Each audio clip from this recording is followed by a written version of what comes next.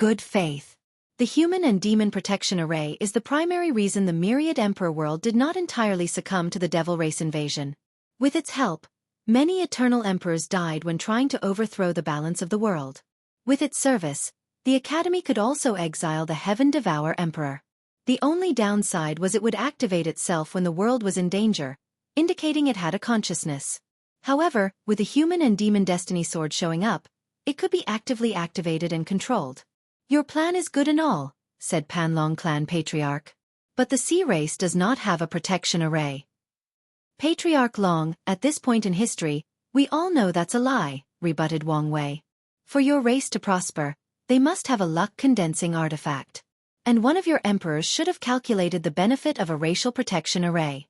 Even the spirit race with the smallest population definitely has those two things. Junior, you are calling me a liar? Demanded the Panlong Patriarch with a slightly raised voice. Junior? Said Wang Wei with his usual calm demeanor. Since when did the cultivator world respect strength? Long Hai, I give your respect because of your status, not your strength. Veins appeared on Patriarch Long Hai's forehead. Not convinced? You can fight me and learn how many fingers I will use to destroy you and make you contemplate your existence. I guarantee if you survive more than one, your name will forever be entrenched in the annals of history. The meeting became quiet as many people, mostly the mortal representatives, suddenly realized something. The younger generation had surpassed them. Many heaven-chosens in this generation are already true persons, meaning they are in the same realm. And even the ones who broke through after the path of Supreme was no longer cut realized that their new realm didn't matter since these geniuses can still fight and defeat them. Excuse my patriarch for his outburst, said Panlong I, the Panlong race's insurgent. The sea race will partake in this endeavor and do its part. He decided to defuse this situation since things could go wrong for them. Unfortunately, he was a little too late. The sea race has always been suspicious. Everyone looked at the spoken person, and it was Chen Chen, a younger generation and recently appointed sect master of Origin Weapon Mountain. What's the meaning of this? Asked Panlong I.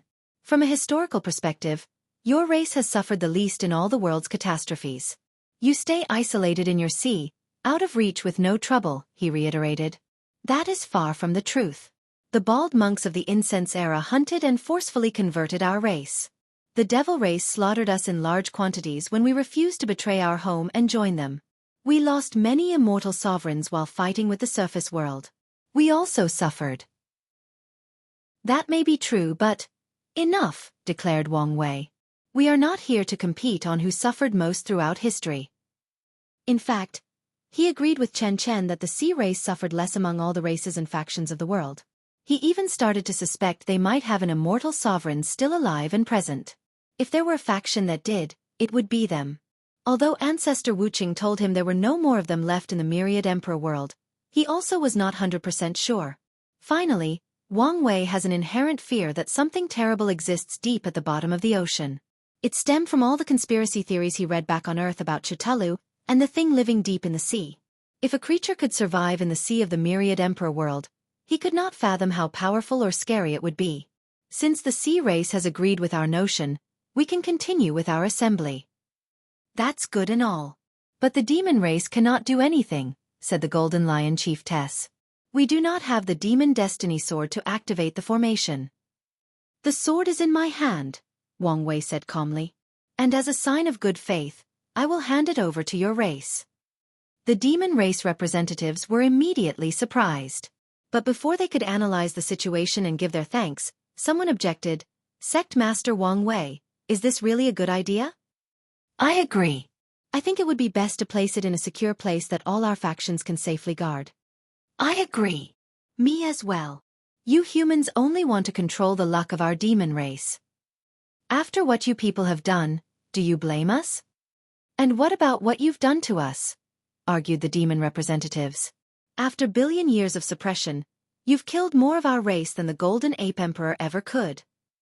Our actions are only to prevent history to repeat itself. You demons should be glad we did not exterminate your race from this world. All right, stop before things escalate, Wang Wei stated. In this kind of argument, his status as the perfect son of an era played its role. I need all of you to start thinking and see things on a much larger scale, to go beyond the scope of the myriad emperor world and take into account the entire endless void. Everyone listened to him, waiting for him to finish talking. If you analyze the information from Guxian's trial, it's easy to notice that too many geniuses that would be described as era-suppressing have appeared in the lower dimension. It's almost as if a glorious age has occurred in many world communities. And what is the role of a glorious age? To cultivate eternal emperors. Exactly. In this generation, there is a high chance that more than a dozen eternal emperors will appear from the 3,000 world community. You can imagine how complicated things would be if these people decided to give a devastating blow to the myriad emperor world and prevent our development. Wang Wei then looked at the demon race representative. I will be direct. Your demon race is a potential problem. Your resentment for the human race can easily be exploited, leading to your betrayal. We would never do this. The myriad emperor world is as much our home as it is yours, humans, argued the Golden Rock chief. Maybe so, but it does not change my statement, continued Wang Wei. Eradicating your race is one solution to this problem. But I would like to avoid the price suffered in the process. So, here is my solution to deal with this problem. I will hand the sword to you. And the Dao opening sect will begin doing business with the northern continent, using the fox race as a proxy. I hope to slowly mend our relationship with this method. He then looked at the others. I hope some of you can follow in our steps. Wang Wei needed to rally the entire world's power after proving the Dao. So it was in his best interest to form alliances with all races. As for the Demon Destiny Sword, he will take it back later. By then, since he will also take the other races' swords, the demon race cannot complain. It will also help if they have cultivated a good relationship by then. The other participants pondered their next steps. An alliance with the demon race was not worth it. The northern continent was barren with few truly valuable resources, besides the demon race itself. Regarding the few rare resources they had, the emperor lineages could plunder or buy them at a meager price because of exploitation. Allying with them will be one-sided, with their factions having to help the demon race. Furthermore, many of these factions hated or had a prejudice against the demon race. Some of the immortal insurgent presence lived during the reign of the Golden Ape Emperor, making it even more challenging to ally with them. Nevertheless, they also understood they needed to remove their emotions from the equation, thinking about things from different angles. In what ways will the Dao opening sect benefit from an alliance with the demon race? Maybe not an increase in resources but an increase in influence and political power. After years of oppression, the demon race had no choice but to become a tight group by bonding, turning them into a powerful force considering all the different tribes. If the Dao opening sect allied with the demon race, it would give them too much political influence on the myriad emperor world. The Eternal Dream sect will always support our ally, said Sect Madame Tan Zichen. The academy will also help our fellow demon race, commented Song Li. After him, many of the top emperor lineages, like the Sword-Casting Villa, the Tai Profound Gate, and the Een Moon Palace, also agreed. Just because they didn't want the Dao opening sect to increase its influence. Wang Wei nodded as if he did not care. These people had impure motives and would show up during their interaction with the demon race. Meanwhile, he was considering things from a higher point of view and genuinely wanted to cooperate with the demon race to ensure the success of his plans. On behalf of the demon race, we sincerely thank everyone present. The Golden Lion Chiefess remained composed as she knew these people might be only words. She would not have any hope until she saw fundamental changes in the northern continent. Since we have come to an agreement, let's discuss the issue of resources, stated Wang Wei. Compromise. Gift bonus chapter. Thanks to SimCity Chabs for the gift. I still think this is not a good idea. Everyone looked at the person who suddenly destroyed the momentum of this assembly, and it was an insurgent from the Origin Rune Palace. Our actions are based on the premise that other planes will attack or intervene in our world. But nothing has happened yet, so why the need to act? Explained Formation 1. Everyone looked at him, wondering why he would disagree with something that was obviously beneficial to the entire world. Some people speculated it was something to do with the resource discussion since it would take an extremely high amount of resources to keep these formations activated until the heaven will battle. These people's speculations were correct. Formation 1 knew the Origin Rune Palace was in a precarious situation. As the founder of Array Dao in the Myriad Emperor world, they had a high status and respect. Unfortunately, It did not change the fact their sect only had 2 great emperors. So regarding resource allocations, he feared being treated as one of the top emperor lineages with 5 or more emperors. Your objection means nothing since the majority has agreed, announced Wang Wei. The juniors in this generation seem to have massive egos, replied Formation 1. Wang Wei was calm while everyone watched with intrigue, waiting for his response. Do you want a beating?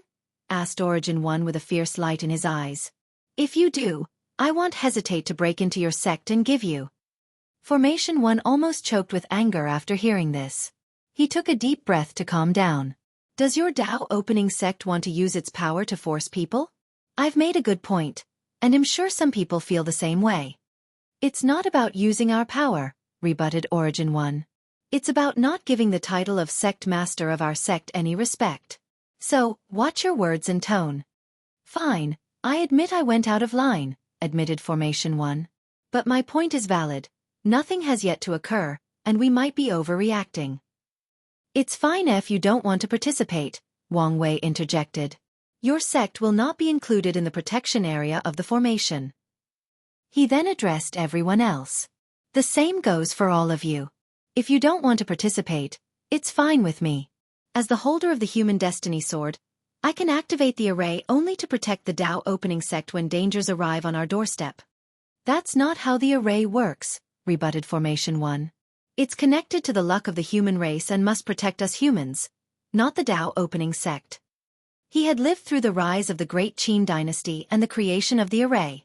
I can still make the Dao opening sect the array's center. Furthermore, I can use my title as a son of an era to convince Heavenly Dao and the array that anyone who voted against this assembly is detrimental to the safety of the human race and not worth its protection. Can the era son do this? No one knew for sure. A few appear throughout the world's history, but none were complete son of era, where Heavenly Dao gave them all destinies without any competition. It would be pointless for some of us not to participate. That would be counterproductive to our objectives, commented the Five Elements Palace sect leader. If the array did not protect some factions, the foreign threats could use them to enter the myriad emperor world. Sect Master Wang Wei, you must have considered the issue of resources allocations? He continued asking. I have, replied Wang Wei before sending them a spreadsheet analyzing the resources each faction needs to pay to maintain the formation. The number is based on the amount of territory you occupied and the publicly available business or resource gathering spots that each of factions has. The number appeared a little high.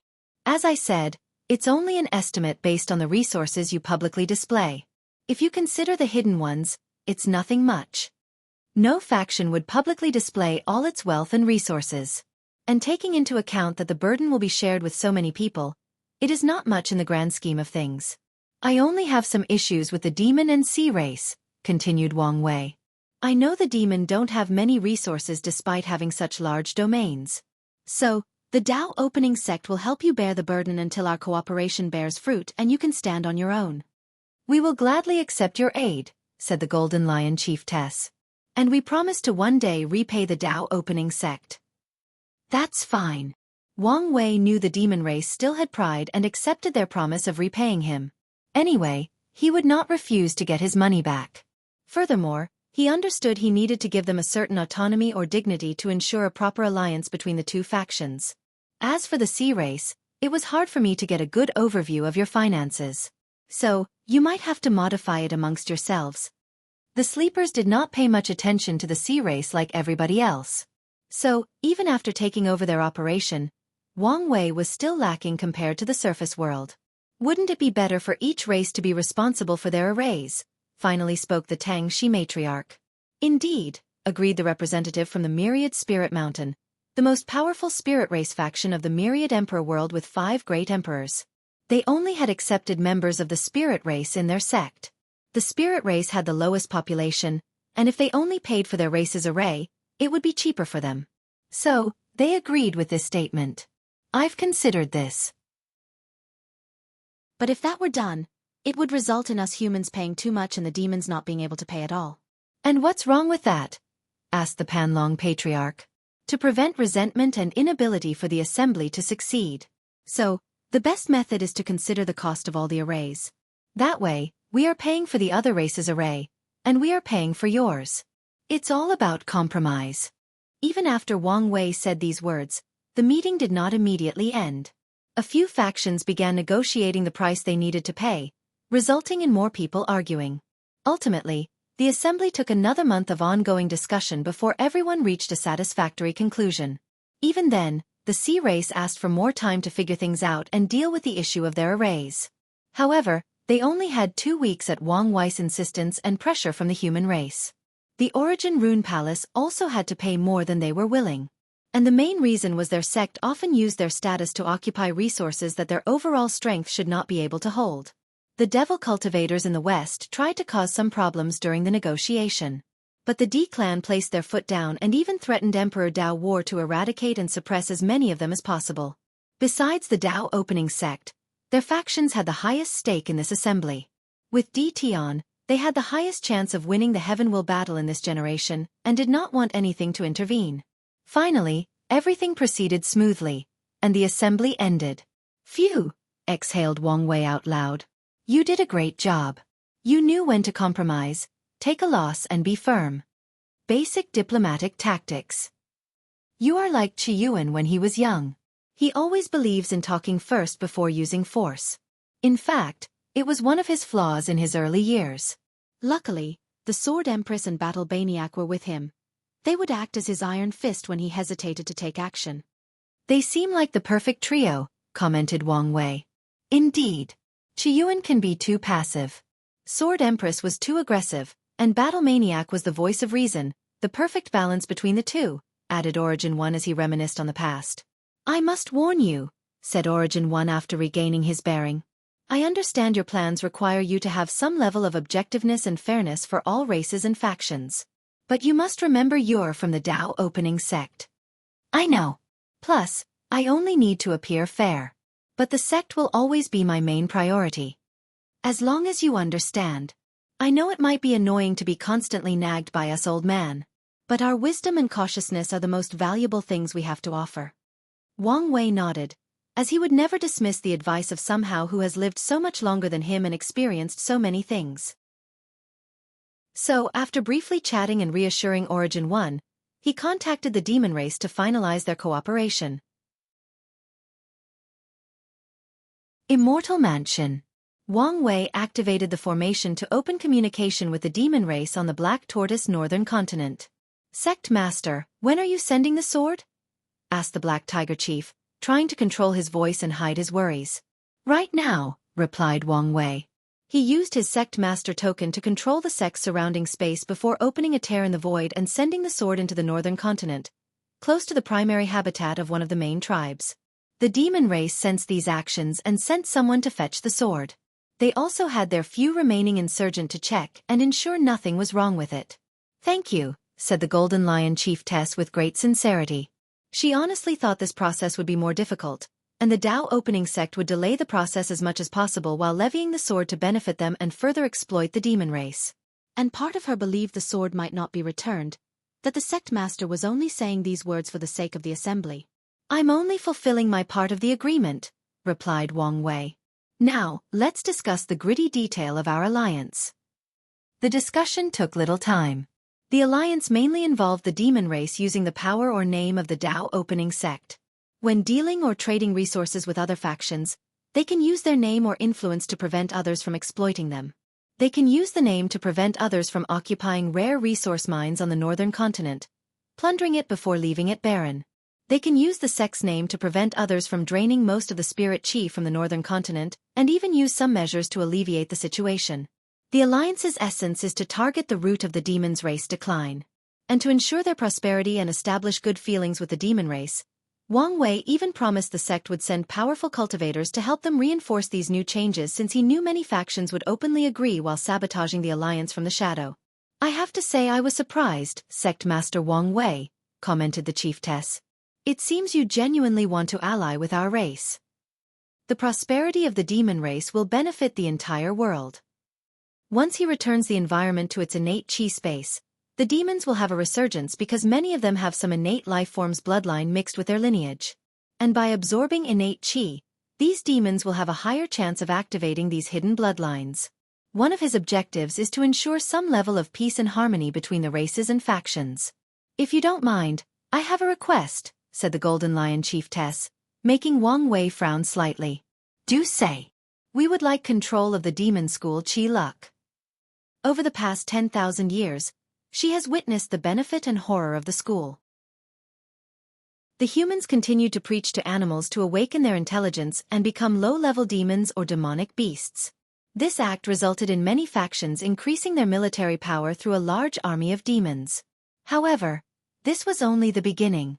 These factions forced these low-level demons to fight and consume each other as cultivation. That way, they did not have to use too many resources to cultivate an individual demon. The increase in demonic population in the other 4 continents has drastically boosted all professions in the world. Demonic beasts' bodies are one of the primary ingredients for many pills, arrays, weapons, and talismans. Talismans benefited the most since they required papers with spiritual qi to engrave runes, and demon race skins were the perfect materials. The herd-raising Valley's business took a big hit as they lost overwhelming control of the demonic beast market. Most factions do not have to rely on their services since they can use their school to raise and educate demonic beasts, ensuring their loyalty. "No," replied Wang Wei, his tone very firm. "Just like the academy control the concept of academy for your demon race, our sect must also control all aspects, including other races like the sea race." Wang Wei never liked that each race could create its own school concept by copying his idea. He felt Heavenly Tao should change the order of the world to prevent copyright infringement. As such, after creating the idea, he also followed so for all the other races to ensure their sect had sole control of the luck. "I figure as much," replied the Golden Lion Chiefess. "In that case, how about returning the Fox clan to us?"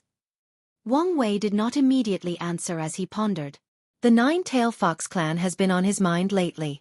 Once his plans are accomplished, the Wang, Li, and Yen clans will increase their number of emperors, thus shifting the already tilted power dynamic of the sect. So, he wanted to find a way to make up the power of the sectarian side. His first plan was to introduce the Fox clan into their factions. The two together would increase their chances of cultivating great emperors.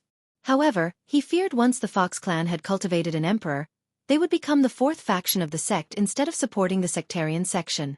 Their racial identity made it easy for this possibility. 3 factions controlling the sect is fine since they can use the majority to decide significant events. But a 4th will result in complications if they cannot decide on a majority. "I understand why you want their return," added Wang Wei. "Emperor bloodlines are very important to the demon race. After a great emperor proved the Tao, their entire race's bloodline will also benefit. It is the same for humans, but it is not as apparent for them because the benefit of great emperors manifests more in the luck of their sects or clans. However, the current situation is the result of your poor management. If you want them to return, communicate with the Fox matriarch and convince her." The chiefess sighed as she knew this was unlikely to succeed. Their tribe treated the Fox clan poorly, to the point they saw no choice but to defect to the human race. "I will try." Wang Wei nodded but did not continue the topic. After signing the alliance agreement, he ended the conversation. "Have you decided what to do with the Fox clan?" asked Origin 1. "No, but am leaning toward making them die-hard allies like the Eternal Dream sect." "Are you not worried they would return to the demon race?" "I know they will return. But only after cultivating a great emperor. Before them, we only need to support them to the best of our capabilities. And generations later, we will have a solid ally when they succeed." "It's good you are thinking long-term." Origin 1 knew it was rare for young people like Wang Wei, who only has lived about 100,000 years, to consider things in terms of generations. "I suddenly remember, did we ever find someone to cultivate the dragon sovereign Qi?" "Yes. Was it another immortal venerable?" "No, it was one of the sealed quasi-emperor. He fit perfectly with the Qi." "Can mortal refine immortal Qi on their own? Is there a difference between an immortal doing it or even with a great emperor's help?" "Yes," replied Origin 1. "The core issue is the immortal mansion. Immortal venerables require it to produce more Qi by converting it from outside energy sources like spiritual Qi. The problem with mortals refining immortal Qi is that they usually have to rely on a single string to create their immortal mansion, a process that requires a ton of time. Then they must consider whether their bodies are strong enough to bear the power of the immortal mansion, or whether their soul is strong enough to control it. After all of these issues, they have to survive immortal tribulations, explained Origin 1, who paused to gather his thoughts. If an immortal venerable refine a new chi, they only need to fine-tune their immortal mansion to adapt to the new chi and ensure they understand it enough to control. As for great emperors, they can refine the immortal mansion that is best suited for someone, ensuring a higher success rate of quality, which dictates the leaf strength of immortal venerables. Wang Wei understood his meaning. The higher the purity of a chi, the higher the leaf strength of the immortal venerable. In other words, immortal mansions refined by great emperors granted cultivators a higher chance of becoming a 9-leaf immortal venerable. Is there any way to accelerate the process? Wang Wei asked. Yes. We can use immortal, Dao, and even innate resources to help create immortal mansions. So that's the real purpose of innate resources. Correct. They are wasted when used on mortals. Innate resources can help increase chi, help with grand Dao source comprehension, and are overall better suited for immortal tier powerhouses to use. Wang Wei agreed with this statement. Innate and chaos treasures are popular amongst heaven chosens because they can better boost their strength than emperor treasures, which are difficult to use. He said goodbye to Origin 1 before leaving. Li Jun and Liling is back? I'll go see them. Northern Black Tortoise Continent, Demon Race Tribal Alliance. After the meeting, the chiefs and chieftess looked at someone that did not show up but witnessed everything. Nevertheless, everyone present seems to have a sense of awe and reverence for him. What do you think? Ao Shin. Gift Bonus Chapter. Thanks to SimCity Chabs for the gift. He's planning something, replied Ao Shin. And it's something major, something that will take into account the entire world. Heavenly Dao has some hint of what it is, and it approves of his actions. That would explain why he was chosen as a complete son of Era. But what roles does our demon race plays in his plan? I don't know. But it seems to require harmony between races, continued Ao Shen. In that case, how do we treat the alliance? Asked the Golden Lion Chieftess. Ao Shen did not immediately answer, pondering about his race's future. The time spent in the martial hegemony world has benefited him immensely. Upon arrival, he had to learn to hide and become quite good at it. But eventually, his identity was revealed, and he was forced to run away. While constantly running away and surviving, Ao Shen became more powerful, cunning, calm, cautious, analytical, and ruthless.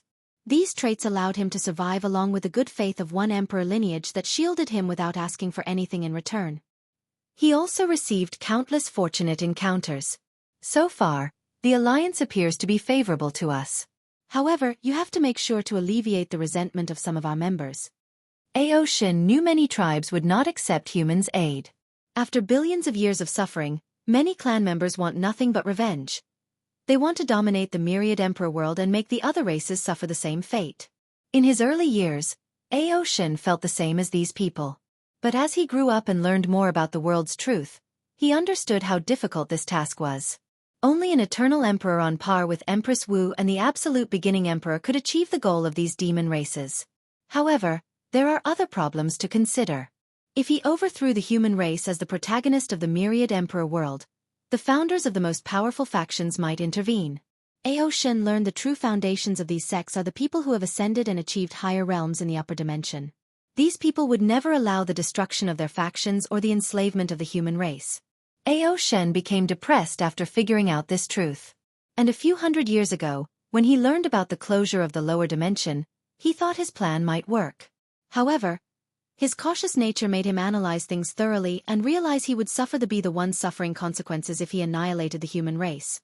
These founders and previous emperors would never allow him to survive in the upper dimension. And Ao Shen eliminated the possibility of hiding in the lower dimension since he wanted to continue his cultivation journey. After mulling over the situation, Ao Shen realized that he needed to change his primary objective and not let hatred cloud his judgment. After becoming an eternal emperor, his goal should be to lead the demon race to prosperity and rival the other factions. He needed to take this rare opportunity of an upcoming era to ensure that the demon race dominated that era. And after years of prosperity, the demon race can rejuvenate itself and become one of the most potent factions in this world. I'm worried about them too, commented the Black Tiger chief. Hatred ran deep in many tribe members, and they could affect this alliance. I will talk and explain the situation to them, said Aoshin. But if they cannot control themselves for the overall betterment of the demon race, we will eradicate them. Is this necessary? I've already explained the entire situation to all of you. So, you should understand that hatred is detrimental to our future. We do understand. But you cannot expect many of us to suddenly forgive the humans. I don't expect you to. I just want you to be able to control your hatred and not let it affect the general situation, explained Aoshin. Our demon race is so close to liberation. I don't want anything to affect us, especially our own kind. You're right. I will try to appease them, said the Golden Lion chiefess. Good. What about the cultivation technique I gave you? How are things proceeding? Not very good. Our race is not very good at adapting to new things. Aoshin frowned. One of the main reasons the demon race has become so weak is that humans exploited this weakness. They destroyed most of the race's knowledge and cultivation techniques. Most demons have to rely purely on absorbing spiritual qi to nourish their bloodline. That's all many people use for their cultivation. The cultivation method is so basic and rudimentary. Emperor bloodline tribes can use this method to reach the quasi-emperor realm. However, cultivation is extremely difficult for other tribes with lesser bloodlines. Aoshin knew the demon race's inheritance was not completely gone. Tribes like Golden Lion, Black Tiger, Golden Rock, and others have some inheritance remaining. These inheritances included ways to temper bloodlines and techniques that allowed them to use their bloodline to create domain or blood dharma. Using these inheritances, years of trials and errors, and a touch of fortune, they finally had one bloodline achieve atavism, resulting in the creation of Aoshin, an innate dragon. Unfortunately, these tribes are adamant about keeping their inheritance amongst themselves and don't want to share it for the demon race's advancement and prosperity. Aoshin concluded the tribal system itself was one of the reasons for the demon race's current decline. So, he wanted to change things. He created a new cultivation system after analyzing the martial hegemony world's martial arts system, the origin system, and the bloodline inheritance he received from his innate dragon bloodline. Aoshin had his worldviews opened after experiencing life in another world community. He realized it was wrong for the demon race to rely too heavily on its bloodline. Because of the inherent designs and culture of the race, bloodline will inevitably be their primary form of cultivation. But they should not rely entirely on it. Aoshin designed his cultivation method to involve the soul, Tao heart tempering, and law comprehension. Bloodlines have the natural ability to temper the body, but he optimized this ability based on his martial art understanding. He created a stage where the demon could fuse their laws into their bloodline to pass them down. Then the next generation can use these laws to cast divine abilities and comprehend laws, but they cannot over-rely on them. They have to understand their own laws, fuse it with their bloodlines and repeat the process from one generation after another, ensuring the prosperity and development of every tribe. You need to be more active on this task, said Aoshin with seriousness. If our demon race wants to rise, everyone has to work together and put in the effort. This cultivation system, although still flawed, will greatly benefit our race. It is a path of change or evolution. We will try to follow by example. The elders understood one of the core differences between humans and demons was their conservative nature and aversion to change. Humans by nature like to evolve and change. It's in their blood to evolve and adapt since it was the only way to survive in ancient times. However, after settling down and becoming the dominant race of this world, humans became conservative because of their culture and customs. By following their ancestors' words as if they were laws, they became conservative and less susceptible to change. The only time they will change is for their survival, for interest, but that's usually temporary, or when an authoritative figure, great emperor, sets a precedent for their entire race. Meanwhile, the demon race's conservatism is ingrained in their blood. They refuse to change the status quo. Even if a great emperor set a precedent for the race, the demon race might stop after a few generations if nothing is done. I need to see results before the heaven will battle, said Aoshin in a severe tone. The spread of this cultivation system was vital to him for another reason besides the benefit of his race. During his journey, Aoshin fused the marital hegemony world's martial arts system with the origin system, granting him the power of the Duyi realm and almost dying in the process. Fascinated, he learned more about this power when encountering orthodox and unorthodox methods. Then, he thought of trying to see what would happen if he used both methods. He wanted to know what would happen if he created and spread a cultivation system to the demon race and had a clone receive the benefit. Then, he would fuse it with his current body that already had Duyi realm. Although this method might fail, it was worth trying, he thought before dismissing everybody and returning to his cultivation seclusion. Ao Shen took out a golden light of merit that floated in his palm. Hopefully, this is enough for the heaven path tribulation, he muttered. Heaven path tribulation. Ao Shen was a careful man since he had to. As such, he was unwilling to lay all his eggs in one basket. He had to plan for the possibility of failing to prove the Tao, leaving himself a way out. By searching through his innate bloodline, he found the answer: the heaven path tribulation. Innate life forms are very hierarchical.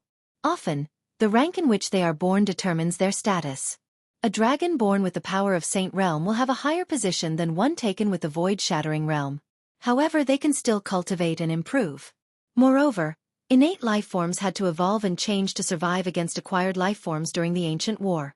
And the main reason for their strength was the heaven path tribulation, which allowed Tier 9 innate life forms to enter Tier 10, on par with great emperors. After the tribulations, true heavenly Tao will bless their innate laws, allowing them to compete with the great emperor's grand Tao source. The Tier 10 innate life forms are called primarchs and are divided into 6 stars. The first star is equivalent to Immortal Venerable, the second star equals Tao Ancestors, the 3 stars were on par with third-class great emperors, and the 6 stars equal eternal emperors. The appearance of the heaven path tribulation provided innate life forms the advantage in the war, but it was only a brief one. With their ingenuity, humans quickly discovered that after transferring innate bloodlines into their bodies and developing them to the point of awakening innate laws, they could also undergo tribulation and become primarchs. The only downside was the tribulation was 100 to 1,000 times more difficult for them, but that did not stop many people. Ao Shen learned that heavenly Tao would not prevent him from participating in the Heaven Will Bat because of his identity. However, if he wanted to participate in the tribulation after the battle, he needed to pay the price. Hence why he gathered the merit. He plans to become a 6-star primarch if he fails to prove the Tao. Then, he will protect the demon race in the upcoming era. After a while, he will refine his body and power into a race-protecting treasure for the demon race before going into reincarnation and trying again. Ao Shen's ambition is to be an eternal emperor since it is the best path of cultivation. Once a primarch left their chaos world, they would be as weak a chicken before an emperor, unless they can turn their innate laws into primordial laws or cultivate a body on par with fiend gods. He did not want to spend his entire life limited by the chaos world, nor did he know how to transfer his innate law into primordial law. The best course of action is to walk the emperor path. Ao Shen placed the merit away, thinking about how he could gather more since he did not know whether it was enough. The demon race needs a better intelligence agency. He realized how little information he could gather with the current system, which was dangerous since he knew little about his competitors. Therefore, he decided to take this matter seriously and oversee the process himself. Central Continent, Emperor Enlightening Academy. Headmaster Song Li ended the conference call with a pondering look. Maybe her decision is correct. His mind traveled 300 years ago, after the deception trial. Su Shi asked for a meeting with the Academy's upper echelons. I want to prove the Tao in another world community. No one responded to her because of the shock of this sudden news. Su Shi, do you know what you are saying? Asked Song Li after regaining his composure. Proving the Tao in another world will mean you are now a foreigner. Even if you leave your inheritance to the Academy, we won't receive any luck or destiny.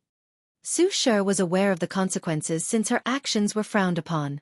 After becoming an emperor, even if she left her artifact, scripture, array, and other resources for the sect, she would technically not count as the Academy's emperor since they would receive no luck or destiny. Even if she preached the Tao in the myriad emperor world, there would be no benefit since she is a foreign emperor. I understand the consequences, she explained. But after the trial, I realized my chances of winning the final battle were slim. And I cannot afford to lose.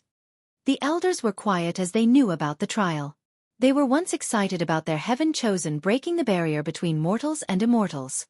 But then they soon learned that all the other participants from the Myriad Emperor world did the same. And Wang Wei even achieved 6-leaf strength, and there was the possibility this level was not the limit of his power. "I am sure we can find another method," commented a teacher. "Or we can still wait for another generation." Many people favored Su Shi over Lin Fan because she inherited all his positive qualities, not the bad ones like his lust. The only issue they had was her obsession with reviving him. However, as long as she could rein it a little, it would be the perfect driving force without interfering with her cultivation. "There is always another way," chimed another teacher.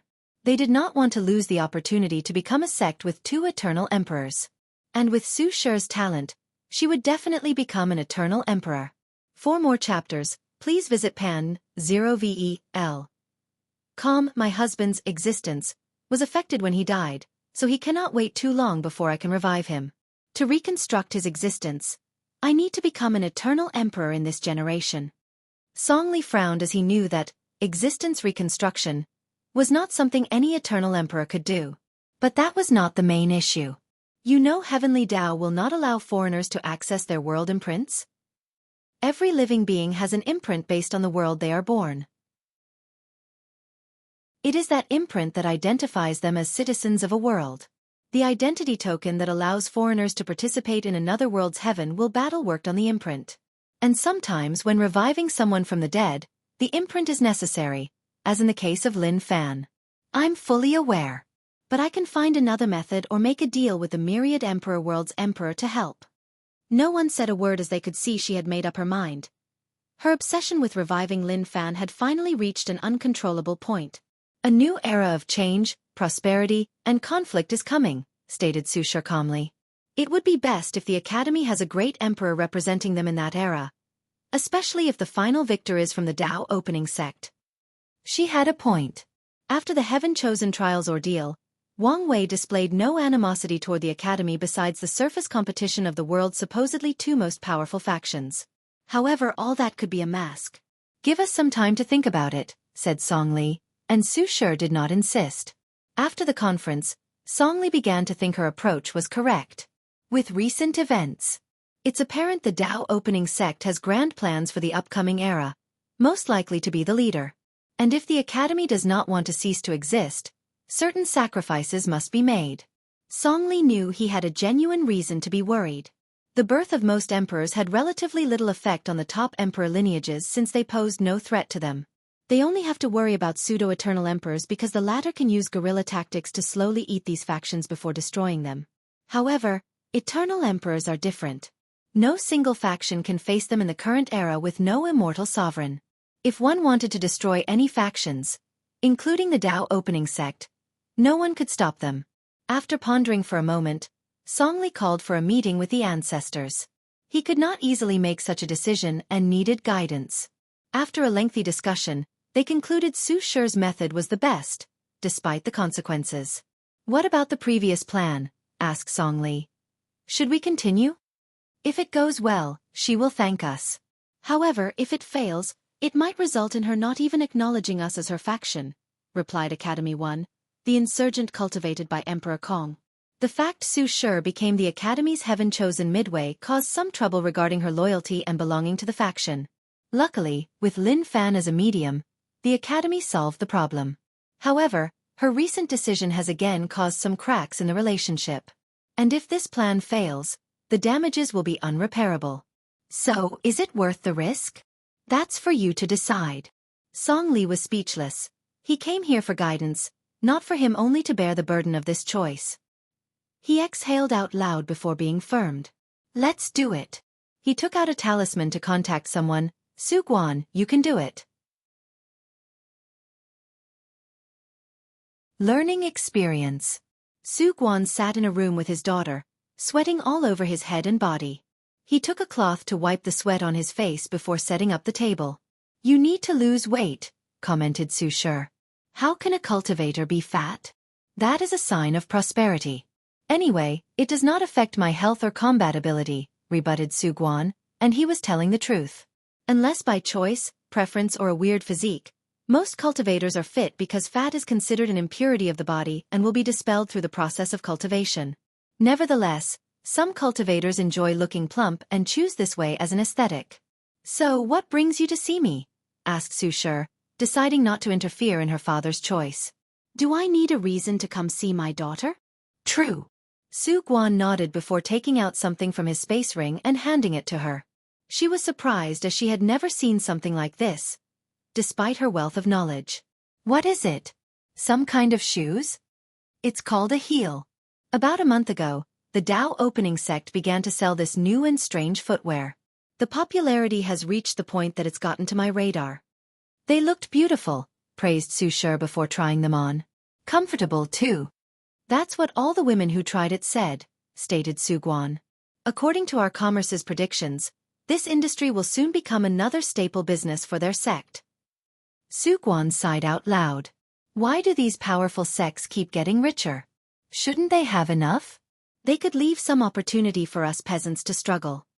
Su Shi ignored her father's complaints. The Association of Chamber of Commerce is one of the most wealthy factions of the myriad emperor world, ranking top 100. They have not gone up in the ranking because their most potent backing is a third-class strength insurgent. And the fact they can keep such considerable wealth without trouble is proof of their diplomatic abilities and the connection they've made with different factions. Are you going to sell knockoffs of these shoes? Asked Su Shi. If you are, you should be careful of the Dao opening sect's reaction. The original plan was to create a cheap knockoff and sell it in the black market through the unaffiliated business of the association, replied Su Guan before gritting his teeth. However, the plan hadn't even started before ending. Did they warn you? She asked, slightly surprised. When it comes to products such as this one that can be easily copied, most factions will ignore copies as long as they control the primary market. They didn't have to, replied Su Guan. His pouting face somewhat made him adorable. Someone placed a powerful curse on the very concept of the heel. The knockoffs will spontaneously catch fire if someone else tries to sell it before self-destructing. This must be quite the unique curse, analyzed Su Shi. If they are willing to go such extreme for this product, then you shouldn't get into this business. I know this. I'm worried other people will begin using similar methods for other products. You don't have to worry much. How many people do you know can use such a curse? Even if any faction spent years cultivating a curse master, they might not reach that level, reassured Su Shi. She then took out the heels and admired how beautiful the design was. Then she frowned. I know. Su Guan was aware of this. But he has a business intuition that this method of protecting discoveries or inventions will become more regular in the future.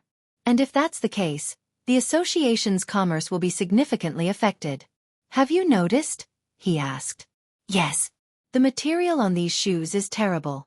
Even if I refined them and added more runes, they would only last a few decades.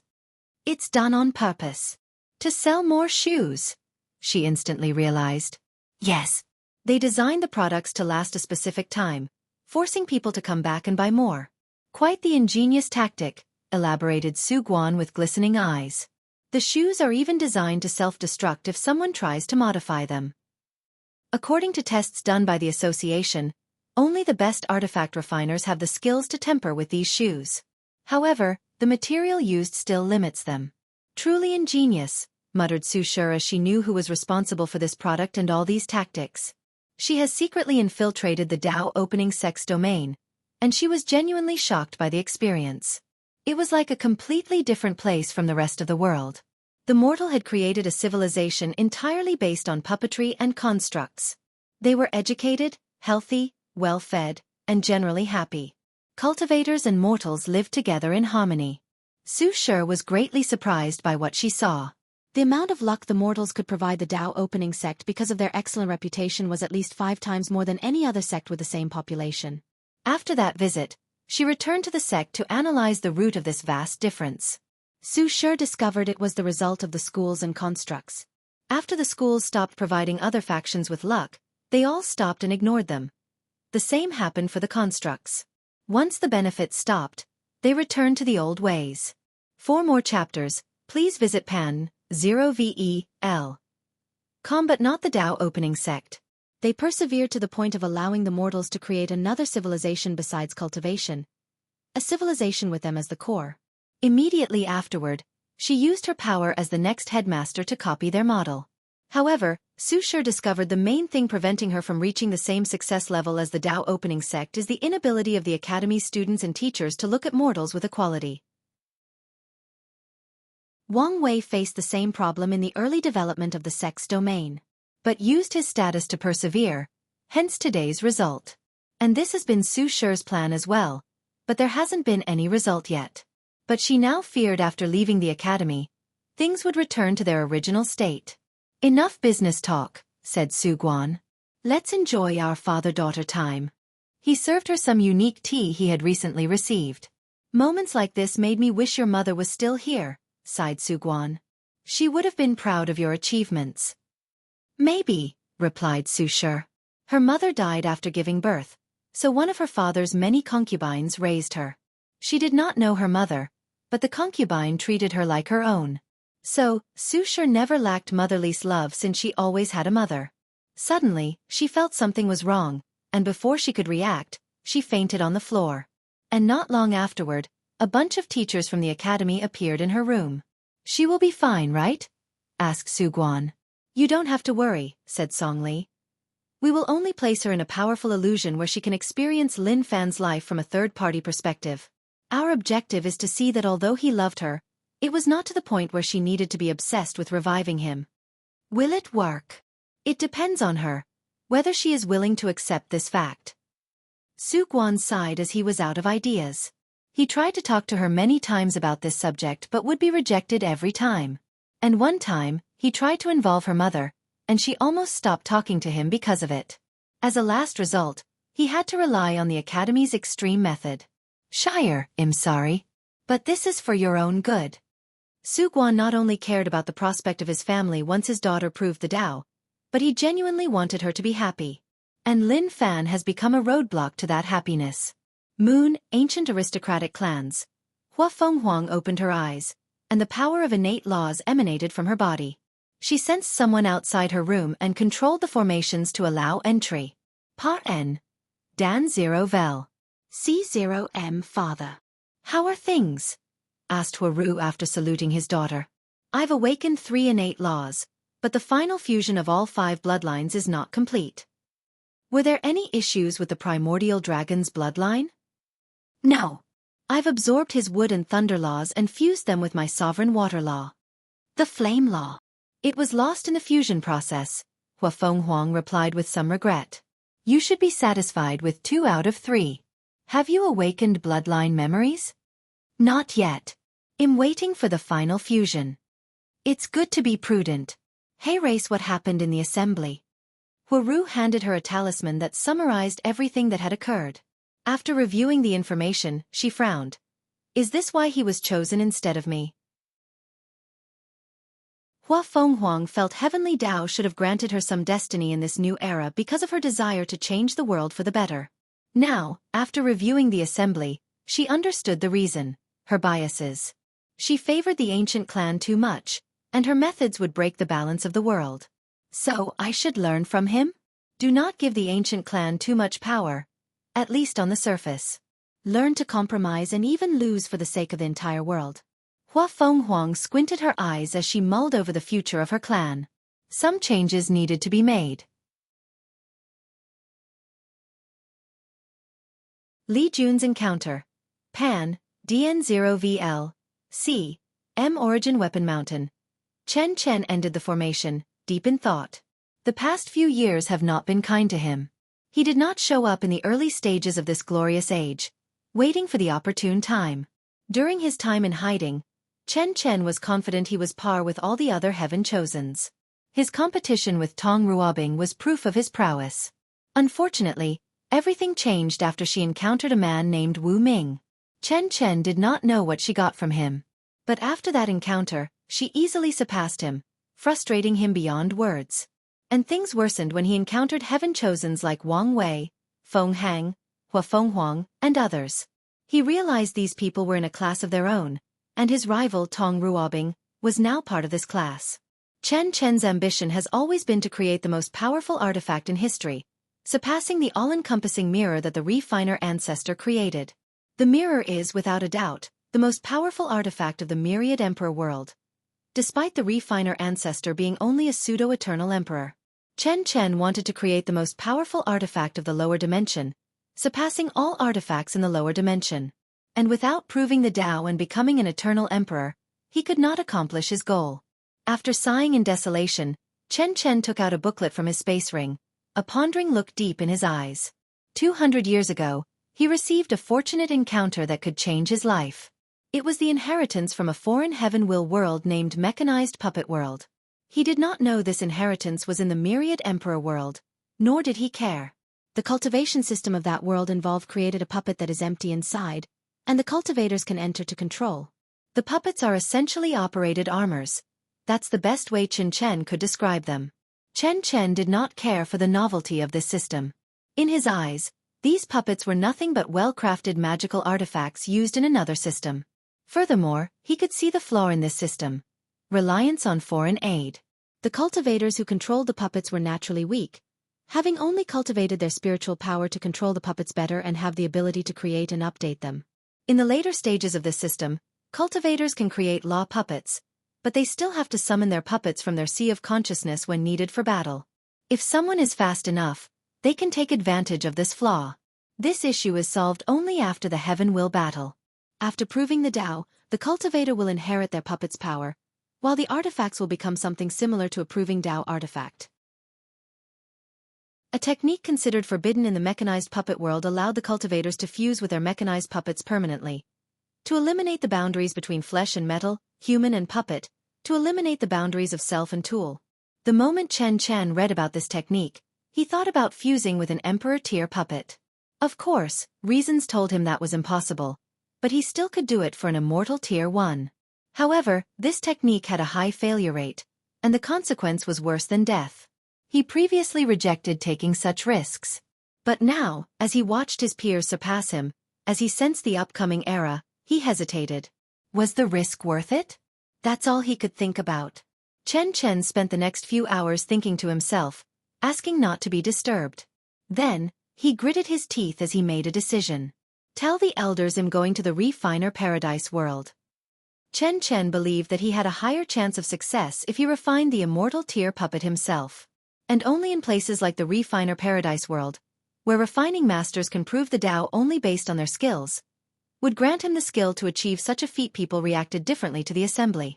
However, one consensus that every participant agreed upon: a new era of strife was upon the world, and the son of an era had a plan for that era. After finishing the negotiations, Wang Wei headed to Li Jun's mountain to meet the latter. It has been a while since they talked and interacted.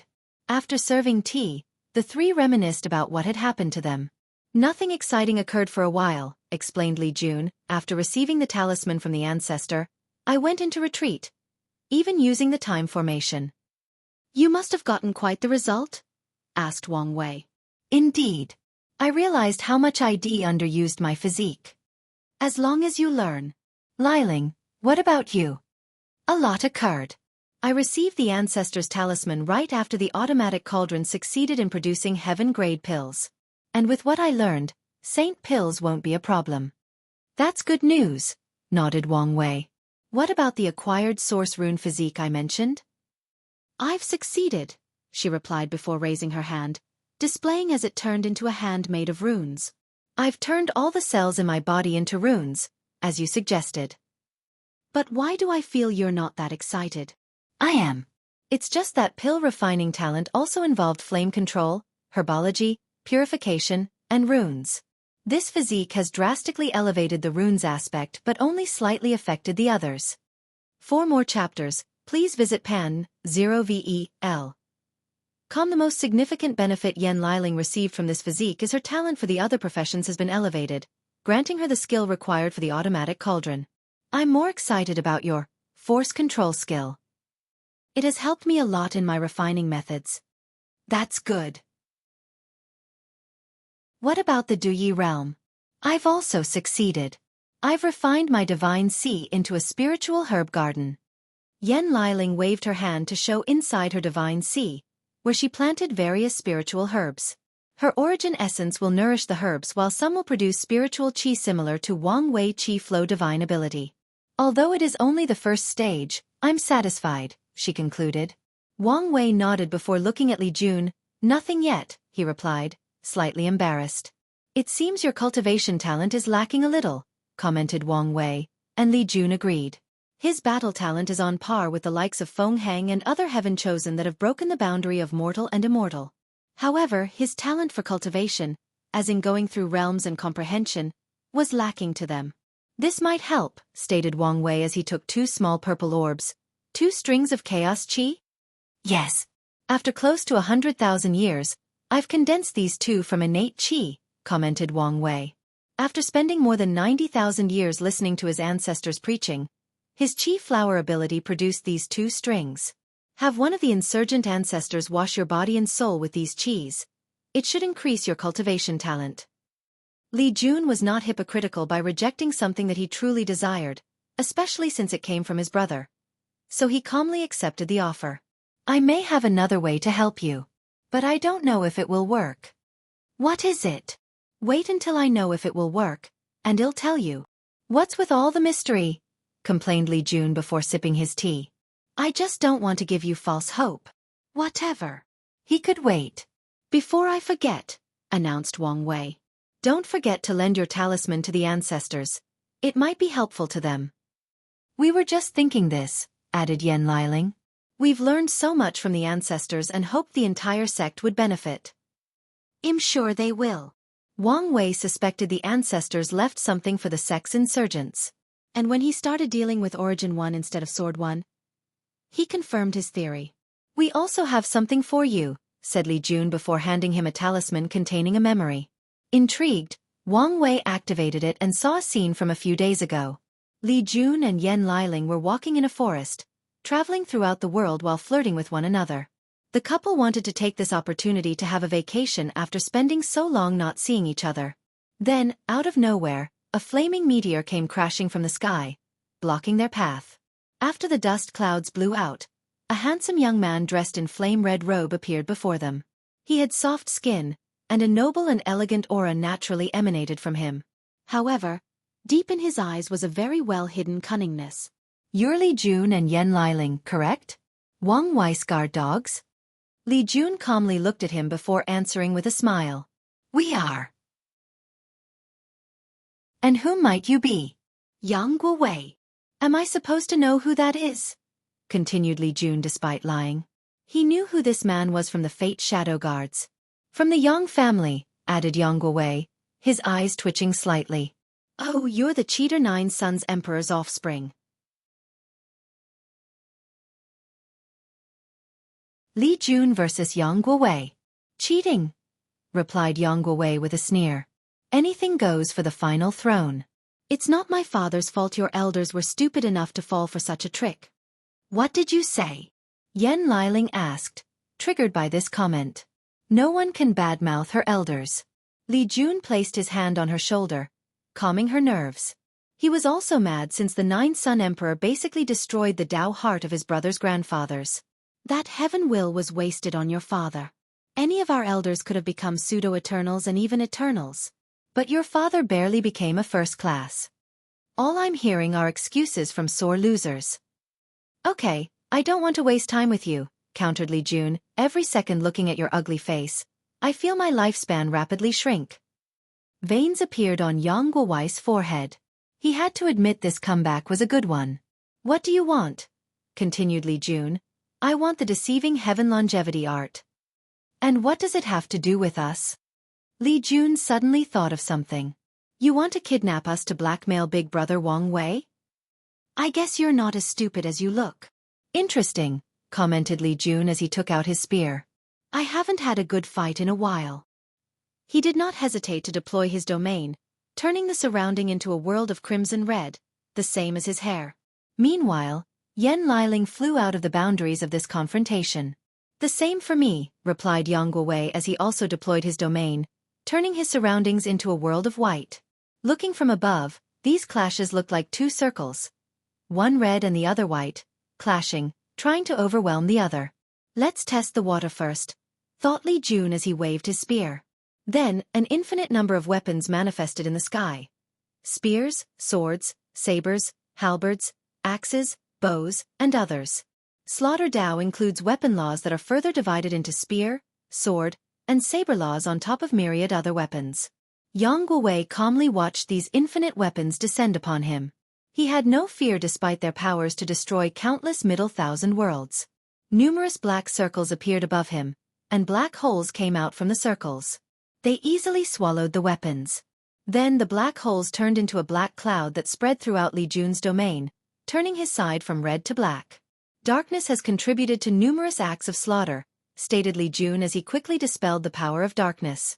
Before humans discovered fire, too many people died because of the species' inability to see in the dark. Countless military tactics involved using the darkness to commit acts of slaughter. So, darkness was one of the weapons of darkness. Li Jun placed the tip of his spear on the ground. The earth turned gray, the color of death. An army of dead soldiers, ghosts, and zombies rose from the soil. There were billions of dead, all ready to listen to their ruler's command. Li Jun took the battle maniac's advice and reforged his slaughter Dao. He included Yin law, judgment law, sovereign law, and a little bit of life and death, all in preparation for Wang Wei's plan. Of course, he only uses enough death law not to become an outlaw. As the Yin Legion rushed toward Yang Guowei, he activated the black holes to swallow them. Unfortunately, these soldiers were immune to the physical attacks of this black hole. And the devouring power of these black holes did not reach the conceptual level. Yang Guowei controlled the black circle to release a power associated with death and use it on the Legion. However, the attacks could only kill half the Legion, but Li Jun could also create an infinite number of the same amount that he could kill, making his attempt futile. So, he chose another tactic. The black circles turned red before releasing 9 suns. Then, pure yang flames emanated from each sun, evaporating the undead Legion into ashes. Black represents darkness and death and is also a color associated with black holes. Meanwhile, fire is always associated with the color red. A chromatic Dao analyzed Li Jun. He immediately could tell his opponent would be a versatile fighter since colors are associated with many things, some with physical things and others with concepts. Furthermore, colors are often associated with emotions. So Li Jun immediately prepared for this possibility. He used a new technique he learned called primordial spirit projection. Another illusory primordial spirit split from the one in his sea of consciousness. All spiritual attacks, including emotional control, will be directed at the projection, protecting the main one. Additionally, Li Jun can use this method to detect unnoticeable spiritual attacks like secretly affecting his emotions. As soon as he used this technique, he saw a slight red flash in the projection's eyes. Excitement? He wants me too excited and become careless? Analyzed Li Jun. Let's get serious. Death Judgment. A scale appeared in the sky with the words life and death on each side. Then, it tilted to the death side. A brilliant golden light descended from the heavens, headed directly toward Yang Guowei with incredible speed. For more chapters, please visit pan 0vel. Luckily, his white domain turned orange, representing slowness and drastically reducing the attack speed. In addition to the time spent destroying the red suns, Yang Guowei finally reduced the attack speed to a point where he could react.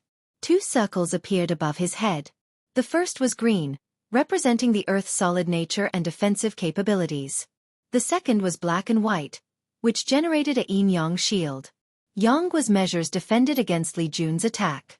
However, his opponent did not give him time to breathe. He saw Li Jun rushing towards him with a tsunami of blood following him. He could hear the scream of the fallen from the blood ocean but quickly protected his mind with a color barrier. He used the color black, this time associated with space and the void, to teleport the blood river away from him. He tried doing the same with Li Jun, but the latter resisted. Yang Guowei had to defend against Li Jun's spear. So, at the last minute, he condensed his domain into a protective barrier before him. Boom! The clash made the surroundings tremble as the space broke apart. The trees flew away, mountains broke, and rivers dried up. Li Jun slid backward because of the shockwave. Meanwhile, Yang Guowei was perfectly intact. At least that's how it appeared. Splash! Yang Guowei spat a mouth of blood, and his complexion became paler. What? I blocked that attack. Absolute control of the domain is one of the main requirements to enter the Supreme Realm. And not many people, including his peers, can condense it into a protective barrier right after entering the Saint Realm. As such, he should have blocked the attack. Jianghu immediately used the yellow color that represented plants to heal himself. Unfortunately, this method failed as he sensed his body rapidly become weaker. He tried the color gold, which represented light and also healing. It was the same result. He rapidly analyzed the situation before things reached a critical condition. "What is the greatest cause of death throughout history?" he muttered. "Sickness." It was not cultivators, mortal strife, or the environment that caused the greatest death throughout history. Sickness. Trillions upon trillions of mortals die every day because of disease. "You figured it out," commented Li Jun. Birth, aging, sickness, and death. The four fundamental aspects of life. Yet, cultivators have removed this aspect from the equation. I think it was about time for that to change. 5 colors appeared before Jianghu as he continued to cough blood and get weaker.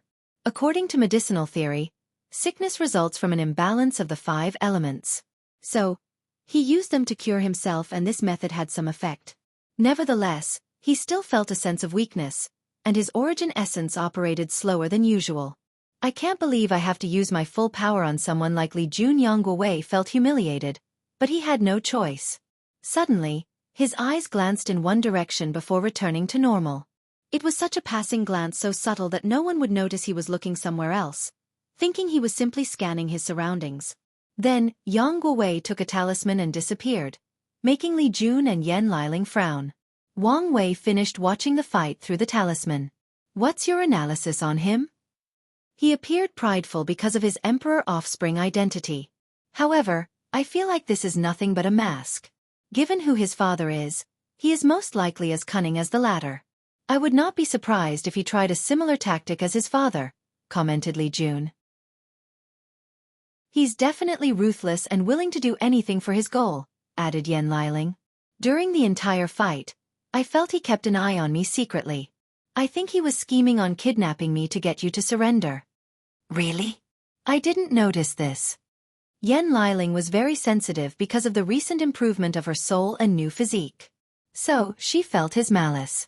"The question is why he suddenly left the fight when he seemed prepared to go all out," questioned Wang Wei. He sensed something and looked outside. Li Jun and Yan Liling felt the same thing and observed the sky outside. There was a vision of golden clouds accompanied by the sound of the Tao, which covered the entire world. The group calculated the reason and learned someone in this generation had already broken into the Supreme Realm, surprising everyone. Most Heaven Chosens were still in the void-shattering realm, with a few entering the Saint Realm.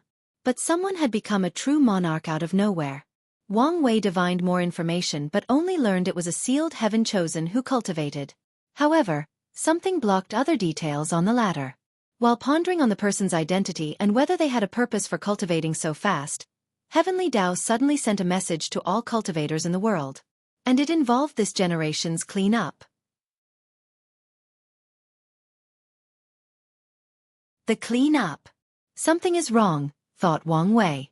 The clean-up is a generational event where cultivators of the myriad emperor world essentially go on a slaughter spree in the 9 devil god world, culling the strength of the devil race. The purpose is to prevent any possibility of rising. Although it was a generational event, not everyone participated. And sometimes, only a few people do so. Mainly loose cultivators, since it is an excellent opportunity to gather resources in another world. This event had the most significant after the Devil Era. Back then, cultivators were full of hatred and animosity and took it out on the surviving race. In the next few generations after the end of the era, the Devil race was almost extinct because of how much people hunted them down. Typically, the cleanup should not be important in this generation, nor did it warrant an announcement from Heavenly Tao. But this has changed today because the cleanup involved the Heaven Will battle. Heavenly Tao announced that participants needed an entry token to participate in this generation's Heaven Will battle. The exact date will be after a certain number of Heaven Chosen enter the Supreme Realm. And the permit will be acquired based on the number of devils killed during this generation's cleanup. Wang Wei pondered for a moment. The system of entry tokens is not new regarding Heaven Will battles. Most of the time, any individual can participate in the battle as long they are recognized citizens and do not have karma from the previous generation. However, Heavenly Tao sometimes uses the entry token system to weed out too many participants.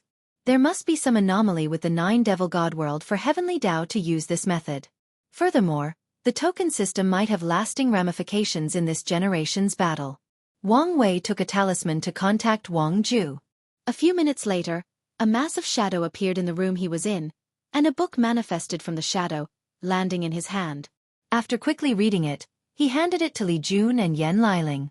According to the Sleeper's archive, near the end of the New Emperor era, something similar occurred where Heavenly Tao used the entry token to cause severe damage to the Nine Devil Gods world.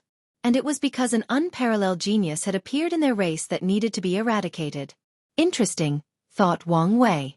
The devil invasion has some connection to a true devil in the upper dimension. So, he is interested in the devil race and their history. He chatted with the two for a while and set up an elder meeting to discuss sect matters. Wang Wei then flew home to see Wu Hong. "Are you coming to ask me about the true devil responsible for the devil race's actions?" she asked while drinking tea. She was not reading but painting. "Yes. I don't know much since he was dealt with by the time I ascended.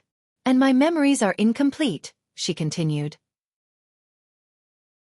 The situation has always been weird to her for some reason. And it was not just because of her missing memories. All I know is that event inspired Qiyuan to begin the second battle of origin and the ultimate taboo. Speaking of which, what is this ultimate taboo? I can't say much since you're too weak. But I'm sure you've put two and two together and have a pretty close guess. He did have some guesses, but he felt he was missing a lot. However, he did not continue to ask. Speaking of taboos, have you experienced all of them? Which one is the most terrifying? There are a few that I've only heard about, she replied while continuing to paint and not focusing on him. As for the most terrifying? Well, there is some nuance to this answer. The ultimate taboo should have been the most terrifying. But since everyone failed and died, it reduced its significance. So the title goes to the Six Cardinals Tribunal. Most cultivators believe them to be only rumors or whispers, only during the ultimate taboo, that they confirm their existence and how terrifying they are. Even the current Maitreya and Supreme Unity are only slightly bigger ants before the Six Cardinals. Wu Hong stopped her action and looked up at Wang Wei up and down. What is it?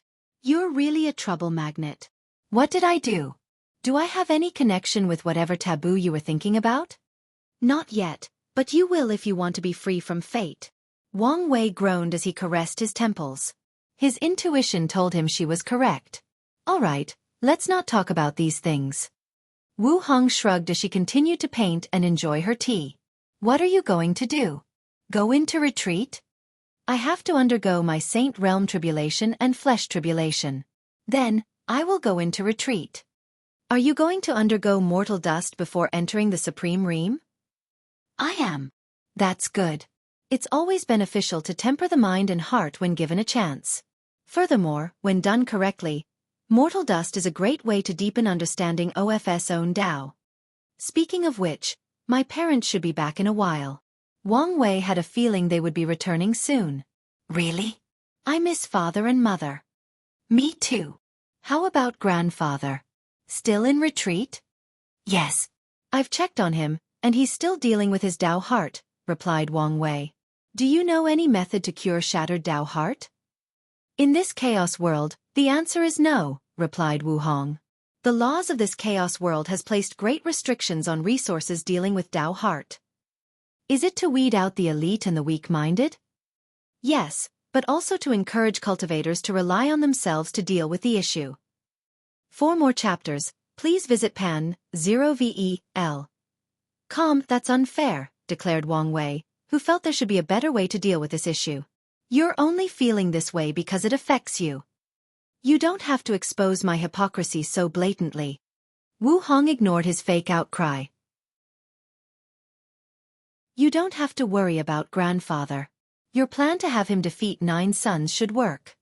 Hope so, replied Wang Wei as he stood next to her, watching her masterpiece. He had nothing to do until a few days later when he had to activate the Human Protection Array and finish the Myriad Emperor World's protection. Sons, Yang Clan Estate. Yang Guowei was talking to a few elders when he sensed something. He dismissed everyone before activating the room's formation, showing the figure of a hidden figure cloud in darkness. What is it? He asked. How are things proceeding? It's only been a few days. The dark figure paused as they sensed something in Yang Guowei's tone. Are you still mad about the other day? No. You should know it would have been impossible to kidnap them without alerting Wang Wei. And since you know his strength, you should guess what your fate would have been. I know. The figure paused for a moment. All right. Don't forget our agreement. He then disconnected the communication, and Yang Guowei squinted his eyes. Somewhere in the myriad emperor world, the dark figure ended the formation. He was a young man with green eyes. His face was handsome until an insect came from his ears and burrowed into his cheeks.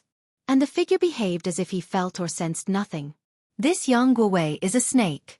I cannot determine his motive and behavior pattern, he thought.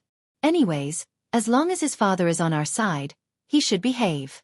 He then activated the formation to contact two others. Yu Zhu Hao. I've told you not to call me by that name, parasite. Fine. Undead Flame. How is your situation? Not good. I think the Fate Shadow Guards have spotted me? So soon? They knew they could not hide for long, but the longer they could, the better the situation was for them. I think they are only suspicious. But some people have been monitoring me and my contact with the corpse-selling sect. You need to be more careful and better hide your track. I will. Parasite then looked at the second individual. Designer, how are things on your side? Excellent. As long as you gather the resources and have enough people to sacrifice, I guarantee you a weapon capable of killing a third-class emperor, reassured a young man with dirt all over his face. I guarantee you these 2 9-extremity foundations won't survive. Don't worry about the sacrifices. I've already established a semi-decent alliance with many heaven chosens. I will turn everyone against these two if I have to. What about the suppressing fate alliance? Do you think we can ally with them? Asked Undead Flame. Maybe. I'm hesitating to deal with Mo Xingyun since she might be connected to the Heaven Devour Emperor. If she is as selfish as her ancestor, it won't be a bad thing if she's the one who proves the Tao. Their objective is to prevent the rise of the myriad emperor world or at least delay it for as long as possible. So if someone as selfish as Heaven Devour Emperor become emperor, they would never help or lead this new era. Let's wait and see. The moment Parasite said these words, he and the others sensed something. Then, they received Heavenly Tao's message. Immediately, Parasite's face changed as the situation just got complicated. Heavenly Tao uses the entry token system to reduce the number of participants in the battle. And if it is the same in this cleanup, their plan, which requires ganging up on Wang Wei and Di Tian, will be in jeopardy. What do you think? Asked Parasite. It doesn't make sense to restrict the participant size, commented Designer. In Heaven Will battles where Eternal Emperor should appear, it has always been a free-for-all so that the final winner is the person who suppresses every individual. According to precedent, a few times, Heavenly Tao tried to cultivate an Eternal Emperor through a glorious age that skipped the previous generation, and countless heavenly physiques showed up. And in all these battles, there have never been restrictions on the participant number. Do you think it's because of the era, son? Asked Undead Flame. No. Heavenly Tao cannot show that much favoritism, even if it would benefit it, analyzed Parasite. Let's just until the clean up. This might be because of an unknown situation in the Devil God world.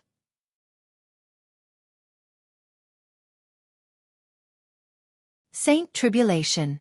Wang Wei held the human destiny sword in his hand. At the decided time, he activated it. A brilliant light rushed from the department of the Tao opening sect, shining over the entire world. And from that light appeared a golden formation made of countless circular runes with different designs. It covered most of the world. Subsequently, 3 more lights rushed to the sky. The silver one from the northern continent was from the demon race. The blue one from the Eastern Ocean, located between the central and eastern continent, came from the sea race. The last one was white, and it came from the eastern continent. The different color formations appeared above the heavens before fusing. The process was easier than expected, making Wang Wei believe that someone thought of this possibility and tempered these formations. His guess is Emperor Kong, since only an eternal emperor would have the means to detect these hidden formations. Of course, he had no proof. As he proceeded with the fusion, he strengthened his theory even more. He discovered that it was not someone tempered with the other formations but the human protection array, They made it more compatible with fusing with different arrays. Focusing on the task at hand, he finished the fusion process before giving it two main directions. Firstly, watch any movement from the forbidden zones, especially the Dao burial ground. Secondly, be on the lookout for foreigners approaching and entering the myriad emperor world. Once everything finished, Wang Wei felt a sense of relief. The next step of this plan was the committee that ensures each faction pays its share of resources. He had already chosen a reliable delegate from the sectarian faction to send for the committee. While mortals, ordinary cultivators, and non-emperor lineages wondered what was happening in the world, Wang Wei had other stuff to do. Tai Gang had returned, and he wanted to chat with him. How did things go? There was no suspense since most of the worlds I went to were middle thousand words. As for the great thousand worlds, there were a few resistances. But the elders put them down. That's good. Did you catch the existence of other factions in the lower realm? A few, Tai Gang replied. Mostly the Academy. They've conquered a few worlds to compensate for the previous Qi Lux loss. According to your instructions, we did not intervene in these worlds to not alert anyone. Wang Wei nodded. We must reduce interaction with the outside world for a while before the heaven will battle. Is there a reason? To prevent foreign interference or invasion. What about your other plans? Everything is already set. I just need to wait. He has already instructed the Fate Shadow Guards to expand throughout the endless void. And he has a reliable person in charge of the expansion, allowing him not to worry about problems despite entering a state of low contact. So, why is this conversation really for? Tai Gang could feel this was not as simple as on the surface. What is your plan for the future? Tai Gang did not immediately answer. What do you have planned for me? I wanted you to become Fate One and protect the sect. But I want to know if you are willing. Tai Gang did not immediately answer. I remember the first time we met. I was full of pride and ambitions. Even after losing at the hands of Li Jun. But you made me realize how weak I was with one look. Tai Gang looked in the distance, slightly dazed. After broadening my horizon in this world, I truly realized how tiny and insignificant I am. He squinted his eyes with unwavering determination. But I still want to see the highest stage of cultivation, with the best path. You want to prove the Tao? Yes, replied Tai Gang. But I also know my limitations. So, I have a plan that gives me the best chance. Oh, do tell.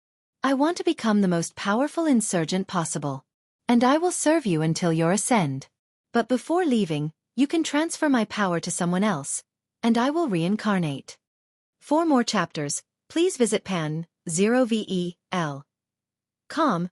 You want to use your past lives' experience to ensure you can prove the Tao in the next. Yes. It's not a bad idea, muttered Wang Wei. With Tai Gang's talent, he would need much luck to prove the Tao or hope that he is reincarnated into a more talented body with a better destiny. However, such a method is not guaranteed. However, if he was a powerful insurgent in his first life, he could use his experience to compensate for his talent. I will help you. But do you want to be karmically bonded with the sect during your reincarnation? No, I want to revive the Iron Fist Kingdom. Tai Gang knew the benefit of this karma and became one of the Tao opening sect's emperors. However, he wanted to have his own legacy. That's fine, agreed Wang Wei before talking with him for a while and dismissing him. I guess I need to find another Fate One. He had someone else in mind, but he did not know whether she would be a good fit. Soon afterward, he went to Tribulation Peak to upgrade the formations. He did not want to leave the sect for his tribulations, but he also knew it could be too powerful for the current formations. He improved them and ensured to hide the process from the outside world. However, he did allow the disciples to witness the whole thing, allowing them to experience how powerful their sect master was. After setting up everything, he released the suppressing technique he's been using the entire time. The sky then changed as fire, thunder, wind, and other elements descended on him with unimaginable power. This part of the tribulation lasted 7 straight days without stopping. Of course, this tribulation was a plaything to Wang Wei. He could not even temper his body because of how weak it was. However, he was interested in the second part of the tribulation. The energy in the clouds condensed into 2 individuals. A woman and a man, both looking very young. Wang Wei's mind rushed as he tried to recognize these two. The Yin Moon Emperor and the Sword-Casting Emperor. These two were the founders of the Yin Moon Palace and the Sword-Casting Villa. They were Zhen Wushuang and Su Ya's ancestors. Both were pseudo-eternal emperors who have gone to become paragons and achieve great things. Wang Wei focused on the sword-casting emperor since they technically had some karma. He is the man who defeated the battle maniac emperor during his first heaven will battle. He once read some words battle maniac left in the sect's archive.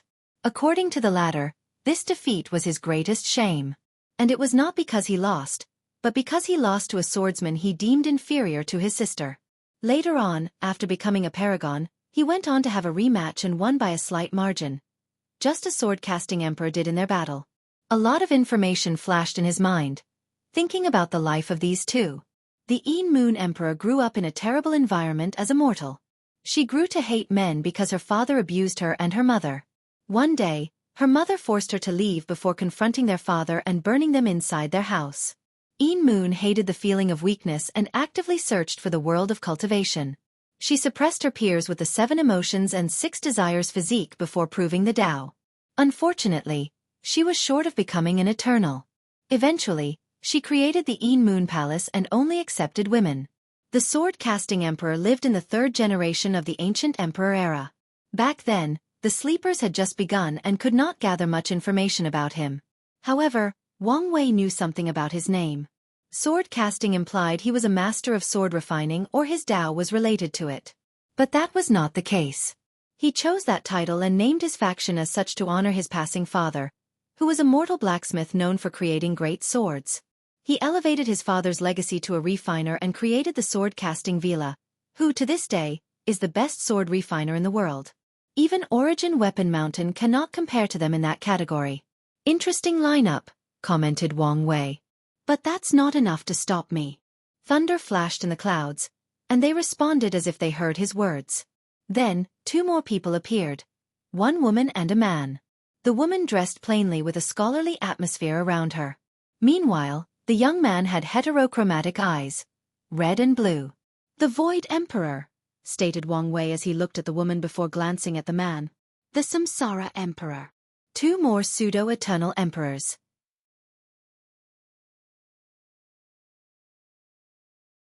Saint Tribulation, L. 2 interesting emperors, thought Wang Wei. The Void Emperor was once a student of the Emperor Enlightening Academy, when they had cultivated 5 great emperors. Unfortunately, her experience in the academy was less than pleasant. She had one other competitor who was on par with her despite having the boundless void physique. However, the Void Emperor always felt the academy discriminated against her because of her gender. She received fewer resources from him, less support, fewer followers, and fewer opportunities. She would have understood if there was an overwhelming difference between the two, but they were relative to each other in most things. The last straw that made her leave was when one of the supreme teachers tried to force her to marry her competitor and give up on her goal of proving the Tao. She left in anger, trying to forge her way. Oddly, she began to strive during this period. Her strength drastically increased until she became known as the person most likely to prove the Tao. And she did. She defeated all her opponents and became a pseudo-eternal. Then, she established the Tao Worshipping Academy with a more tolerant and accepting philosophy. As for her opponent from the academy, she killed him in the final battle. But she did not retaliate against the academy. After this incident, the Emperor Enlightened Academy also realized the corruption of their system and changed their policy to be more inclusive and tolerant. The Void Emperor left the academy in the middle of the void-shattering realm. So, this version is the one with her peak ability, thought Wang Wei before sizing the Samsara Emperor. His story was also interesting. In his youth, the Samsara Emperor was a renowned thief. He would infiltrate different factions to steal important resources from them. When all Heaven Chosens participated in major fortunate events, he would sneak at the last moment to steal all the rewards from everyone before vanishing. He spent most of his life running away from numerous factions, including the Tao Opening Sect. Wang Wei knew 2 defining events in his life. The first one was he stole some treasure that allowed him to understand Samsara law. And the second was when he suddenly fled into the Nether Hell. After leaving the Nether Hall, the Samsara Emperor disappeared from the world. And even after proving the Tao, he did not stay nor preach to the world. He immediately ascended. Wang Wei analyzed his life and came up with a theory. He believes the Samsara Emperor somehow used the Nether Hall to pass his outlaw trial. Maybe through a deal with Old Man Nether. However, he ran away after proving Dao to escape his deal or stay away from him. From what he knew, the Samsara Emperor was one of the main paragons in the Second Origin battle, so he should not care about someone like Old Man Nether. "Let's get this over with," he said before deploying his domains, and the others did the same. Facing 4 domains from eventual pseudo-eternal emperors did not suppress him. On the contrary, he still had the advantage. The first to take action was the Moon Emperor. A figure suddenly condensed before her. It was Wang Wei with blood-red eyes. A manifestation of one of my deepest fears? Thought Wang Wei as he sensed this clone who actually had close to 80% of his ability. What was one of his biggest fears? Himself. He knew if he one day went crazy, he could do irreparable damage. Even the current sane version of himself was already dangerous to the world. He could not imagine an unrestrained, completely free and devoid of mortality version of himself. Wang Wei's desire to be free was not to be someone who kills and destroys as he pleases. He wanted the freedom to be able to do these things, to have the ability to choose without restraint, whether physically or morally. Although if you delve deeper into his goal, it was somewhat hypocritical, he did not mind. And this technique manifested the version of himself that removed that layer of hypocrisy. It was completely free, indulging in its desires and wants. Interesting technique, he muttered as he could see the flaw in this technique. It worked on an individual basis. The Moon Emperor can manifest his innermost fears and copy his strength. However, she cannot manifest Wang Wei to fight another person. Without him as the mirror, she cannot access so much of his power. "Lost lamb, you are a puppet because you lack a soul," commented Wang Wei. Then, he controlled the laws of souls in his domain to grant this fear manifestation a soul.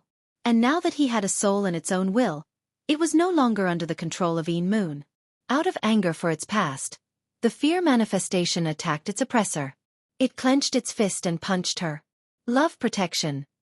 Love is one of the most powerful emotions in existence. And with this technique, the Moon Emperor became the most beloved individual throughout all heaven myriad worlds.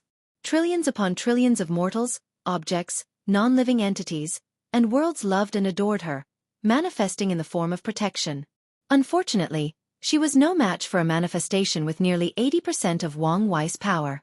Her technique and domain could not resist the attack, and she turned back into thunder and disappeared. For more chapters, please visit pan0vel. Wang Wei then gazed at the sword-casting emperor. The latter looked at him without moving. Wang Wei knew how this man's Daos operated, giving him an advantage, but he still tested it. He flicked his finger, generating enough force to destroy thousands of galaxies. The sword-casting emperor waved his sword, and the force returned to Wang Wei with an at least 10-fold increase. Dao of parrying or the Dao of counter. He took one of the basic concepts of swordsmanship, parrying, and elevated it to the point it can counter anything, including concepts. Wang Wei created a spear of death and threw it towards sword casting. The latter waved his sword to parry it, including the power of death. However, when his sword touched the spear, Wang Wei's domain activated the destiny ability of purpose manipulation. He forcefully changed sword-casting Emperor's Dao to be only able to counter physical objects. So the latter countered his spear, but death's power killed him. Now, it was the Void Emperor's turn. She first reinforced the space around her domain to prevent teleportation and even made flying a struggle. Then, she created these void twisters, essentially infinite dimensions collapsing and twisting on each other. The space above the Dao opening sect became beyond chaotic. If not for the protective arrays, this would be a catastrophe that enveloped dozens of the surrounding sect's domains. Not bad, thought Wang Wei. As an expert in the laws of space, he could achieve the same feat, meaning this attack was useless. Instead, he was thinking about space and time Dao. In the world of science, space and time are basically the same, or in better words, interchangeable. However, they were two different concepts in the cultivation world, although with some relations. The space of this world is too easy to break. I should change that. Too many catastrophes originated from cultivators destructing power affecting space. As such, he decided to change the order of the world. Cultivators can still use their laws to teleport. But if they want to break the space itself, Even a quasi-emperor would not have this ability. Ha! Not a bad technique, analyzed Wang Wei as he sensed the Void Emperor trying to teleport all his organs and even the origin essence inside his body. You can die with your own technique. He teleported her brain from her body, and she dispersed, returning to heaven and earth. At last, it was the Samsara Emperor's turn. The latter waved his hand to create a wheel with the power of decay, which is one of the subsidiary laws of death. Although, it can also be a law of its own, a potent one at that. Wang Wei waved his hand to create the same wheel, canceling the attack. Ha! How sneaky! Worthy of a thief. The wheel was a decoy. The real attack was trying to steal his lifespan and secretly kill him. He snapped his finger. Death vibration. Dark sound waves overwhelmed the Samsara Emperor, sending him into the cycle of reincarnation. Survived. Wang Wei looked at the dark aura protecting the latter. Death immunity? Interesting. He suddenly looked higher at the Samsara Emperor. Amongst these young emperors, he believed he had the highest chance of reaching immortal venerable strength. Although the others were talented, breaking the boundary between immortal and mortal sometimes requires opportunity and the right time. It is common in this age because of the glorious age. Without the right opportunity, many of the current heaven chosens would not have this feat. Wang Wei controlled his fate law and changed the Samsara Emperor's fate to that of a dying passing. And unfortunately, fate triumphed over Samsara and bypassed his death immunity technique. I would have to love to compete with the real version. It would be interesting if the younger version of all emperors across time and space competed against each other. That would be a sight to see.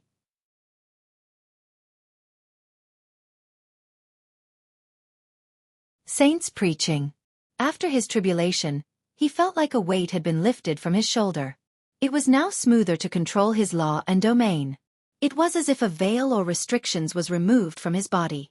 As a result, it was easier for him to access the laws of heaven and earth and comprehend them. Wang Wei knew the reason for this change.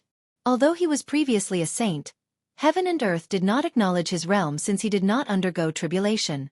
The weight and veil he sensed was his incongruity with the world. Should I preach? He thought.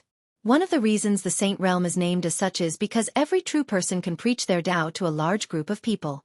And in return, heavenly Tao will grant them a small amount of merit. In ancient emperor era, saint realm cultivators would travel to the lower realm and preach in small, middle, and even great thousand worlds to receive merit. Unfortunately, as time passed, these places' cultivation civilization has been set, making it pointless to do so in modern times. The only time cultivators in modern times used this method was when they discovered a brand new world. A world that does not have a cultivation civilization for some reason, or one that was just born and is relatively new. Unfortunately, these worlds are rarer to find. Even with Wang Wei's soul flower ability, he might not find one since they might not exist at the current moment. Although I don't need the small amount of merit, it's better than nothing. He contacted the elders to announce he would preach to the sect's disciples. He thought this would be a simple thing that took a few days. But the event quickly escalated. The elders wanted this event to be more significant. They wanted disciples, elders, deacons, and foreign guests, people affiliated with the sect but not directly part of it, to listen. It would take some time to gather these people.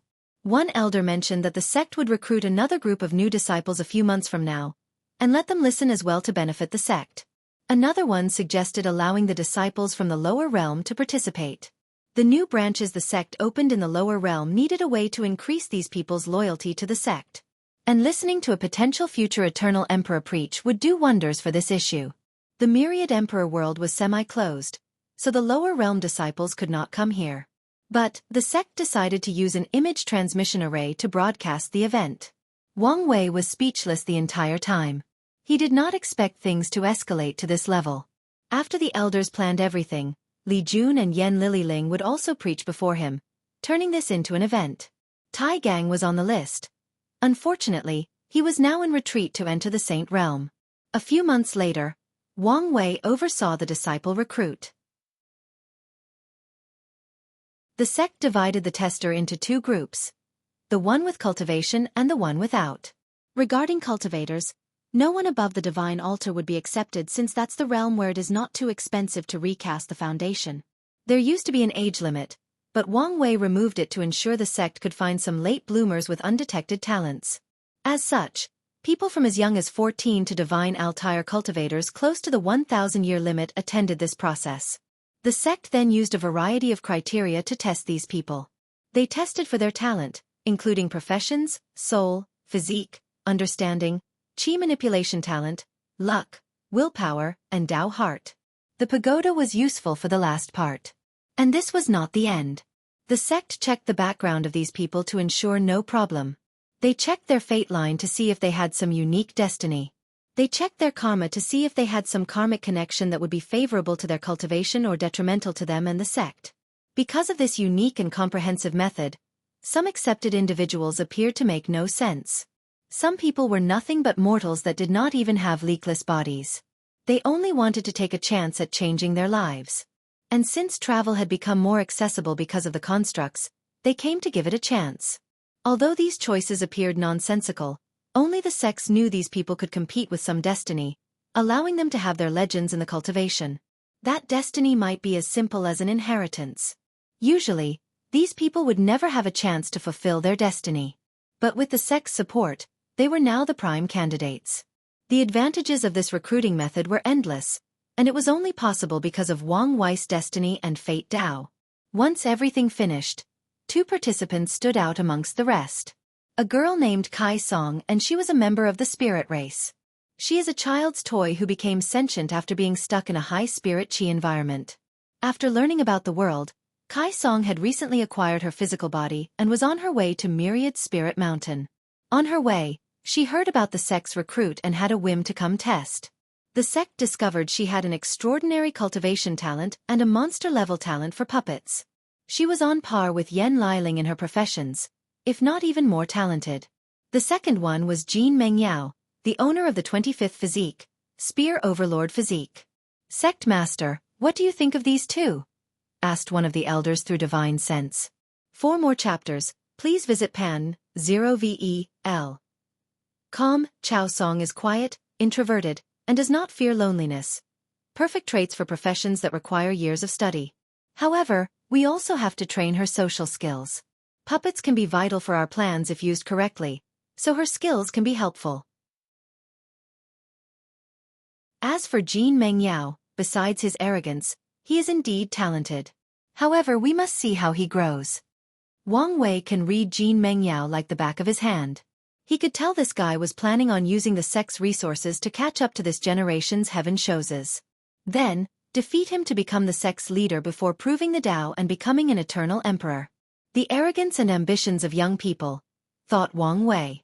These two are potential emperors. Based on their performance, they can become the sect's seal heaven chosen.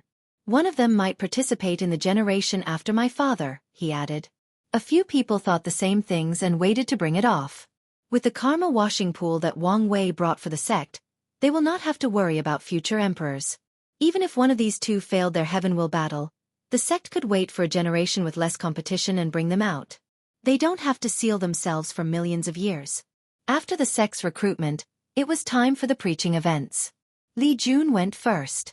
Most people gathered on the sect's largest mountain, sitting cross-legged on cushions. The rest stayed in other mountains and watched things through formations. And it was the same for the branches in the lower realm.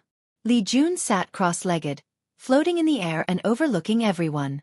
I am true person Li Jun, and today, I will enlighten you in the ways of battle. His voice was soft, but everyone could hear him. It was as if he was muttering next to their ears.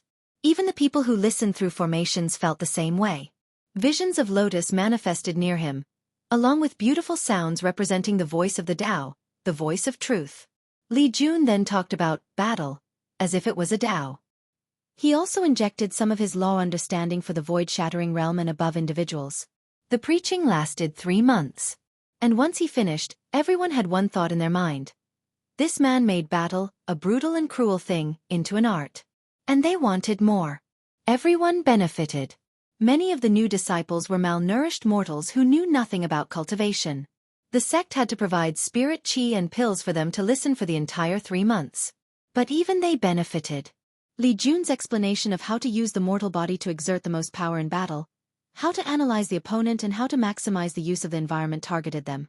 Furthermore, even if they could not understand most of the things he said, it would benefit them in the future as long as they remember some things and apply them in their lives. Golden lights came from heaven, and he received his merit. Next was Yan Liling's turn. Her process was similar to Li Jun's. She preached about all 5 professions, focusing on establishing a foundation for most profession-oriented people listening. Even Wang Wei learned something from her. As for the non-professions, they also benefited since she also talked about flame, energy, and spiritual power control. After taking her merit, it was Wang Wei's turn. "I am Wang Wei, a true person, and your sect master," said Wang Wei with a pleasing voice. "And today, I will enlighten you on the essence of cultivation." He let his words simmer for a few seconds. In the endless void, there are countless cultivation systems, good or bad. But at their core, they involved 4 fundamental aspects: essence, qi, spirit, and law. Even if there are some outlier systems, one of these 4 will be involved in one way or the other. Now let's begin with essence or the body. Next is qi or energy, the source of life and evolution. Third is the spirit, or the soul, mind or spirit. Finally, it's the law, the fundamental concepts that govern realities. The process lasted 3 years.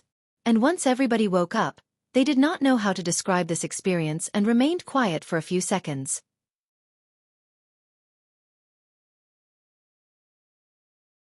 Family reunion. Wang Wei's sermon covered many things.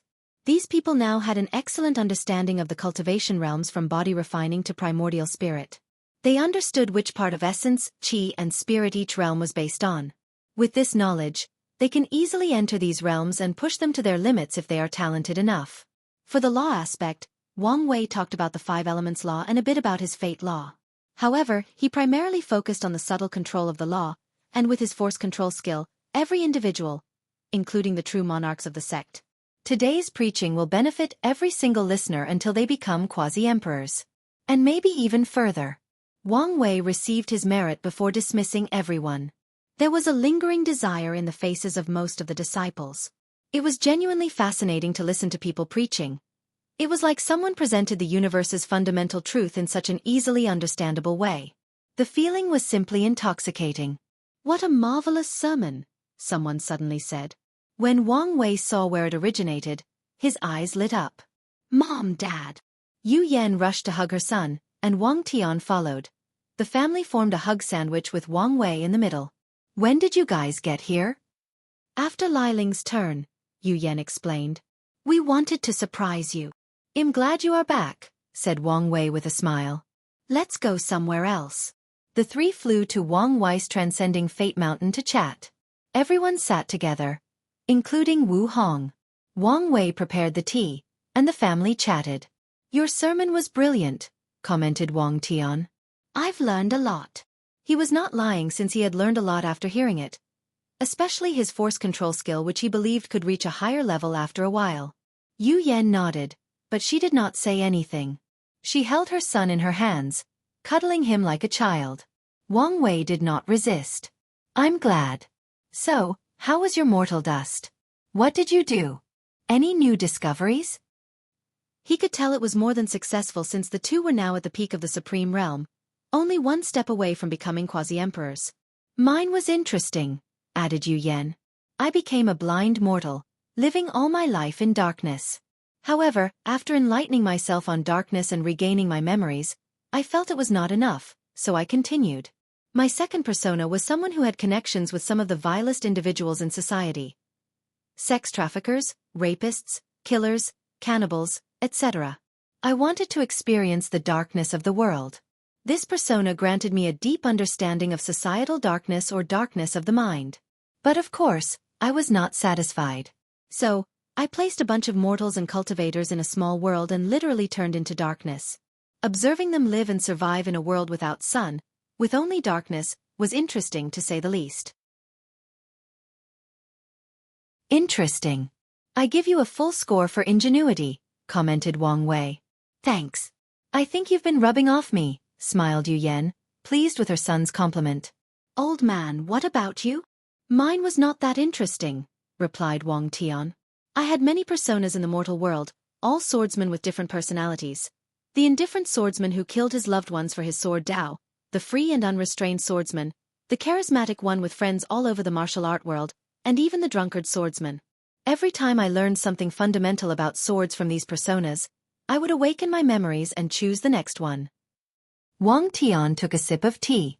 Then, I turned myself into a sword and experienced what it was like.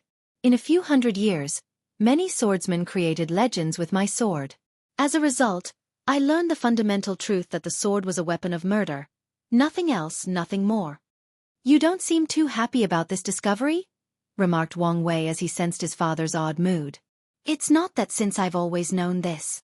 With his achievement in the sword, of course, he knew the fundamental purpose of the sword's existence. I've loved the sword since I was 8, and my father gave me a wooden sword for practice. I named it Little Heaven, after my name, and I still preserve it.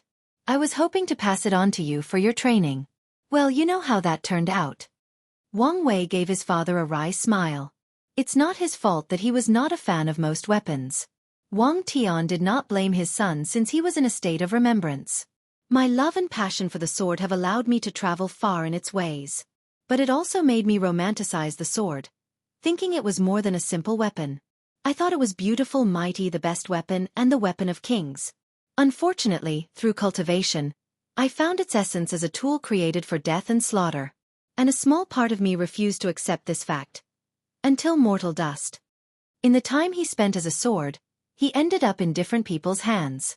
A blacksmith who admired the technique behind its creation. A king who used it as a symbol of power and authority. However, he always ended up being used as a tool for killing. For more chapters, please visit pan0vel.com. After removing that final reluctance, Wang Tian sublimated his state of mind, and his swordsmanship reached a higher realm. As long as you've figured things out, added Wang Wei. How strong are you now? Condense your most powerful attack into a sword qi, and let me see. Wang Tian did not hesitate because he knew how strong his son was before leaving. He raised his hand to condense a small sword the size of a toothpick. As expected, commented Wang Wei as he felt the power emanating from the sword qi. Middle level of 3-leaf. After you become a quasi-emperor, you will reach the peak with a slight chance of breaking into 4-leaf. He knew his father, and since Ji Lanfeng had such potential, it made sense for his father to be on par with the latter. Chuips. Yu Yan smacked her lips in response. She left her son's embrace and chose to embrace her quiet daughter-in-law instead. What's wrong? After showing her my strength, she argued with me that she would still win if we had a heaven will battle in our generation, explained Wang Tian. Son, don't you think so? I do. Oh, come on. How come you're on her side? Countered Wang Tian. Firstly, it's not as challenging as you think to scheme against an immortal venerable. I'm sure Mom could do it given the right circumstances, said Wang Wei. Secondly, the only reason you've broken the boundary between mortal and immortal has much to do with circumstances. Now you are just blatantly disrespecting me. There are 3 main reasons for your current success. The fact that you had to stay so long in the Saint Realm, forced to polish your foundation beyond anything you could have achieved if there was a battle in your generation. The others are the Duyi realm and my force control skill. Wang Tian pondered for a moment and realized it was the truth. These things contributed most to his current strength. Of course, there were other factors. For example, he pushed himself beyond his limits when he saw how fast his son grew. Competition and drive can motivate anyone to improve beyond their limits. Be that as it may, I still think I would have won. Wang Wei shrugged his shoulders and did not take a side. He believed his mother would win simply because his father had a soft spot for her. If she exploited that weakness, he would not be able to resist. Of course, given how much she loved him, she might not be willing to take it that far. I have 2 things for you, said Wang Wei to change the topic. The first is a talisman from our ancestor, the Sword Empress. Wang Tian immediately became excited. He had never met a swordsman compared to him, so he idolized the ones from the past, and his ancestor was his favorite. Whenever he needed guidance in his swordsmanship, he would comprehend her heaven-slashing scripture or the sword while she left in the sect. He took the talisman with a childlike smile. He could not imagine the benefit he would receive from direct guidance from her. The second is the contact of a swordsman on par with you. Wang Wei then told him about his fight with Ji Lanfeng. And Wang Tian became more excited. I cannot wait to exchange experiences with another fellow Taoist. He felt his luck was on the rise after the mortal dust. All right, let's not talk about these boring things, commented Yu Yan as she caressed Wu Hong's hair. Daughter, when are you giving me my first grandson? Ask your son, she replied sheepishly. He's the one who doesn't want children. Wang Wei wanted to roll his eyes. They've talked about this and agreed on the matter. But now, she has placed the blame on him.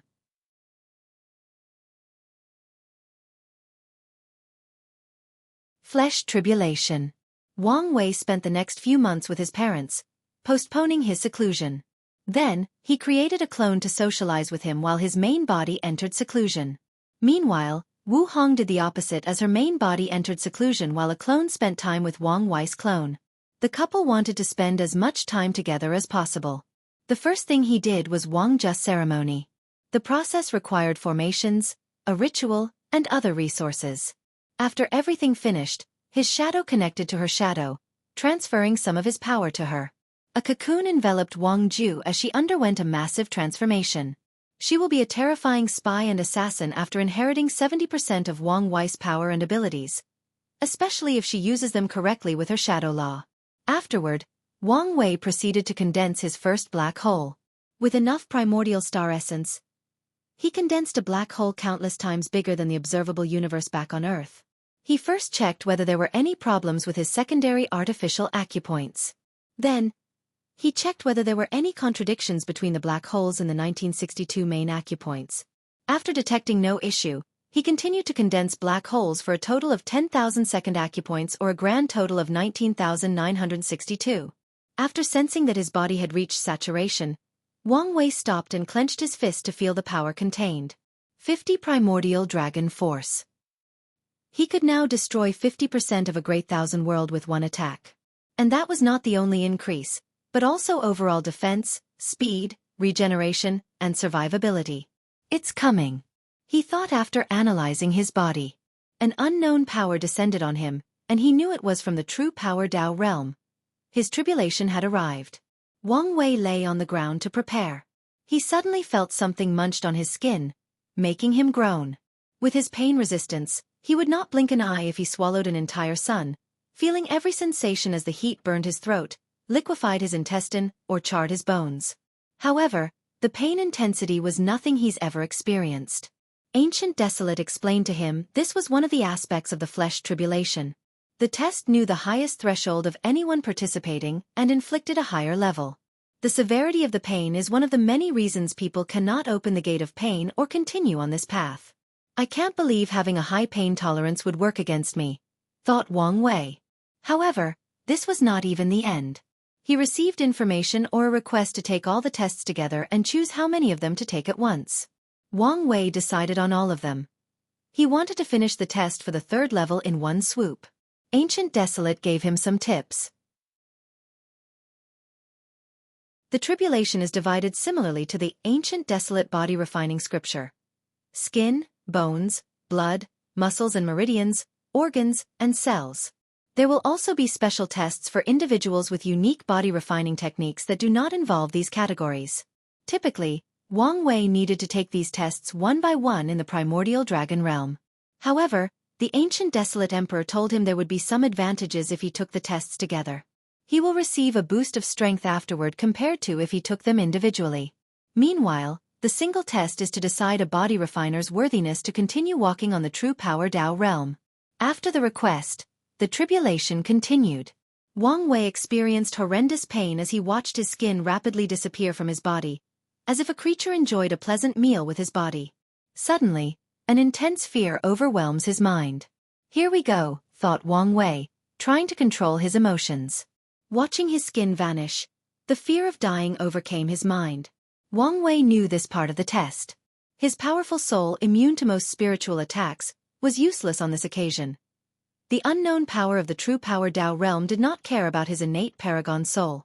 And his intuition told him that even if he removed his chains and accessed his spiritual strength, it would be pointless. Wang Wei had to rely on his willpower to bear the pain. His Tao heart and state of mind to fight this overwhelming fear. However, things became worse for him before getting better. After he turned into a macabre creature without skin, his muscles rapidly evaporated, exponentially increasing the pain and fear. Wang Wei was grunting and groaning, trying to keep the pain away. Meanwhile, he felt his mind was on the verge of cracking. I don't want to die, I don't want to die, I don't want to die, I don't want to die. He repeated these words over and over like an endless loop. However, things got worse for him since his organs were next.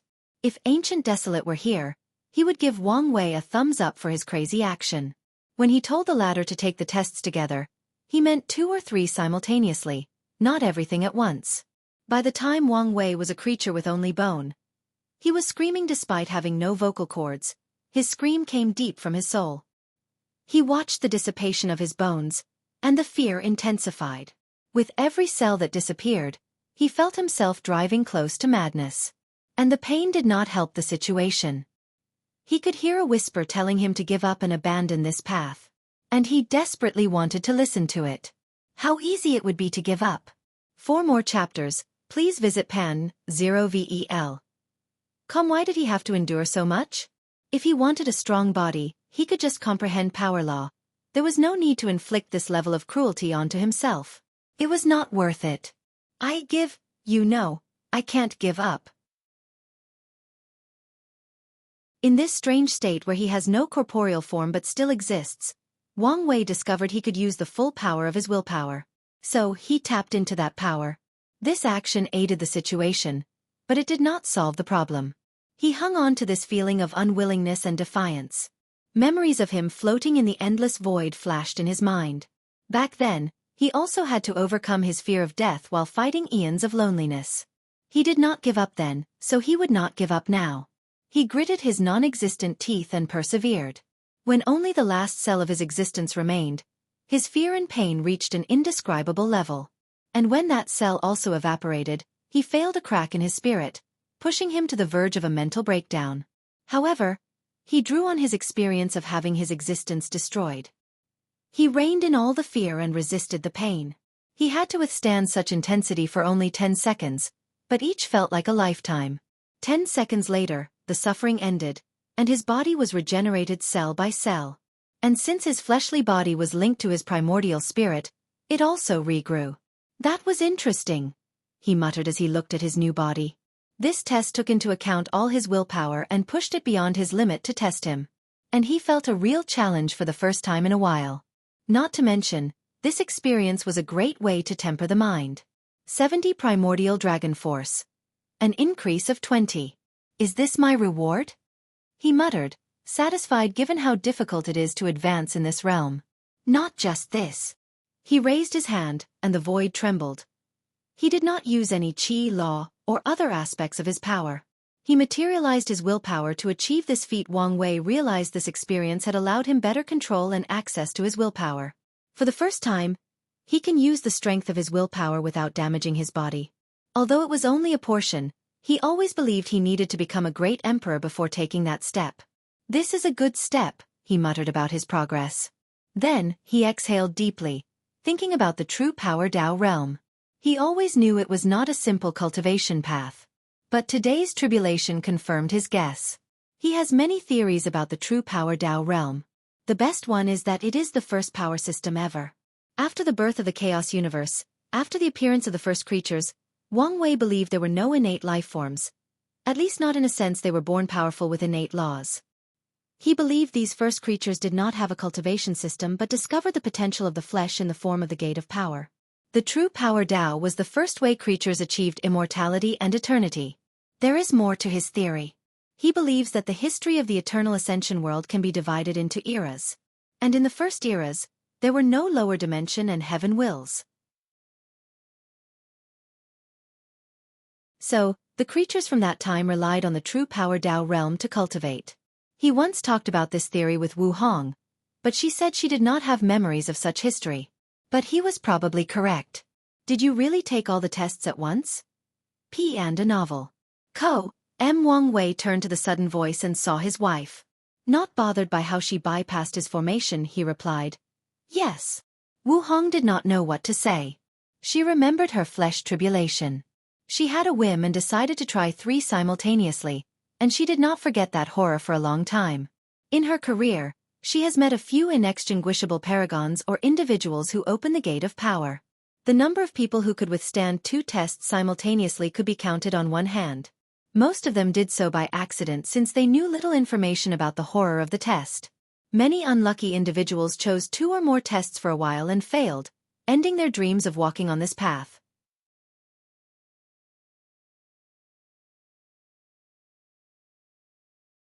8. Heterogeneity. Wu Hong was impressed. She has always known her boy toy was talented and capable. And on a few occasions, she was proud and impressed by him. But today, for the first time, she was impressed beyond words. She looked at him, eyes sparkling while gently biting her lower lips. PNDN0VEL. Wang Wei immediately recognized the look in his wife's eyes. He smiled before they jumped on each other like primates in a zoo doing the dirty with no shame or regard for the children's visitors. Moreover, he grew wilder when she even let him be on top. He went wild, losing himself in the embrace of passion and depravity. Wang Wei lay on the floor with Wu Hong on his arm. He was breathing heavily as if he had done the most intensive exercise. The bedroom is one of the few times he can experience mortal things like fatigue and lack of stamina. After taking a few minutes to regulate his breathing, he asked her, "I was wondering why my incarnations did not undergo the tribulations. There are already many restrictions on the unorthodox path, and it would be unfair if all the incarnations had to undergo the tribulation." "That makes sense," Wang Wei analyzed. "I guess the orthodox path only has to take once. They don't have to redoing it with each reincarnation." The two chatted for a moment before continuing to do their own things. Wang Wei had to test the limits of his body while getting acquainted with his new strength. He punched the formation before him. Boom! As expected, 7 leaf. His fleshly body only had this power, not considering his other source of power. And he could sense that he would have no problem increasing his power as long as he moved up in the true power Dao realm. Is this a way to remove the limit of 7 leaf? Or is this the result of my paragon soul and the incarnations? Wang Wei always suspected his soul was one of the reasons he barely had any bottlenecks in cultivation. He also suspected he would not have the immortal venerable limit that most cultivators have. However, he did not know the exact reason. Regardless, he knew that if people wanted to remove the limit, they could cultivate until the 3rd level of the true power Dao realm. He checked his body and smiled. In the early stages of his cultivation, his fleshly body has always been more powerful than his cultivation.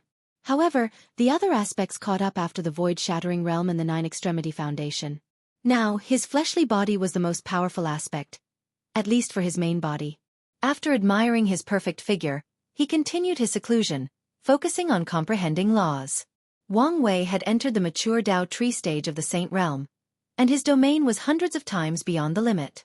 Without the help of Gu Xian's pagoda, the process was extremely long. 20,000 years, to be exact. And with the 360 future Buddha self he spent 2 million years. He pushed the boundary of the saint realm with how deep of time he spent comprehending the law, especially with his talent. And yet, I still have a silver tree. He now understood achieving golden tree is now just about time spent comprehending laws. But also the mysterious baptism samsara Dao cultivators experience when they walk the path of 9 extremity. I still have to rely on the Fate Palace. He closed his eyes to sense the other incarnations. They had all finished their mission and tempered their bodies to the peak, including the Order incarnation. Wang Wei borrowed their power. 3 root peak. He did not achieve 4 root because the main body was still in the saint realm. He left seclusion to see his wife. Finish. Yes, he replied as he embraced her. Prepare to go through mortal dust before breaking through? Yeah. What was your mortal dust like? Mine? Let me remember. Pausing for a moment. My early years were about proving my worth to the world. And by the saint realm, my state of mind had changed, but there was still a lingering flaw. For mortal dust, I became the only daughter of the most wealthy individual of a mortal kingdom. Loved and cherished by everyone, a little princess. Then, I was a princess adored by the kingdom, followed by a sovereign, the noblest individual in the kingdom. Afterward, I had some persona focused on my Dao. I was the best scholar in another kingdom. I remember these days arguing with these stinky scholars who could not accept a woman besting them. I was an artist focused on painting and sculpting. However, all my works were runes or patterns found in nature. Finally, my personas were people confined or sealed in different places. One spent her entire life in a house, never leaving its confine. The other was in prison. One of my personas spent a few days surviving inside a coffin. I learned a great deal about sealing in these experiences. For more chapters, please visit pan0vel. How fascinating. Indeed, Wu Hong replied, reminiscing about the old days. Are you staying for a while or leaving now? I'm leaving. However, I have to go see Li Jun first. His parents were also in retreat. His father was receiving the Sword Empress guidance while his mother had to plan for the merit-proving method. He flew to Li Jun's mountains, and the other was waiting for him with drinks. Where is Liling? She's refining pills. Wang Wei took the jar from him and took a sip. Since we now have karma washing water, why don't you unseal your wife and child? I want to see and spoil my nephew. Li Jun shook his head. Not until we become emperor, and I know for certain I can protect them. That's a good idea. He knew another reason was because of Yan Liling. It can cause trouble having the concubine with a wife present. And Li Jun is smart enough to understand how to navigate this kind of situation. After spending this generation with Liling and once they reach such a high realm in cultivation, many things will have different perspectives. This is for you, said Wang Wei as he handed him a book. What is it? I call it the 8 Heterogeneous Foundation, he explained. You will create 8 incarnations or clones since they are not connected to your existence. Anyway, you divide your soul into 8 perfect clones. Based on my previous sermon, 2 clones will cultivate a cultivation system based on essence, spirit, Qi, and law. Then, you will fuse with them, boosting your foundation and achieving immortal strength. Li Jun scanned the book. There were 4 cultivation systems contained inside. Pure essence cultivation that focused on the body, pure Qi cultivation, pure spirit, and law-based cultivation. The idea is that these clones would cultivate until the quasi-emperor realm. Then, Li Jun will fuse with them and use them to nourish his fleshly body, Qi, soul, and law. As you can guess, this method has some flaws, continued Wang Wei. The fusion process will not be easy since the clones cultivate different cultivation systems, especially the Qi clones. I've made it so they cultivate an energy compatible with the origin essence, but it could still cause trouble. He wanted a Qi system that uses spirit Qi. But he discovered spirit Qi itself is a catalyst and cannot be directly used as an energy for a system. Or maybe, this is beyond Wang Wei's current ability. Lastly, I've discovered there will be a significant amount of impurities in the bodies due to fusing 2 different systems or Dao foundations. I've created an impurity removing step, and you can use other resources. No, it's not a problem considering I don't have to comprehend existence for this method. True. As the first person who cultivates this method, you should not have a problem. However, Heavenly Dao might place some restrictions on it afterward. A cultivation method that allows individuals to break the barrier between mortal and immortal will definitely have some restrictions. However, Heavenly Dao operates similarly to a game master in a game. It can fix loopholes or bugs in a game, but the player who discovered it can keep the benefits. Better yet, let my mother and Yan Liling cultivate it simultaneously under the Heaven Hiding Array. Let's take advantage of the situation to get the most benefit. He also wanted to include Tai Gang, but with the latter's talent, he doubted he could cultivate this technique. What about the resources? Li Jun asked. Cultivating these clones into the quasi-emperor realm was not cheap. With your contributions, there should be no problem. However, he also had to talk to his mom. He contacted her through divine sense to ask. She told him that her Yu clan could raise 8 other true monarchs, and he did not have to worry. Wang Wei told her to ask if she needed and she reassured him that she would not be polite with her own son. I just remember, suddenly said Li Jun. Did you contact Wang Ju? No, what's wrong? She's injured.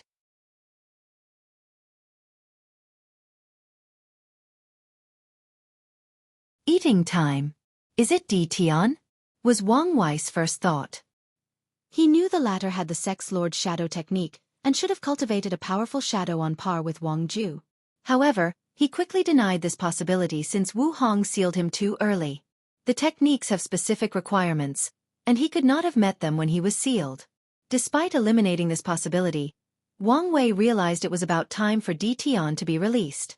He has to participate in the cleanup to acquire a token and fight in the final battle. From now on, he can no longer be at ease when doing things since he has someone who can match in power and use experiences to compensate for the tactics department. I'll go see her. Do you want me to go with you? It's fine. Focus on cultivating. Wang Wei teleported to the small world where Wang Ju was recuperating. When he saw her, he squinted. A part of her body was disappearing while the other half tried to prevent this from happening. She was too focused on saving her life that she could not respond to his presence. Luckily, he had access to the formations and did not have to use force. Someone or something has erased her time, analyzed Wang Wei. He could tell someone hit her with an attack that erased part of her past. And if Wang Ju did not have access to some of his time laws, she would have ceased to exist by now. No, not erase but ate. Wang Wei came closer to analyze the situation. If Wang Just time could be represented by a line similar to the fate line, the attack took a bit out of her timeline. The attack's purpose could only erase certain events in her life, or it could wipe her out of existence. Wang Wei raised his hand to manifest his time law, trying to fix the gap in Wang Just timeline and save her. He failed. He tried again after borrowing the power of his incarnations. No response. Wang Wei instantly deployed his domain to surround her and boost his strength. This attempt was also of no use. He then accessed the River of Time, which should contain records of Wang Just timeline. He used the records to recreate her timeline and fix the gap. What level of time Dao is this? His attempt at even using the River of Time failed. This is not something even he can do.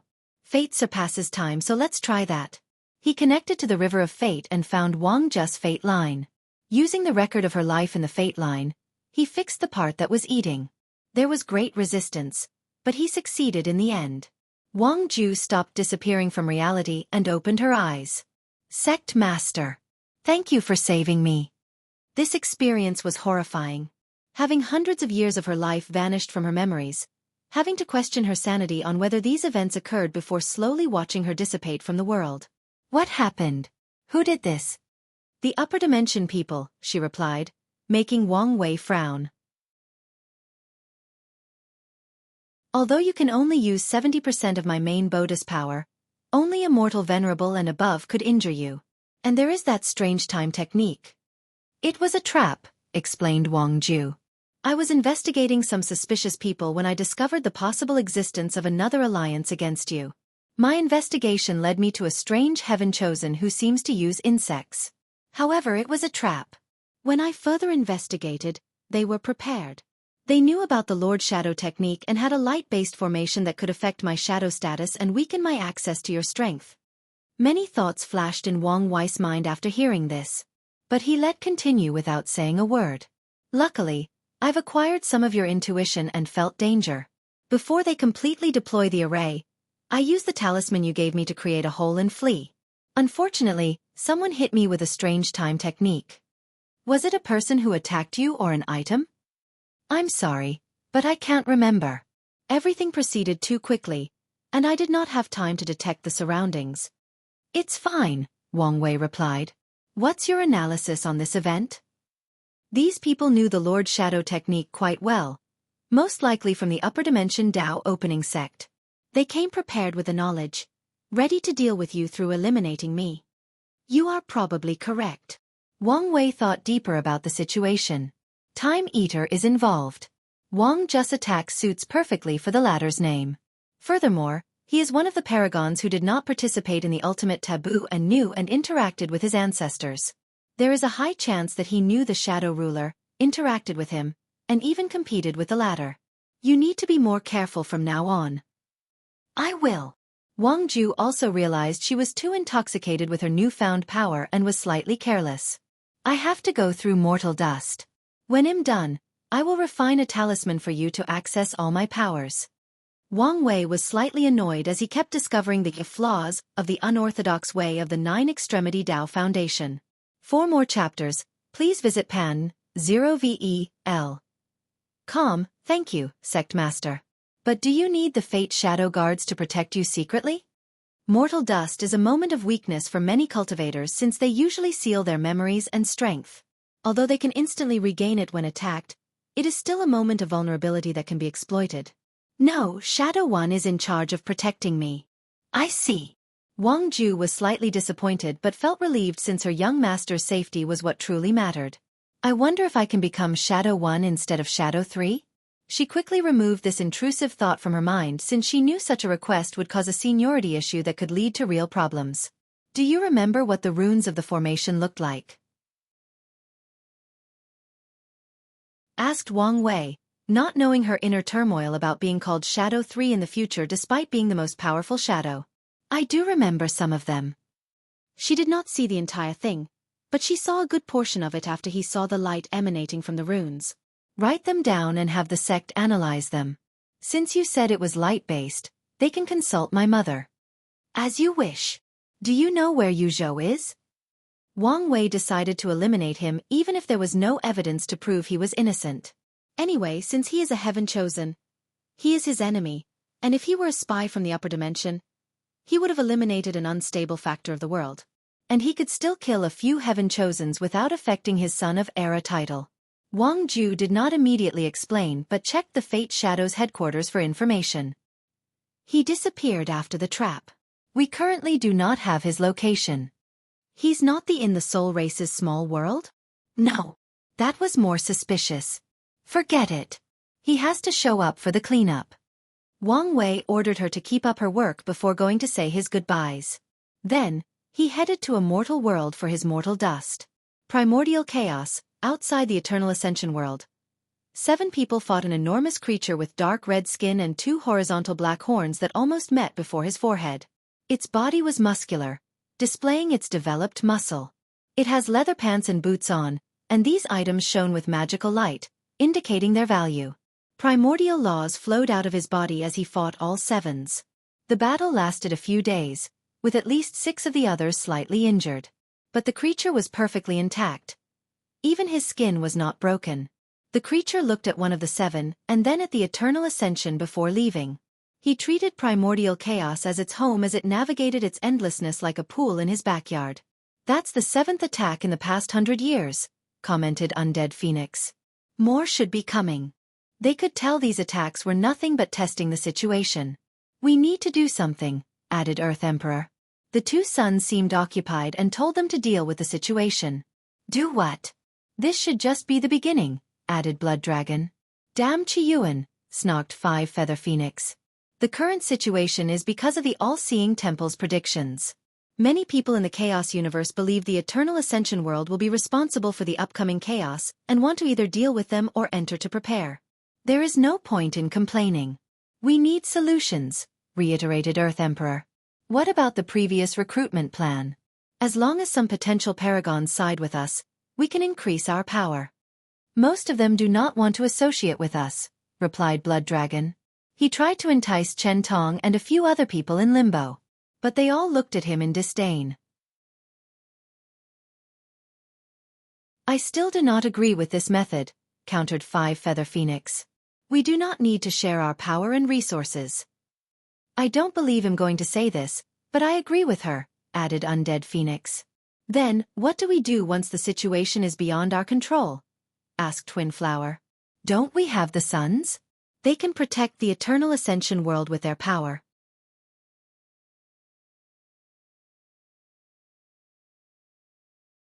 Mortal Dust, L.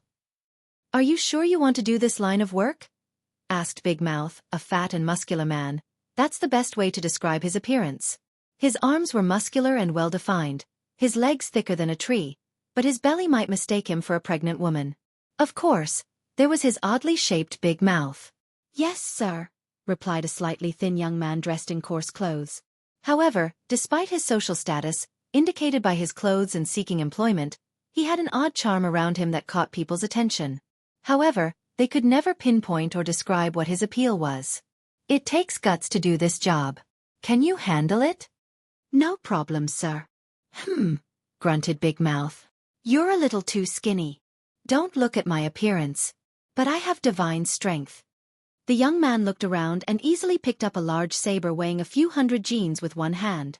Big Mouth's eyes lit up. He initially accepted this lad Yen Wei because one of his acquaintances called for a favor, and because not many people were willing to do this dirty job. However, he became convinced after meeting the latter and seeing his respectful nature and strength. Good. Come tomorrow at dawn. I'll begin your training. Yen Wei immediately bowed and profusely thanked him for this opportunity. He rushed home with excitement. The next day, he arrived an hour before dawn, when night still loomed over the world. Big Mouth also arrived an hour early, and he was surprised when he saw the young lad waiting for him before the prison. The cocks haven't even crowed yet. Why are you here? I didn't want to be late. I like spunky people like you. I hope you can last long. So far, he was satisfied with the new employee. Discipline is one of the key traits to succeed in anything. Big Mouth took the keys hanging on his side and opened the door, leading Yen Wei through the corridor. The young lad looked at the cells and people imprisoned. The majority looked miserable and dressed poorly. But a few looked like nobles, so he guessed they were either corrupt ministers or people who offended even more powerful individuals. Big Mouth did not say much as he walked to 3 different cells and walked out with a prisoner. Then, he led them to another section of the prison. Normally, I don't have this kind of authority. But since I need to train you, I can do this. Big Mouth led the prisoners to a platform and placed the first one in a device where his neck is shown and his hands tied behind his back. He took a blade and raised it above his head. The key is to have no hesitation, aim for the neck, and use all your strength, or the head won't fall. Chap! Yen Wei watched with horror as blood spilled on the ground. Although he already knew what job he was applying for, it was completely different to experience it personally. Suddenly, he felt his breakfast rushing to his throat, and he swallowed it back. So, you didn't throw up? Better than the previous guy, commented Big Mouth after seeing the young lad's pale complexion. Let's see how you do when it's your turn. He changed to another prisoner and handed Yen Wei the blade. He took the blade with trembling hands. Breathe in and out, instructed Big Mouth. The first time is usually the hardest. Yen Wei followed his direction and breathed in and out. He effortlessly raised the blade above his head. But as he glanced at the prisoner's neck, he could not find the strength to drop it. Big Mouth did not give him any motivational words like this person was the most heinous criminal.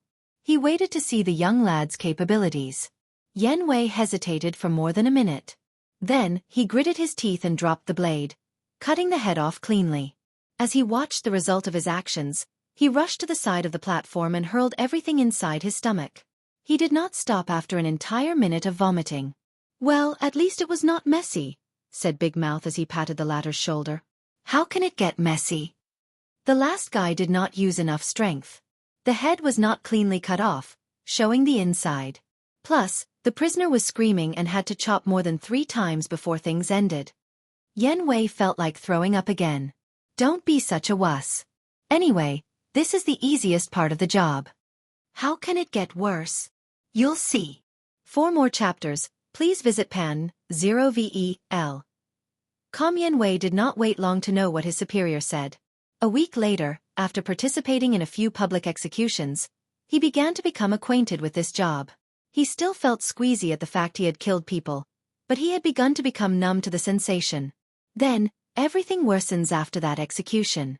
Big Mouth had to travel to another city, and he was the only one left. And a big case occurred. Some ministers committed treason or something, and the governor ordered the execution of his entire family. Chap, chap, chap.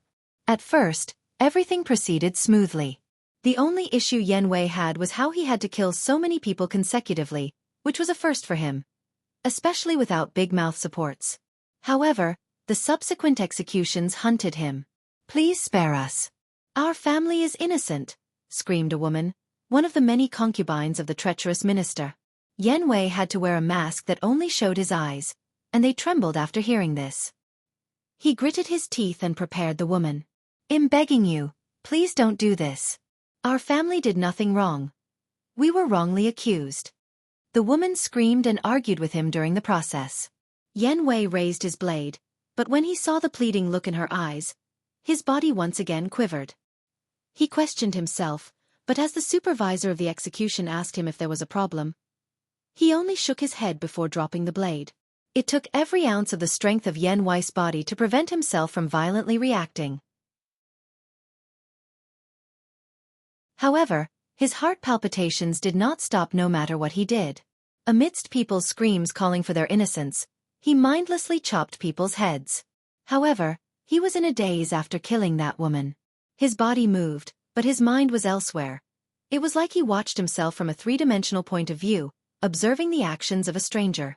However, something brought his spirit back to reality. The last people to execute were children. The youngest was only 8 years old. When Yan Wei dropped that blade, something in him broke. He could not forget that child's eyes, full of fear, ignorance, and innocence. In her eyes, he saw a future that could have been. She could have become a great scholar, mother, healer, artisan, poet, and so many possibilities. But his blade ended these futures. In the prison, Yan Wei drank non-stop while sitting beside his execution blade. He did not know how long he drank until he heard footsteps. "How are you doing?" asked Big Mouth, but he received no response. The veteran executor knew how to deal with this situation, so he left before returning with some food. He sat next to the youngling and drank with him. "People should not be able to kill each other," Yan Wei suddenly said. "What do you mean?" "No one should have the power to end someone else's fate. Such power should not be in the hands of mortals. No, even immortals should not have such power. A world where people cannot be killed? That would be interesting. Unfortunately, this is not possible. And even if it was, I'm sure there would be some other trouble," commented Big Mouth. "Like what? Do you think there wouldn't be any problem if everyone were immortal? Society would collapse in a very short time. Pa, nd, a novel. I don't mean for everybody to be immortal. I mean that people should not be able to kill others. But dying of natural death, aging, or sickness is fine. What about criminals? They can be imprisoned and rot in jail for eternity. I still feel it is a naive idea. If such a world like this existed, these innocent people would not have died." "You don't know if they were really innocent or just lying to save themselves," argued Big Mouth. "In what world will an 8-year-old child not be innocent? It's a shame what happened, but the son has to bear the crime of the father." "What a stupid thing to say," replied Yan Wei before spitting on the ground, disdain all over his face. Big Mouth sighed and ignored his disrespect, knowing what the young lad was going through. He experienced the cruelty of this job. But after so many years, he was now used to it. He patted Yan Wei on the shoulder. "Don't drink on an empty stomach. Go to bed, and tomorrow, decide whether you want to continue this line of work."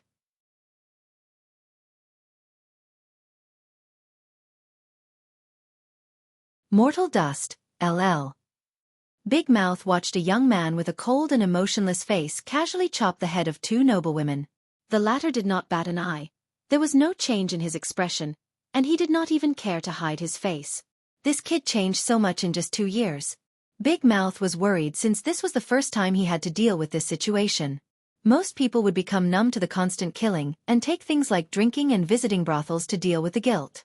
However, the new hire, Yan Wei, became cold and emotionless, worrying him that something terrible would happen to the young lad. "PNDN0VEL. COM, Yan Wei, come here." The lad calmly walked before his employer, staring directly into Big Mouth's eyes. "I'm going to Red Tree City. Come with me." Big Mouth did not give him the time to reject it and stated it was an order. The next day, the big belly man took the young lad to Red Tree City, a place known for its vibrant lifestyle and the red light district. He hoped Yan Wei could get out of whatever headspace the latter was on and meet some new people. Regrettably, Yan Wei remained quiet during the entire journey. The only time he reacted was after arriving. Numerous people surrounded 2 people. A fat youngster dressed in embroidery clothes and another malnourished youngster in coarse garments. The fat noble constantly kicked the other on the floor, swearing at the latter for dirtying his clothes. Everybody watched with empathy in their eyes, but no one dared do anything. They can only pray that the noble has enough and leave the youngster alone. "Don't look," said Big Mouth as he dragged Yan Wei from the large crowd. "Who is that?" asked Yan Wei. "The Lai family's 3rd young master." The Lai family is the richest family in the surrounding prefecture. Don't mess with them. Yan Wei did not say anything. He followed Big Mouth around the city with the same blank look. They stayed at an inn for the night, and Big Mouth prepared to continue the tour tomorrow. He did not want to give up so easily. However, the following day, he walked inside Yan Wei's room, trying to control his trembling body. Third young master is dead. Who's third young master? Asked Yan Wei. Lai family. His head was chopped off in a back alley. Oh. Big Mouth clenched his hands as he stared directly at the youngster. Did you have something with his death? No. He could not tell whether this was the truth or not. In the end, he took a deep breath to calm down. The entire city is on lockdown by the Lai clan. You better hope you had nothing to do with this murder. For the next week, no one could enter and leave Red Tree City. The Lai clan searched every nook and cranny to find the killer. At first, nothing proceeded smoothly until the last day when they found a man with a blade that killed their third young master. The person tried to deny it, but the evidence was in his possession. However, the clan still wanted to interrogate him to find the motive behind his actions. Unfortunately, the man died due to poisoning. The conclusion was that someone hired him for the job and eliminated him to prevent him from talking. The Lai clan had many enemies, and they concluded this was an attack on them. During the entire week, Big Mouth was on edge, fearing someone would barge into their inn and arrest the two of them. But after the Lai clan lifted the lockdown, he left in relief. Nevertheless, part of him still believed the youngster Yan Wei had something to do with that murder. Soon after returning to their city, Yan Wei began to learn martial arts. And soon, the latter displayed his incredible talent.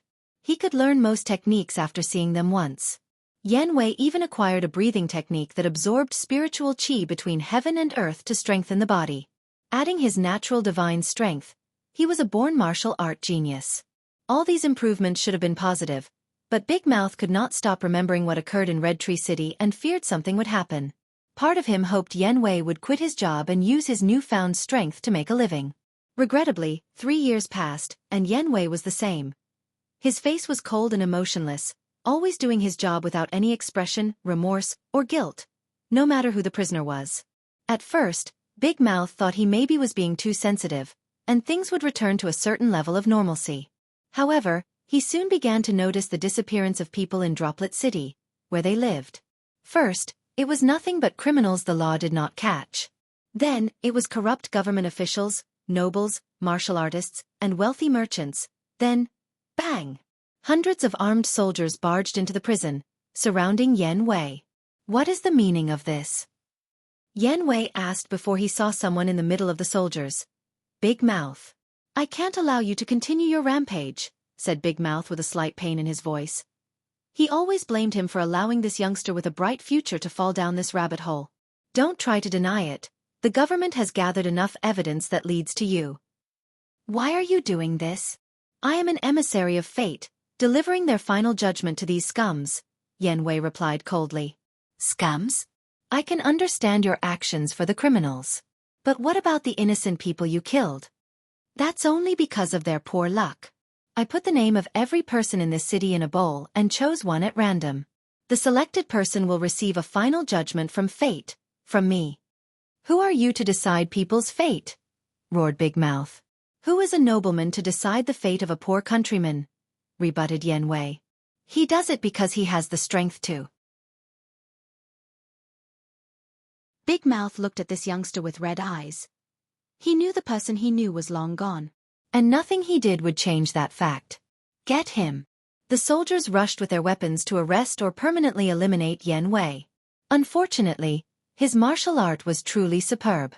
He used the room or environment to his benefit and ran away with severe injuries.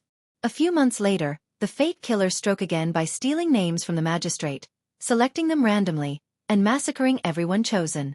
And from now, this became his M.O. modus operandi. Whenever he traveled, he would repeat the same things. Unfortunately, his actions offended countless martial arts sects and the government, leading to an alliance to eradicate him. Yan Wei fought a legendary battle for 3 days against the coalition of martial artists and the government. Unfortunately, his ultimate end was being stabbed by dozens, if not more, weapons. Wang Wei dug himself out from his grave. Being corrupt by the power of fate? I've never thought about that, he muttered. His goal has always been to control fate, but he never thought about the possible side effects of his actions. Well, he thought about them, but he always believed his cultivation and state of mind should be on par with the task by the time he could achieve such a feat. However, he realized this might not always be true.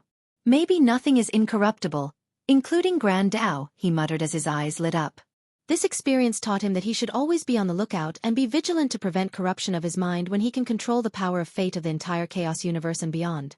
He disappeared before reappearing in Droplet City. He stood before a grave. Wang Wei cleaned it up and placed some flowers. An 8-year-old child. How young and innocent. He thought while also pondering whether to revive her. With his mastery of life and death, it's as easy as eating for him to revive a mortal child. However, he shook his head. He knew fate was cruel. Every day, millions of innocent women and children die because fate has determined their lives and outcome. And one day, he has to get used to that cruelty before he can bend everything to his whim. Wang Wei stayed before the grave for a while before disappearing. He learned his lesson and will approach his goal of being free and unfettered by controlling fate with more prudence. He did not want to slowly lose his mind like Yan Wei, corrupted by the power he wielded. After leaving, he proceeded to his next persona. The king of an interesting kingdom. Wang Wei hoped he could also learn something valuable from this experience. He hoped to learn something from all his persona for this mortal dust.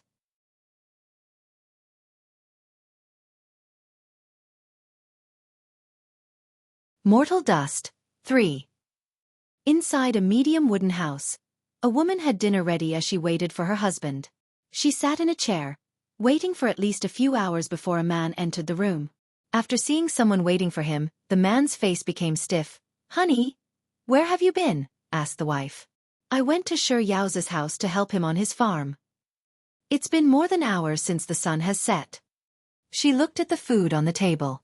"And the food is already cold. I'm sorry. I didn't pay attention to time. And when I realized how late it was already dark outside." The wife did not immediately reply. She stared at the food she had spent hours cooking before sighing out loud. "Who is she? What are you talking about? Don't treat me like I'm stupid. I know you're cheating, and I want to know the other woman's identity." No, honey. In the name of the death-controlling king, I swear there is no other woman." "I don't believe you," replied the wife. "I want a divorce." "Nothing but this," said the husband as he knelt before his wife. "Please forgive me. I won't do it again. I've forgiven you 3 times already. And each time, you promised me you would not do it again. But then..." The husband did not know what to say. "It's because you know he'll forgive you that you keep doing it." "Well, I've had enough," continued the wife. "Tomorrow, I will apply to the magistrate to annul our marriage." After saying that, the wife stood from her chair to walk toward the bedroom. No, muttered the husband. According to the kingdom's law, he would lose more than half of his property, farm, because of his infidelity after the divorce. Then, there is the stigma associated with a divorced man. He did not want to live his life like this, shunted by his community. The husband's eyes suddenly turned red, and he lost his mind. He took one of the knives on the table and rushed straight into his wife's back, stabbing her more than a dozen times. When the husband regained his mind, he found blood all over his clothes, and he was holding a knife. His wife of 7 years was bleeding heavily on the ground. The husband took a step back, questioning what he had done. However, before he could think properly, something magical occurred. The wounds on his wife magically healed, and her pale complexion returned to normal. The scene scared the husband, so he instinctively stabbed her again. However, a magical shield manifested out of nowhere and protected her. The husband watched the fear and dread in his wife's eyes, and a new realization dawned on him. Without wasting time, he rushed outside the house. Unfortunately for him, people from the kingdom's public security had already surrounded his home. And when they saw the blood on his clothes, they took their weapons. Then the leader said to the husband, "We have detected an attempted murder in this location. And according to the law, killing is an illegal act." The husband did not resist since he knew it was pointless. The patrolman from the Public Security Bureau arrested him before taking the wife's statement.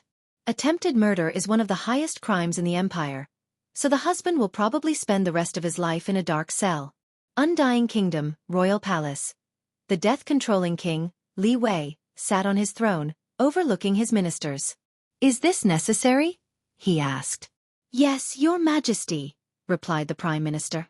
"These people have committed the greatest sins and must be executed. Furthermore, our prisons are getting too crowded.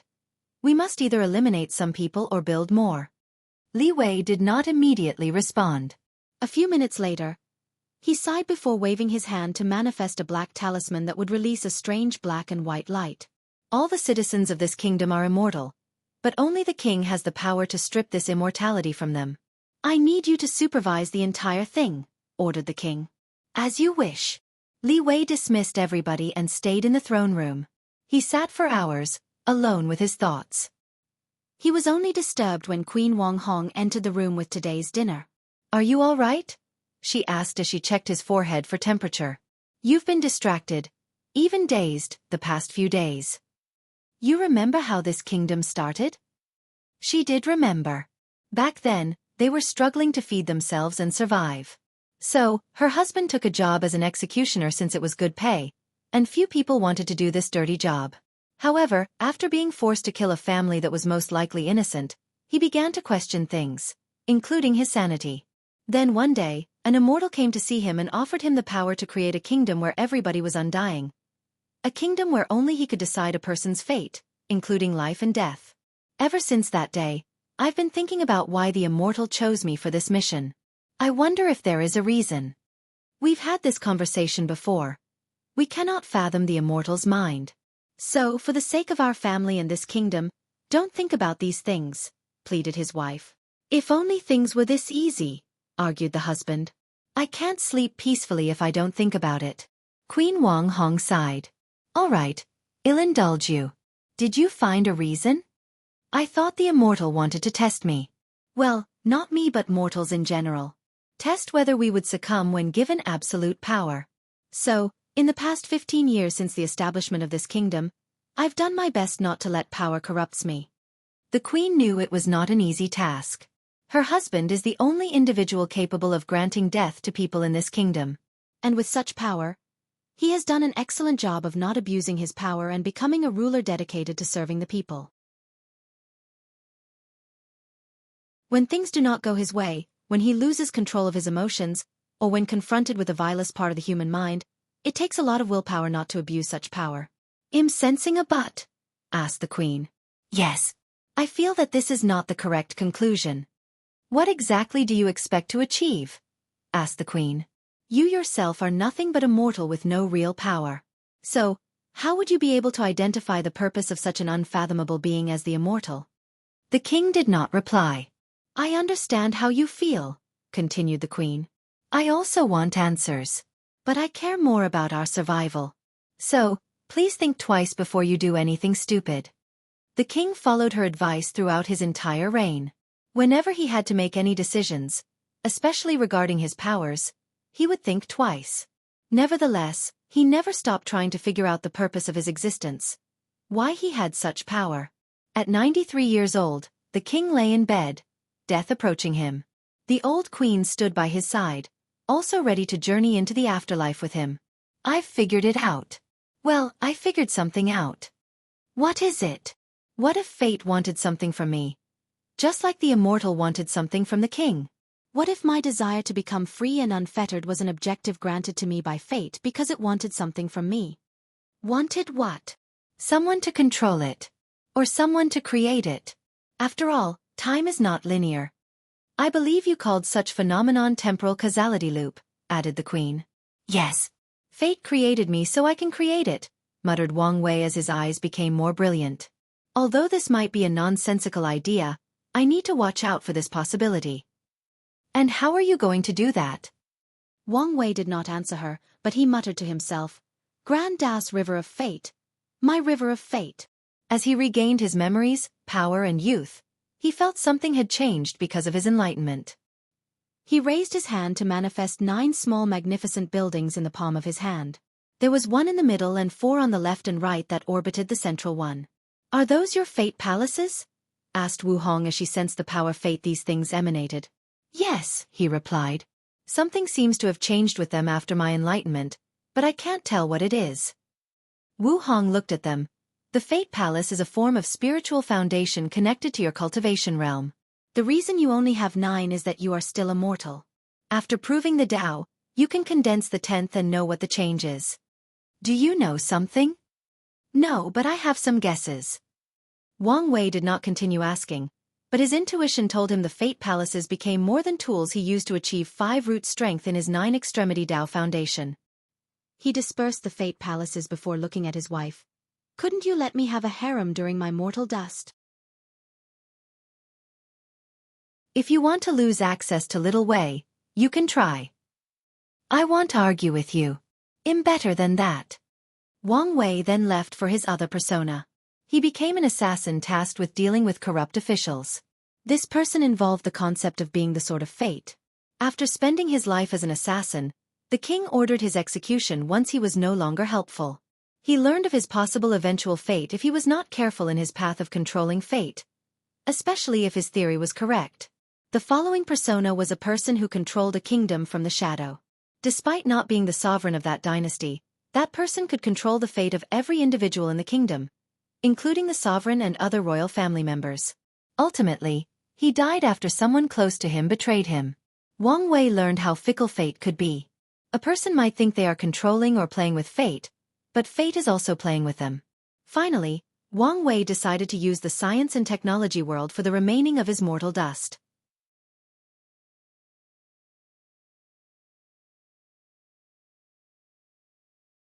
Mortal Dust 4.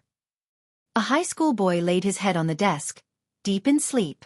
It was a period of self-study, and the teacher had not arrived, so the students could not contain their restlessness. They enjoyed every second of their freedom. And despite the noise and chaos, the student sleeping next to the window did not wake up. Fatty June, his best friend, knew the teacher was fast approaching and he would get in trouble if caught sleeping. So he walked to his best friend Wang Wei to try to wake him up. Before he succeeded, the latter suddenly stood up from his desk with a look of shock followed by confusion. Fate Nexus, my death, muttered Wang Wei before becoming even more confused. He did not know what these words meant. He just had a vivid dream that told him he would die at a very young age. Typically, he would ignore such a thing as nothing but a dream. But for some reason he believed in that dream. Are you all right? Asked Fatty June. I'm fine. Just drowsy from the nap. Well, Teacher Long is on his way, so be presentable, especially since he doesn't like you very much.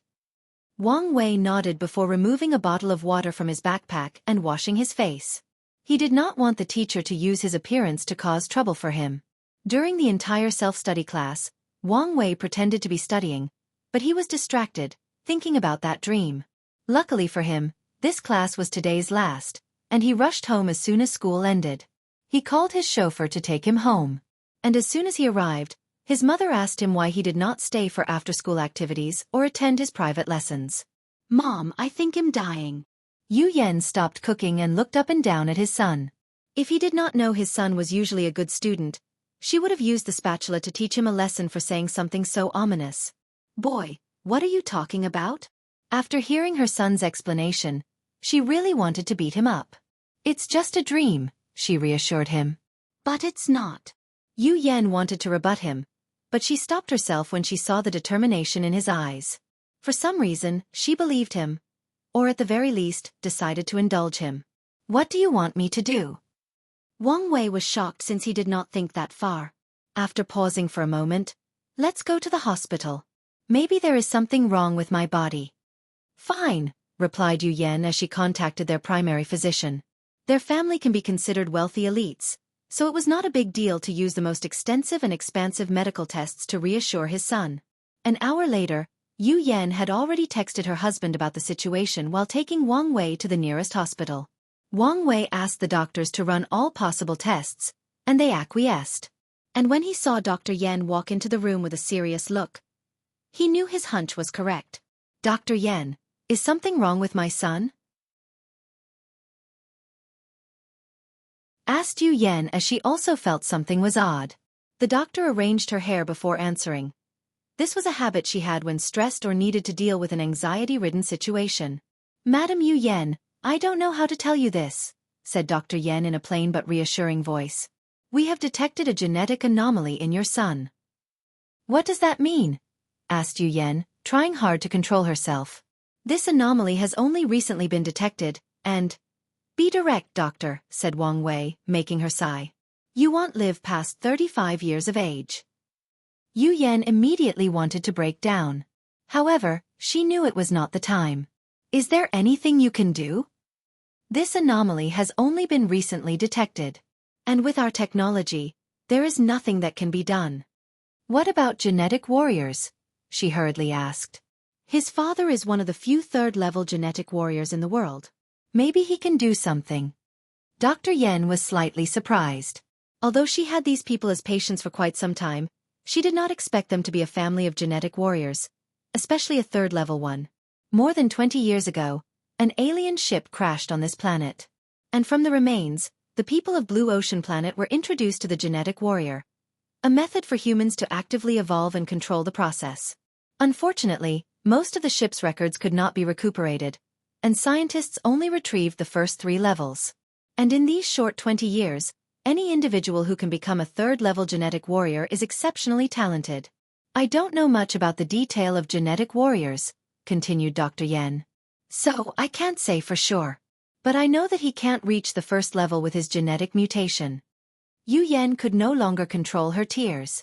Meanwhile, Wang Wei was quiet, left to his thoughts. Yu Yan thought her son had difficulty processing this news, which further broke her heart. She took her cell phones and contacted her husband.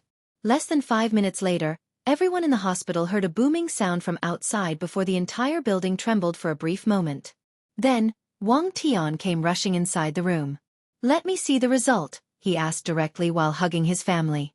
As a genetic warrior, he had an in-depth understanding of the gene, and after analyzing it, the light in his eyes faded a little. Luckily, he was prepared and hid it from his wife and son. Back home, the family had a quiet dinner. No one knew what to say. That same night, Yu Yan convinced his son to sleep in the same bed as her. Meanwhile, Wang Tian went to use his contacts.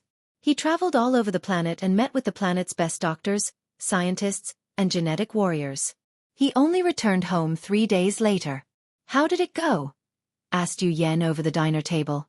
The quiet Wang Wei looked at his father, hoped deep in his eyes. Unfortunately, Wang Tian shook his head, sending the family into despair. "Don't give up yet," he hurriedly said. "I will go to prehistoric continent to see if I can find something." Everyone became quiet. The alien spaceship did not only bring forth evolution for humans. In the continent it first landed, it released some unknown substance that forcefully accelerated the evolution of all life forms. Animals, plants, and even some inorganic life forms appeared. As a result, the entire continent became inhabitable, forcing large-scale migration. The prehistoric continent contained many creatures, many on par with genetic warriors. There are even rumors there are 4th-level creatures deep in the continent. Unfortunately, satellites cannot properly capture images or information on that continent. The Blue Ocean Federation tried to drop numerous nuclear bombs on the continent to deal with these powerful creatures. Unfortunately, a powerful attack prevented these bombs from landing. Furthermore, the power of technology has drastically been reduced on the prehistoric continent. "This is too dangerous," argued Yu Yan. "It's worth it to save our son's life." Yu Yan choked her counterargument. She could not disagree with this sentiment. "In that case, I'll start training as well. If I become a genetic warrior, I can help you." "And who will stay with Xiao Wei?" "I'll be fine," replied Wang Wei. "No, you won't," cried Yu Yan as she knew her husband was correct. She also knew he wanted to undergo all the danger by himself. After dinner, Wang Tian quickly left. Wang Wei asked his mother for some time alone to think. While sitting on his bed, Wang Wei thought about his life. He had a bright future ahead of him, a good brother in the shape of Fatty June, and he hoped to declare his love for the school's flower Wu Hong. Unfortunately, everything changed after one nap. "I must take matters into my hands," he muttered before going to sleep. The next day, Wang Wei began to focus on his studies. He usually was in the top 5 of the school. But now, he turned into a study tyrant, always with a book in his hand. He ignored all other after-school activities. He forwent socializing or even interacting with people. He only studied. In just 1 year at 16, he graduated high school and scored in the top percentile on the planet during the college exam. Wang Wei applied to Blue United University, the best university on the planet, sponsored by the Federation. His major was biology, with a focus on genetics. He completed a 6-year course in just 3 years, graduating at the young age of 19. In a lab, Wang Wei looked at a recent blood test result. "I've already started to decline." The numbers looked slightly off, but he knew this was the beginning of his decline. Suddenly, his phone rang, and he answered, "Xiao Wei, when are you coming home? I haven't seen you in 3 years." "Mom, I also want to see you," replied Wang Wei with a sigh. "But I don't have time." Yu Yan became quiet on the other side. She could not blame her son for trying to save himself. But as a mother, she had to watch her family slowly fall apart as her husband kept adventuring in that dangerous place, and her son tried to beat the clock. "How about I come live with you?" "No," replied Wang Wei. He did not want to be cold, but he already theorized how alarming his decline would be. And he did not want his mother to watch him slowly die. "Where are the things I asked for?" He changed the topic. "Your father has paid for a top-of-the-line research facility for you. However, according to him, you have to recruit personnel yourself." Wang Wei did not mind since he knew geneticists are extremely valuable in this age of genetic warrior. Everyone, from the government to private corporations, will do anything to recuperate, even a mediocre one, because of the hope of finding a way to create a 4th-level genetic warrior. Wang Wei knew he would not have as much problem recruiting people since he had made a slight name for himself in the community with some of the papers he released in the past 3 years.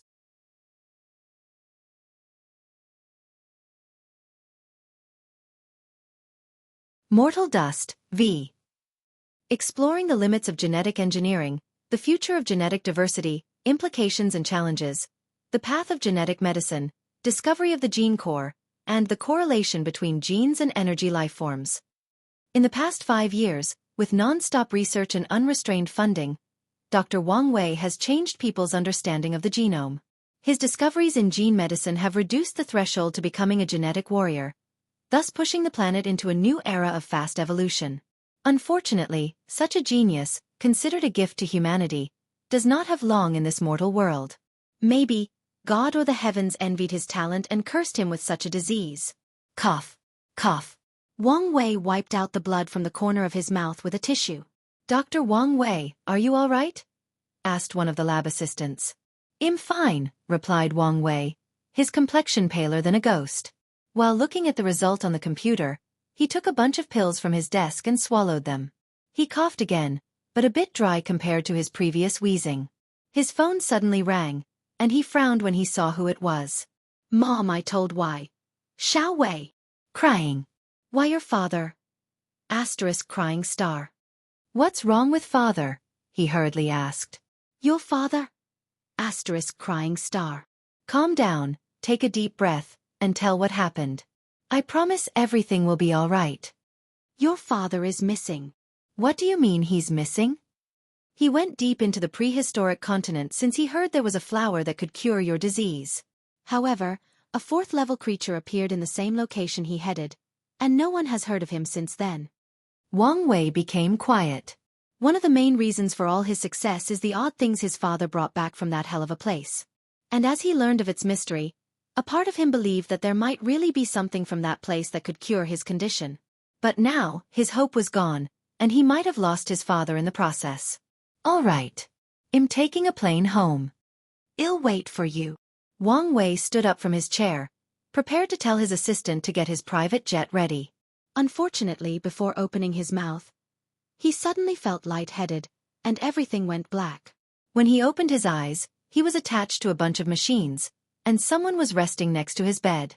"Xiao Wei, you're awake," cried Yu Yan after hearing the sounds of the machines. She hurriedly called the doctor. "What happened to me?" asked Wang Wei, still dazed and groggy. It was a terrible feeling since he felt his mind was not in the right place, no matter how hard he tried. "I'm sorry, Profession Wang," said the doctor. "Your gene collapse has accelerated. Is this why I cannot feel my legs? The doctor nodded. How long do I have? 2, maybe 3 years. Yu Yan could not control her tears. So, I was not guaranteed to live to 35. I just won't live past that, thought Wang Wei. He never forgot that dream that foretold his death. He looked at his mother, and he could not recognize her. And it was not because he rarely went home in the past 8 years, but also because the woman before him was not the mother she knew. She was thin, her skin was dull, and she had heavy bags as she had never slept a wink for years. The most significant difference was her eyes. They were listless, full of sadness and despair. Get me my phone, said Wang Wei. He did not waste time using all his contacts to ask people for help to find his father. He offered many of his cutting-edge research, especially the gene medicines that genetic warriors sought after, as a prize for anyone who could find his father. After doing all this in front of his mother, he finally looked at his medical records. I have no hope. That's the conclusion Wang Wei came up with.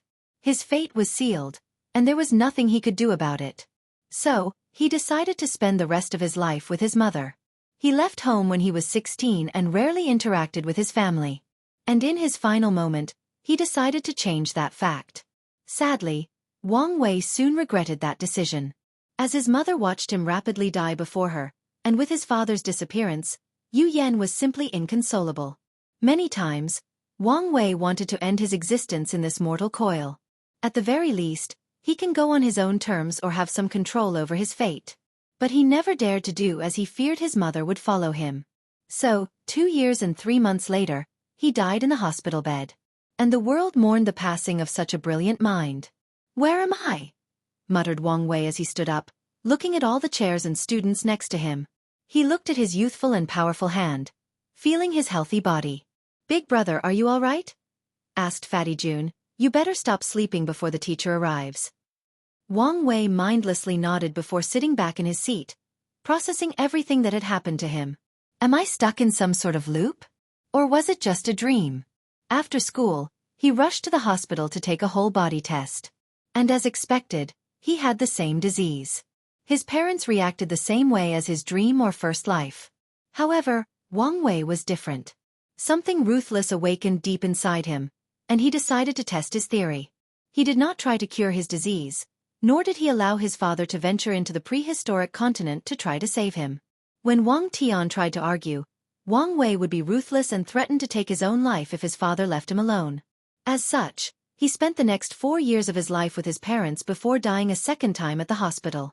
And as expected, he found himself at 16, back in the same position and in the same class. I am indeed in a loop. And it seems the purpose is to cure this disease, analyzed Wang Wei. Then, he focused on his previous experience of the past 2 lives. The approach in the first life was wrong. I should not have focused on curing the disease, but managing the symptoms and ensuring I lived to the limit of 35 years old. Wang Wei understood that his disease was very complex and could not be easily cured in just a few years. It might take decades, if not longer. Luckily, he appeared to have ample time. After school, he did not get tested or tell his parents about his disease. He convinced his mother to become a genetic warrior and his father to give him a large sum of money for investment. He used that money to acquire a state-of-the-art laboratory in just over a year. And for the next 3 years, he continued his research until... When were you going to tell us about your disease? Asked Wang Tian, trying extremely hard to conceal his anger. If it was up to me, never. Boy, this is not the time for you to be cheeky. Look at the state of your mother. I'm just telling the truth, he argued back. Telling you would only make things worse. You probably are thinking about going to that dangerous continent to find a way to save me. But I can tell you it won't work. And how would you know that? Wang Wei opened his mouth but could not say anything. Then, he suddenly wondered what would happen if he told his parents about the time loop. He did not know whether some god or devil placed him in that loop, but he was not happy that his fate was decided for him. Furthermore, he was unhappy about keeping it a secret when revealing the truth might make things easier for him. So, he decided to gamble and tell the truth. To Wang Wei's surprise, nothing happened, except for his family not believing him. However, he had many other ways to convince him, like knowledge about the future and so on. Then, His family established a code word to believe him easier and faster in his subsequent life. With his family's help, things proceeded smoother. In this third life, Wang Wei lived to 30 years old, 3 more than the first. However, he concluded that he had reached a bottleneck in his research to manage his disease. The fastest way to deal with this issue is with some faunus or species in the prehistoric continent. Otherwise, he might use hundreds of lives before succeeding. Unfortunately, that place was too dangerous. So, in his fourth life, he focused on creating the method to become a fourth-level genetic warrior. With the scattered data from the alien spaceship, he finally succeeded in his 8th life. In other words, it took him 4 lives of living to 30 years. However, he only had 15 years of research for each, so he spent 60 years. With both his parents' 4th-level genetic warriors, Wang Wei had access to all the rare resources in the prehistoric continent. In his 10th life, he could manage all the symptoms of his disease and live until he was 35 years old. From his 11th life onward, he focused on finding a cure for his disease. And he only succeeded in his 27th life. And, if nothing out of the ordinary occurs, the next chapter should be the last one for mortal dust. But don't quote me on that.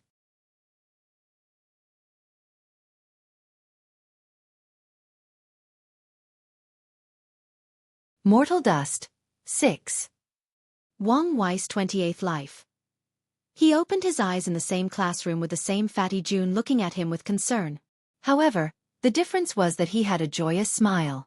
In his previous life, he finally created a cure for his disease in his late 20s.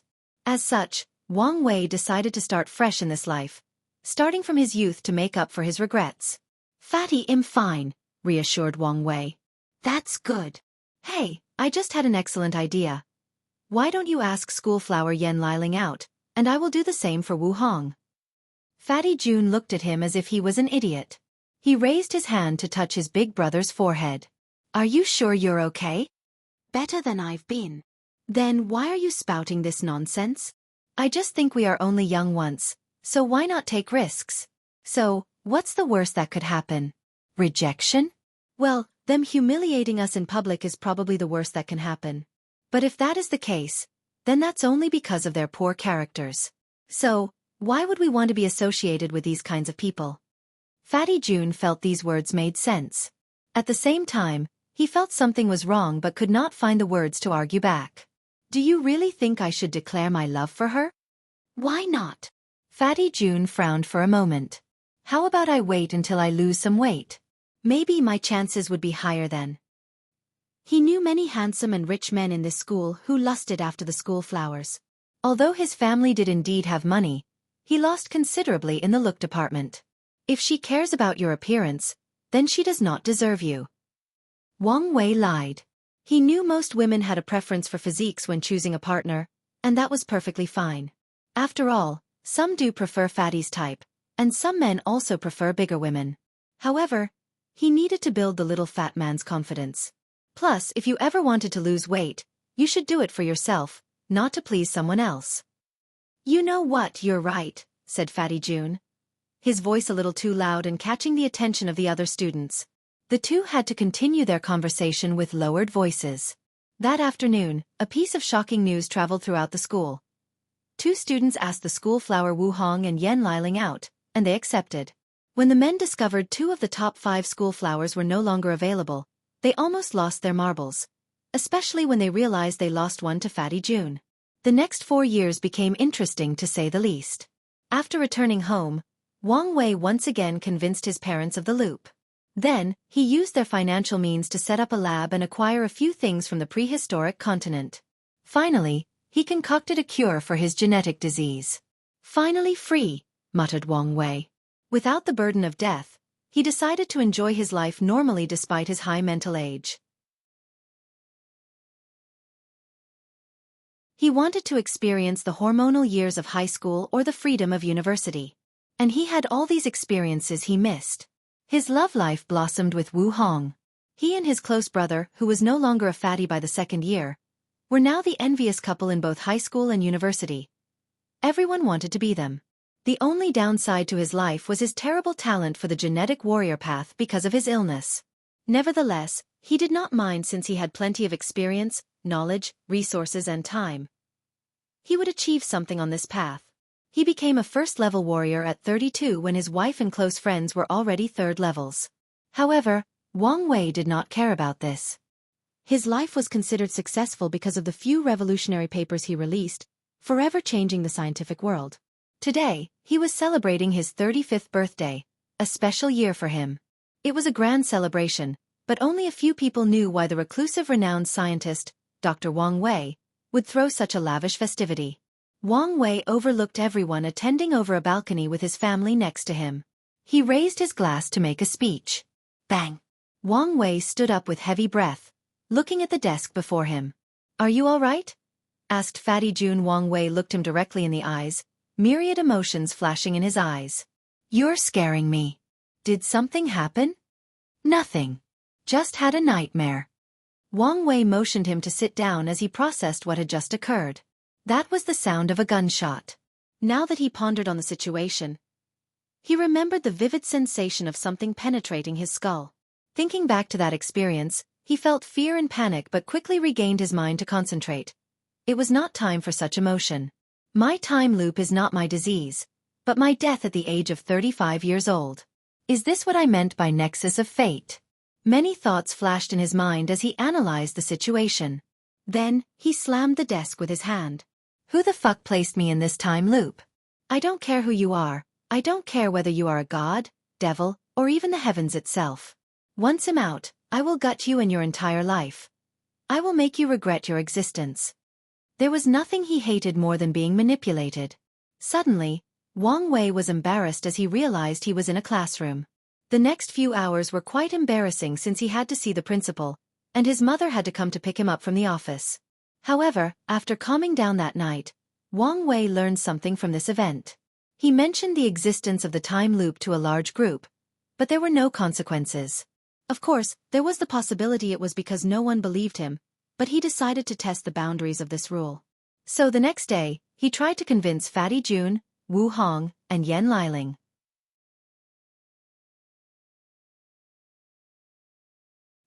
He knew these people were trustworthy and individuals with excellent capabilities. They could be great allies in this unknown journey of saving his life. Convincing Wu Hong was easier than expected. After telling her a few intimate details that no one should know, she easily told him she believed him.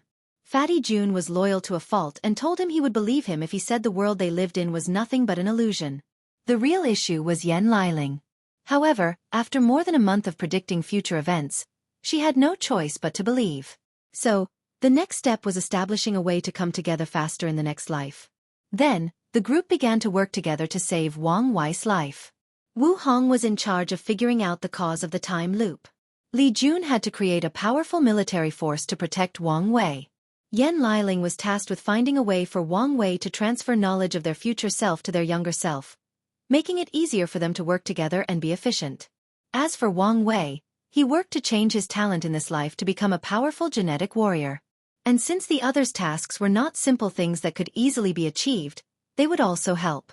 He died in this life because one of his researchers accidentally brought a dangerous plant from the prehistoric continent. The plant looked like an average office plant, and she used it as decoration. Unfortunately, it released a dangerous and undetectable toxin that is deadly to all first-level below genetic warriors. With this death, Wang Wei knew for sure he was in a time loop around living more than 35 years and that he could die in the most ridiculous way if he were not careful. In his 29th life, he successfully cured the problem of his genes and acquired an ungodly talent for evolution. Unfortunately, he died because something went wrong with his laboratory, resulting in a powerful explosion. Li Jun, Yan Liling, and Wu Hong could not save him in time despite their third level. In his 30th life, he cured his disease and the problem with his genes. And in a short time, he and his family became fourth-level genetic warriors using countless resources and even affecting their foundation. As one of the most powerful entities on the planet, he still died. How? The beast disaster. All the creatures or odd species from the prehistoric continent invaded his region of the world. This event revealed to humans the horror of that place, with countless fourth-level creatures. Wang Wei died while protecting his mother as a creature swallowed him whole.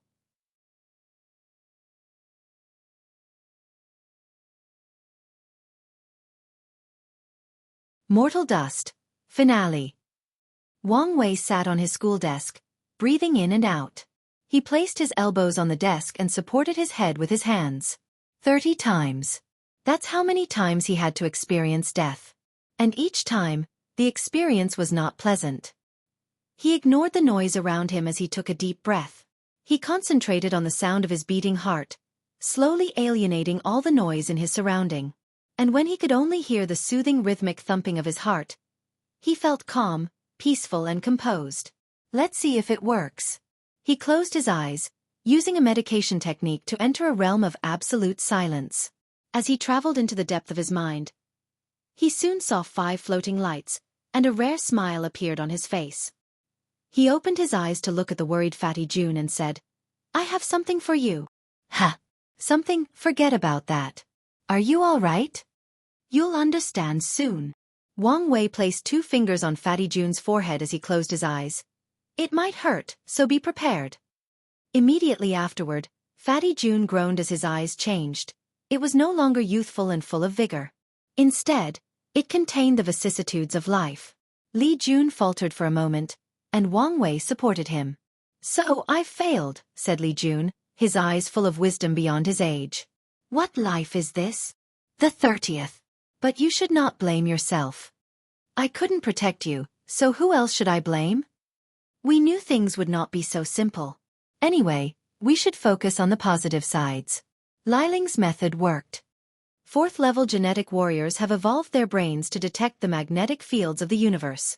And this process is often referred to by scientists as achieving a higher consciousness.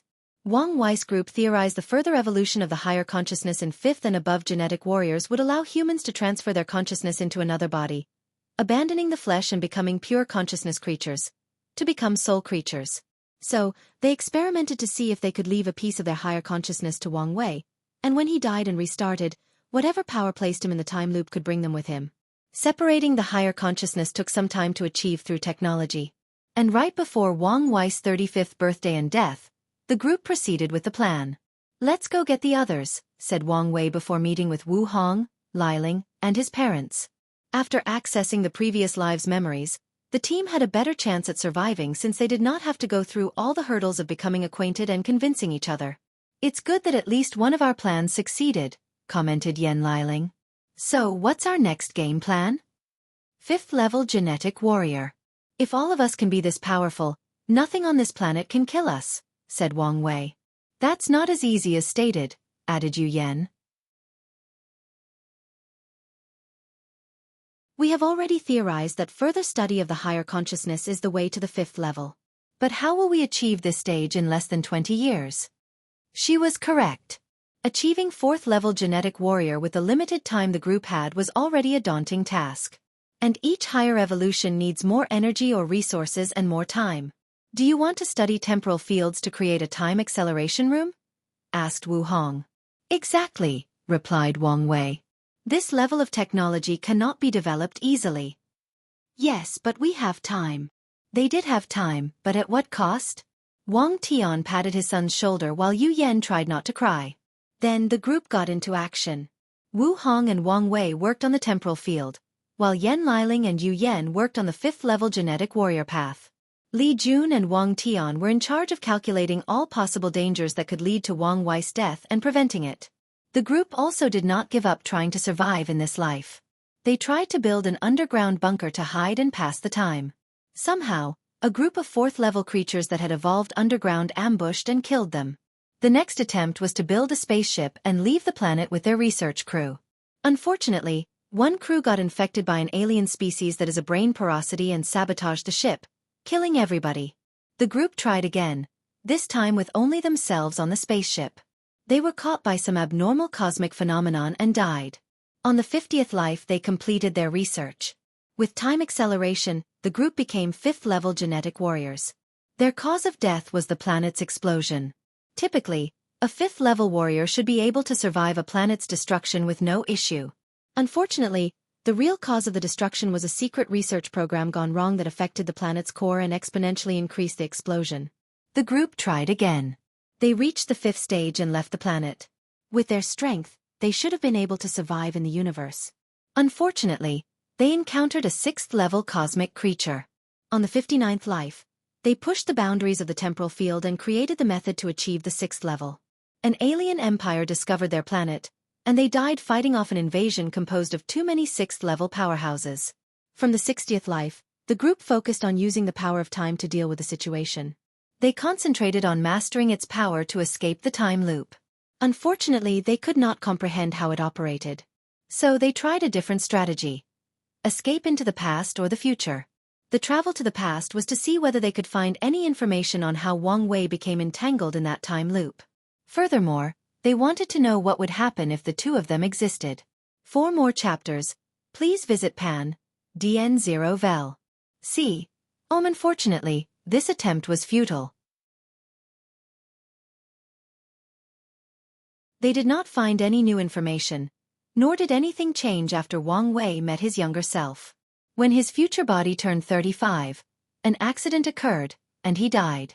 Then, they proceeded on their voyage to the future.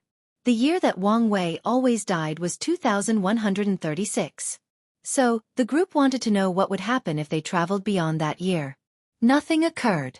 And when his biological age reached 35, Wang Wei died. Then the group realized an anomaly. If they counted the time acceleration, Wang Wei had lived longer than 35 years old. And yet, previously, he always died in the year 2136. But now, after traveling to the future, they cannot understand how exactly his death time is calculated. They tried to use this information to their advantage. However, they soon gave up on this idea since they no longer knew the rules and regulations. Without knowing the exact time Wang Wei would die, the number of variables that needed to be considered dramatically increased. 100th life. Wang Wei walked on a beach, lost in his thoughts. He stopped and turned around. "Why are you guys following me? We are afraid you'll give up." "Give up, huh?" Sigh. He turned around and continued walking. "Is this what I need for this to stop? Accept my fate and give up?" thought Wang Wei as he looked at the sand. "Tui." He spat on the ground with disdain in his eyes. He refused to just give up. He promised himself that he would punch whoever it was that made him suffer through this. And even if it is out of spite and hatred, he would never stop until he succeeded. He took a moment to calm down and analyze the situation, taking into account all his previous experience. This feels like a sick, twisted game. He felt that way because of the events in the future. It was like he went outside the boundaries of the game, and without knowing the rules, it became even harder to win. So I need to play the game to win. Play within the confine of the rules. He then looked at the entire situation like he was playing a game against an unknown entity. Let's call it fate.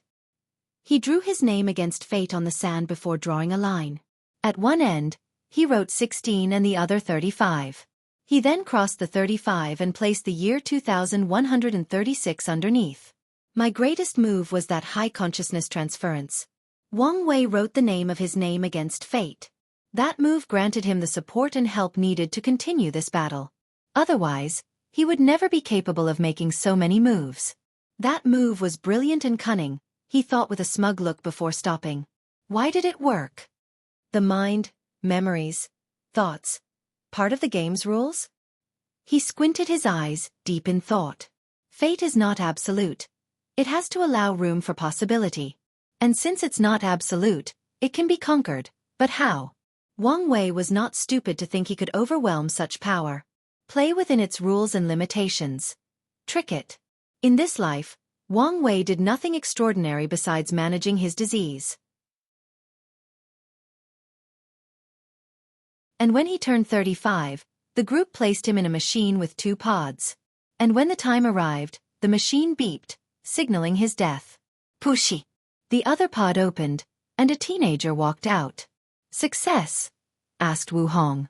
"It appears so," replied the teenager as he looked at the dead Wang Wei.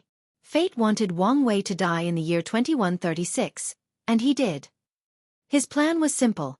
Accept his fate, die, and transfer his mind, memories, and consciousness into another body.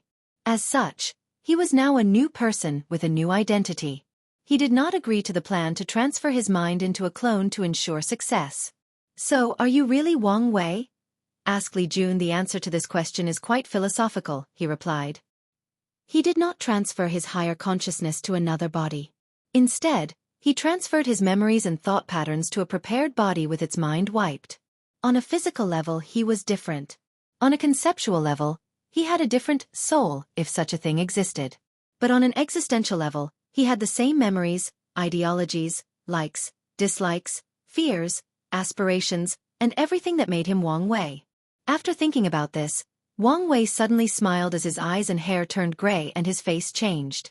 Meanwhile, his family dispersed since they were only projections. This was an interesting experience.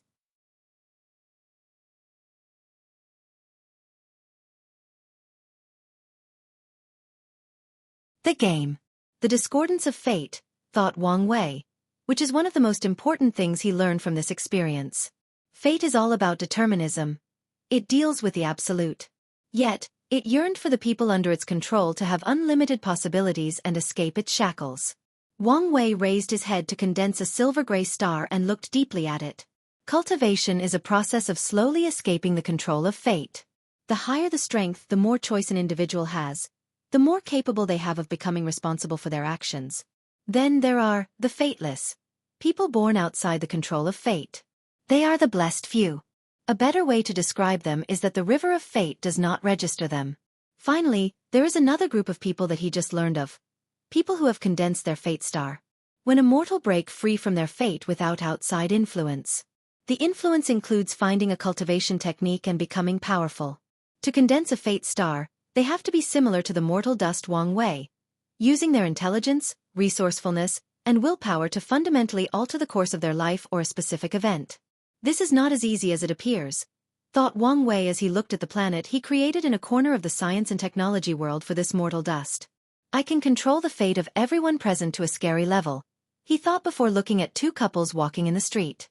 If he wanted, he could determine the very genetic components of this couple's descendants 100 million years from now. He could control the air particle their descendant 234,987 years from this exact moment would breathe. Wang Wei could determine the precise molecular composition of every mortal that will exist on this planet for up to a few billion years. He can determine their personality, choices, trauma, success, failures, and so many more. The river of fate should be more even horrifying than I am.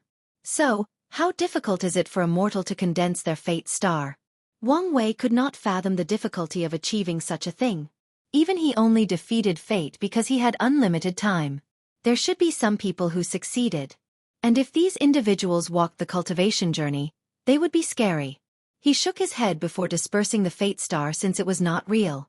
Anyway, he was still a fateless, and to his knowledge, the star granted similar capabilities.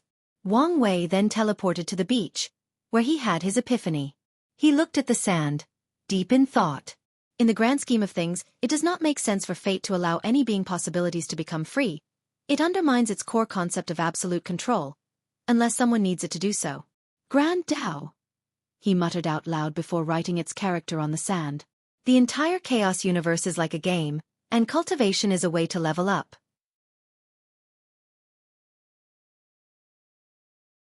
Based on the player's location, they can choose different classes: Emperor, Dao, and Immortal. In some locations, the Emperor class is not available. Wang Wei felt his understanding of fate, especially order-disorder laws, increase at an alarming rate. In this game, there are technically 12 levels. There are many rules and regulations reinforced by game masters, Heavenly Dao. Once a player does something outside the game's cognition or becomes too broken, the game master will place limitations on them. At the same time, the higher a player's level, the more rules they can learn and break. Nevertheless, the highest level player does not come close to the ultimate game master, Grand Dao. Wang Wei's eyes became more brilliant. Not everyone in the game can be a player. Some people have to be NPCs. And when an NPC becomes a player, those are the people who give birth to their fate star. Meanwhile, fateless are people born with some small bugs. Maybe there is a better analogy for them. Wang Wei placed a pin on the fateless analogy before continuing with his train of thought. After level 12, there is no way to move forward. No, some players have gone beyond that level. And in that realm, they seem to be able to compete with the ultimate game master. Wang Wei remembered when Han Jun protected him from Grand Dao and allowed him to break one of the game's rules. A taboo. From level 12 to 13, there is no path. Players have to create their own method. And upon success, the players will acquire some of the powers of game masters to bend the rules of the game or even establish them themselves. His mind became clearer as he understood his next step after becoming a peak paragon. The ultimate game master wants players to level up and maybe even challenge it. But why? Did someone program it that way? Or does it benefit in some ways as a result? For more chapters, please visit DN0vel. C. OM Heavenly Dao's goal is to make their world stronger. Then the same could apply on a large scale.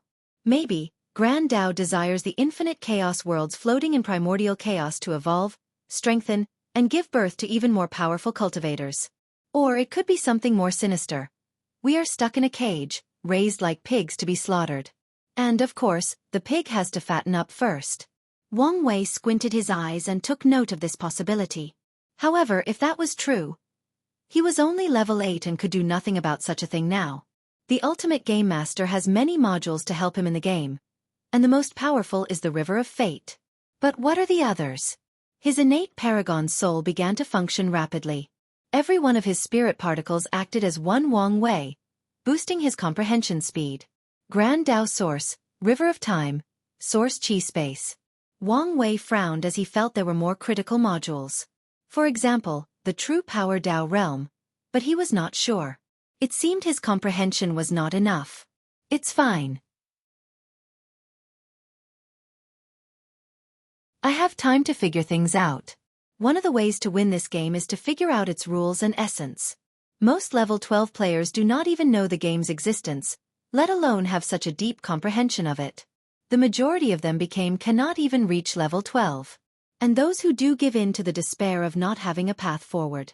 Meanwhile, exceptional players like his ancestor, Qiyuan, knew to create a path forward. After all, he created a way from level 0 to 9. 5.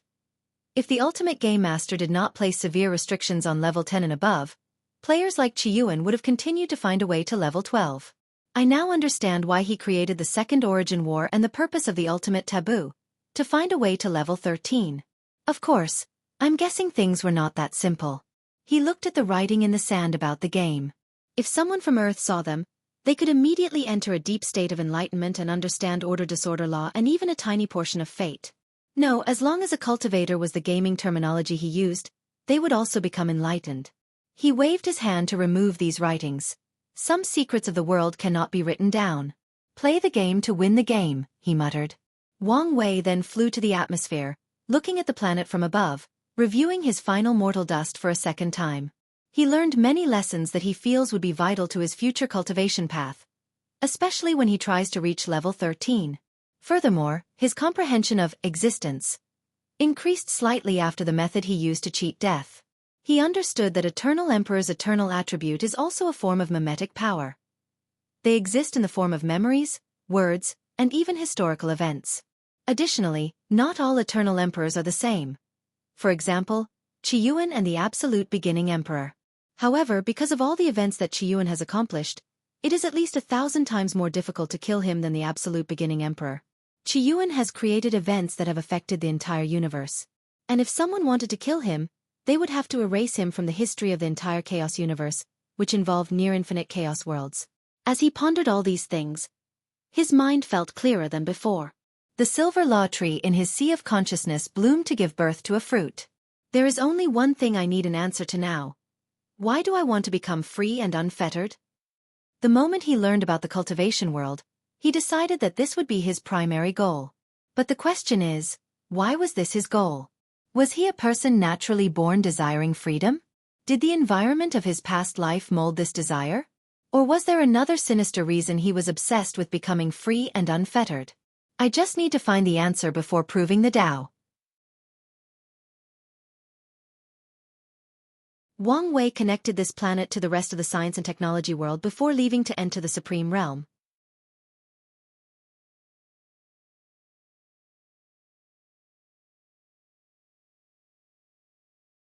Supreme Realm. Wang Wei sat cross-legged in a mountain, deep in cultivation. The law tree inside his body shone brightly as a fruit rapidly condensed. The fruit was silver with 9 symbols, each representing an aspect of Wang Wei's fate law: destiny, fate, karma, samsara, space-time, luck, order disorder, yin-yang, and free will. As his comprehension reached the required level, he had no problem condensing his Dao fruit. Wang Wei could feel his laws sublimated to a higher level. They became Dao, the source of all laws. However, this was the first part of condensing the Dao fruit. The next step was to instill all his desires, goals, and ambitions similar to what occurred in the divine body realm. Not everyone can pursue the Dao, and there are differences between the people who do. Does a cultivator have their own Dao? Or are they relying on the path of the ancestor? Is their Dao heart and state of mind worthy of pursuing the Dao? All these things will determine success in entering the supreme realm. Wang Wei used his spiritual strength to instill his ideas and ambitions, and in the process, he felt resistance. In the process, countless doubts manifested from the deep corner of his mind. He began questioning himself, his ideas, his beliefs, and whether he would succeed. Could he prove the Dao in this generation? Everything seems to be going smoothly, but is that the case? What about his plans? What will happen to the people who are counting on him? Then there is his dream, no, his goal of becoming free and unfettered. Is that really possible? Can absolute freedom be achieved? Can his version of absolute freedom become a reality? Wang Wei pushed through everything and did not let these doubts stop him. Despite the many questions he had about his life, despite the worries, he never doubted his eventual success, no matter the situation, and kept pushing forward. After the process finished, his Dao fruit shone a little, indicating his success. The next step is to condense his Dharma body or the other fruits of his secondary Das. Cultivators cannot have 2 primary Das. They can cultivate as many laws as they want. But there has to be the main Dao fruit that is used to prove the Dao. Luckily, the Dao fruit can be composed of countless laws. Wang Wei proceeded to condense 2 more secondary fruits that he labeled Profession Dao Fruit and Battle Auxiliary Dao Fruit. The Profession Dao Fruit contained the laws of the 5 elements, followed by his understanding of the other 5 professions like array and alchemy. The Battle Auxiliary Dao Fruit contained soul, destruction, devour, thunder, and sealing laws. The process of condensing the second Dao fruit was simpler than the first and did not cause much trouble. So, Wang Wei watched the 2 other small fruits below the main one. Next is the Dharma body, thought Wang Wei. This part of the breakthrough involved control of laws and the domain. This part was the easiest for him because of his force control skill. An enormous version of himself appeared above the mountain. If Wang Wei did not isolate the surrounding with formation, the entire myriad emperor world would have noticed the presence of that Dharma body.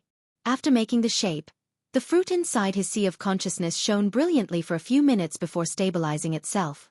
Wang Wei stood before the enormous version of himself. Not bad, he commented to his handsome self. Last step. Well, second to last. Another enormous version of himself appeared. His physique's vision. Under his control, the 2 fused. The Dharma body then released a more mighty and profound aura. As expected, the power of River of Fate gave me a small boost. He fused his physique's vision with the River of Fate from the heavenly abode realm. And now, it benefited his Dharma body. Wang Wei looked at the giant and dispersed it before summoning it. Dharma body, the Dao manifesting in a physical body. It's both real and unreal. When he dispersed it, Wang Wei felt this thing did not exist. But upon wishing it, the Dharma body reappeared again. Furthermore, he felt if it were severely damaged, he would also suffer. 8-leaf strength, Wang Wei muttered as he calculated the devastation he could unleash with the Dharma body. Not as much of an increase as I hoped for. He understood that he was rapidly approaching a plateau that his main body could reach. He then focused on how he will cultivate this realm. There are 2 stages in the supreme realm, and they are cultivated at the same time. Technically speaking, there are 2 stages for some people. The first stage and only stage is the fruit ripening stage. As the name implies, it is to continue ripening the Dao fruit until perfection and reaching the peak of the supreme realm. The second stage is the Dao tribulation realm, where cultivators without their own Dao will undergo numerous tribulations to prove they are worthy of keeping their power. An example would be someone like Yan Chen, Wang Wei's previous Dao protector, whose Dao is partly himself and partly the Sword Empress. He has to pass Tao tribulations in the Supreme Realm. Of course, some geniuses use secret techniques to call upon artificial Tao tribulation to help temper their Tao fruit. The Supreme Realm is too easy for these heaven-chosens, muttered Wang Wei. This is probably one of the reasons there have been so many pseudo-emperors. In this realm, it should be mandatory for them to undergo Tao heart tribulations at the very least. He felt the heart road was not enough. A cultivator should never stop tempering their Tao heart. For more chapters, please visit Pan, DN0 Vel.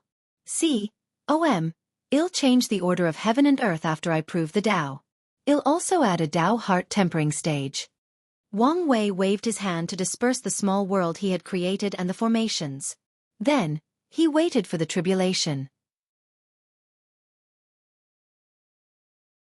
Wang Wei was not in the mood to experience tribulation, so he swallowed everything that came for him and used it as nutrients for his body. Finally, the tribulation condensed the projection of a past heaven chosen. A young man full of confidence and ambitions, dressed in fur coats, pants, and boots. The heaven-opening emperor. The heaven-opening emperor did not waste time and rushed toward Wang Wei, punching him with unimaginable force. The law of power and strength on par with 10 primordial dragon force, commented with a slight surprise. He was not amazed by the latter's strength since he expected as much from the heaven-opening emperor. After all, he was one of the critical reasons acquired life forms won the war during the Null Era. However, Wang Wei was surprised the latter cultivated power law and did not enter the true power Tao realm. The heaven-opening emperor seems like an ambitious person to me. So, I assume he would try to open that gate. He shook his head before deciding to end this charade. He wanted to prepare for the cleanup and did not want to waste any more time. So, he slapped his opponent into oblivion. However, the thunder recondensed instead of disappearing. Immediately, Wang Wei knew what was happening after seeing the clarity and wisdom in the new lightning projections. The heaven-opening emperor. Shouldn't you call me ancestor? Qiyuan is my ancestor. I see that young lad has tarnished my name, the heaven-opening emperor commented. Has he? History is not always as it seems, said the emperor as he looked into the distance. They say the primordial god fell in love with me, and I used this opportunity to study her body and create the ancient cultivation. But is that what happened? No. That bitch treated me like a toy, torturing me for her sick pleasure. I had to have a strong body to survive. The emperor paused as he reminisced. My original intention was not as noble as history said. Of course, after acquiring strength and seeing the plight of the human race, I tried to help by perfecting and spreading the system. But during that time, how many times I came close to death by her hunting me. She almost destroyed the Wang tribe. The emperor sighed before shaking his head. I'm sure your life was not easy. Not one who lived in that era had a good life. That does not change your action, commented Wang Wei. The bloodline imprint was common in my era, argued the emperor. Great emperors were the cornerstones that prevented the extension of the human race. So, having a fast way to revive was a common tactic. I have no problem with what you did back then. Heaven-opening emperor was slightly surprised. He thought this descendant was similar to Qiyuan, a little too righteous. But maybe he was wrong. My issue with you is that you did not remove your method before you ascended, which could have affected me. Wang Wei suspected this man killed 2 aristocratic Wang clan emperors to prepare for his resurrection from limbo. Interesting, commented the emperor. He could tell this kid inherited some characteristics from Qiyuan and him. Well, it was nice meeting you. I guess we will see each other very soon.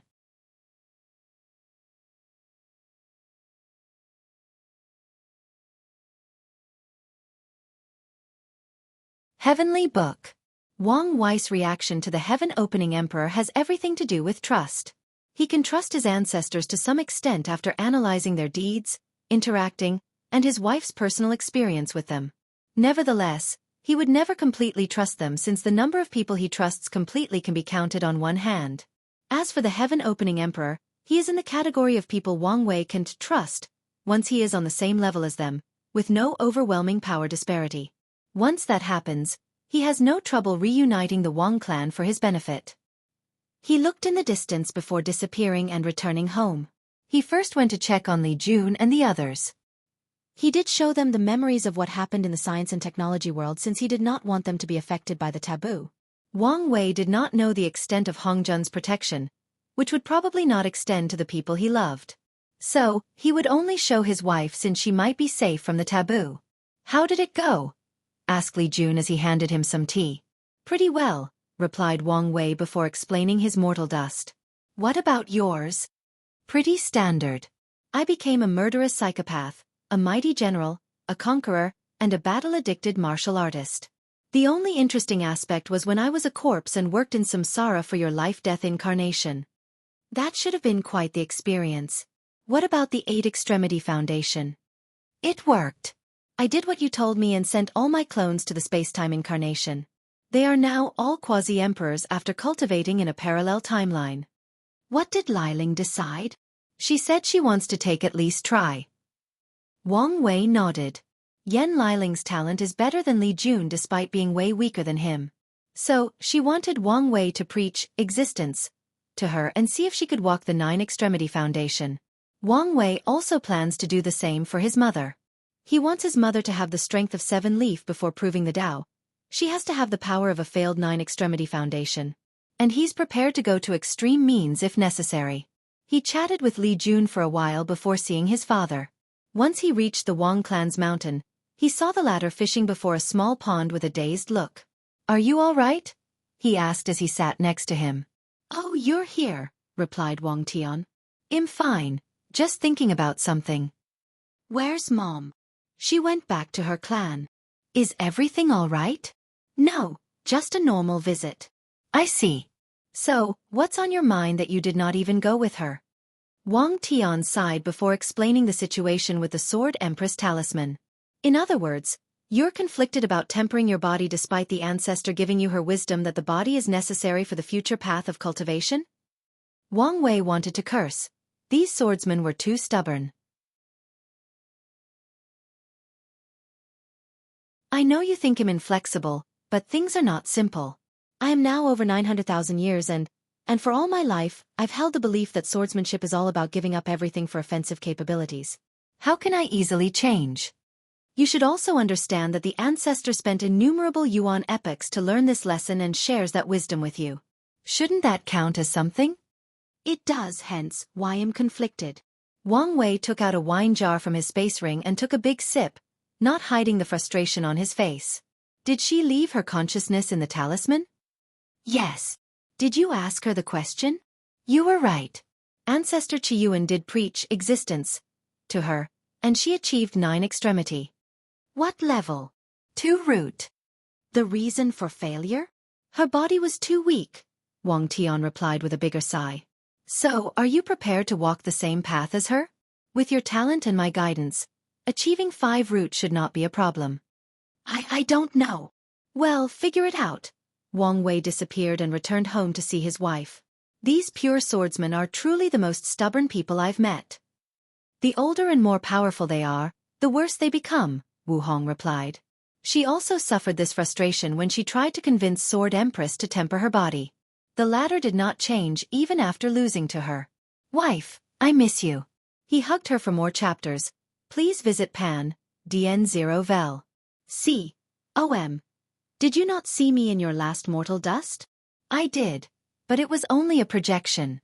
Speaking of which, will it be a problem if you know what happened in the science world? I'll be fine. She herself is an anomaly. Although her powers and memories are limited, she still has some privileges. Wang Wei then shared everything that occurred. Your game analogy is quite the perfect way of looking at things, commented Wu Hong. However, you underestimate the players who condense Fate Star. Oh, is there something I don't know? After condensing the Fate Star, they will undergo an awakening where they experience the essence of the universe or the essence of the Tao. The result of this process is a terrifying ability that you would refer to as cheat ability or golden finger back on Earth. Wang Wei's mouth twitched. Is it that bad? It varies based on the individual. But I remember one of the scariest Fate Stars I met, continued Wu Hong. Heavenly Book Paragon, a peak paragon and controller of the Heaven Grand Tao Source. She squinted her eyes. He is one of the few people I've never defeated in my life. And honestly, during our fight, I don't think he fought me with all his strength during our fight, yet we tied. He's that good? Do you know what his ability was? It was a novel. You have to give me more than this. Let me finish, replied Wu Hong before pinching him. Imagine your life was a story written from birth until you become a paragon and beyond. Then, the author of that novel reincarnated in his own book. What would it be like? The author would know all the secrets of the universe. All the best scriptures, talents, fortunate encounters, etc. He could use them to rise to the top in a quick, efficient and terrifying manner. That's what his ability was. He had a novel that contained all the knowledge of his chaos world, and he used it to his advantage. Wang Wei wanted to curse. People are often jealous of his talent and background. But compared to someone like that, he was nothing but dirt. Don't be jealous. He earned his ability. Even so, replied Wang Wei with gritted teeth. Is it too late for me to become a fate star? It's impossible for you. Why? You were never immortal. What does that mean? Think about it for a moment. The moment you were born, you had many great destinies, including becoming a cultivator. That means the moment I was born, I was destined to slowly lose the tethers of fate. Yes. Albeit contradictory, that's how it is for all cultivation geniuses and heaven chosens. They were never truly mortals. Meanwhile, fate stars are true NPCs, people essentially created to embellish the game and make it more realistic. Then, they successfully escaped the restriction of the source code and became players. No destiny, no luck or help. So, if I wanted to condense a fate star, I would have to abandon everything. All my luck, destinies and karma, including my family and you, turn from a player into an NPC. Then, I would have one opportunity to succeed without any aid. Exactly. Okay, it's not worth it. I have pretty decent stats for this game. I'll use what I have. Wise choice, said Wu Hong with a brilliant smile as she caressed under his chin. By the way, what happened to Heavenly Book Paragon? Is he also in limbo? Probably not, since he refused to participate at the last minute. Wang Wei squinted his eyes. What are you going to do next? The cleanup should start soon, replied Wang Wei. He guessed most Heaven Chosens were now using time acceleration to the limit to catch up and be prepared for the cleanup. You should prepare that things will not be as simple as it seems. Indeed. Are you coming with me? No. My presence might make things more complicated. She had an inkling of the reason for the cleanup, but she was unsure of the detail, nor did she care to inquire.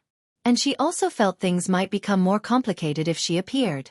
Wang Wei checked on Wang Ju to prepare for the upcoming events. He then checked the alliance with the demon race and ensured no problems. He did his duty as sect master. A little over 200 years later, Heavenly Dao announced the beginning of the cleanup. So, he flew to the lifeless domain along with everyone else.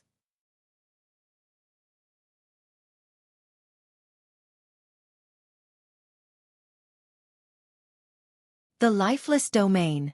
Wang Wei was in the midst of teleporting outside of the lifeless domain when he sensed something. So he told the team to go ahead and that he will be late. More than half an hour later, he arrived. Did something happen? Asked Li Jun. No. I sensed an opportunity that would accelerate the rate I condensed my black holes, so I went to get it, replied Wang Wei as he looked around. The clouds were red, and the soil was a death gray. He could sense a terrifying baleful aura in the surroundings that could easily corrode the body and soul. The laws of heaven and earth were chaotic, making void-shattering realm and saints almost useless in this place. The space was chaotic, thus preventing teleportation through normal means. What a terrible place, commented Wang Wei as he looked at a humongous red door not far, and all the Heaven Chosens gathered around. Really? I like it, commented Li Jun. Of course you do. This place is like a small haven for you, commented Yan Liling. These baleful auras are a booster for someone who cultivates slaughter Dao. I wouldn't say it's a haven. Wang Wei ignored the couple as he observed everyone present. All the Heaven Chosens in this generation were here, many of which he had never seen or interacted with, but he had a file about their information. Su Shi is not here. Is she late?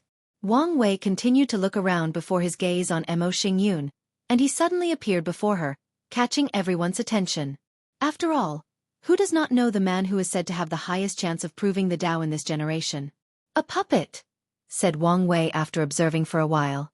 There is no. She did not finish her word as Wang Wei snapped his finger, and she exploded into 1,000 pieces. You can leave or suffer the same fate as the construct, said Wang Wei to the people of the Mo clan. You can't do this? Yes, I can, since I did not break any hidden rules. He snapped his finger, and these people disappeared, teleporting them to some unknown place and also sealing them. Wang Wei knew his actions would not prevent the Mo clan from getting their hands on a token, since they could still enter after him or, better yet, take a token from some poor soul. After all, Heavenly Tao did not explicitly state that a token was linked to the person who acquired it. The entire token situation is not even clear yet to everyone. Wang Wei ignored the stares around him and walked towards someone else. Little rat, I thought you would continue to hide.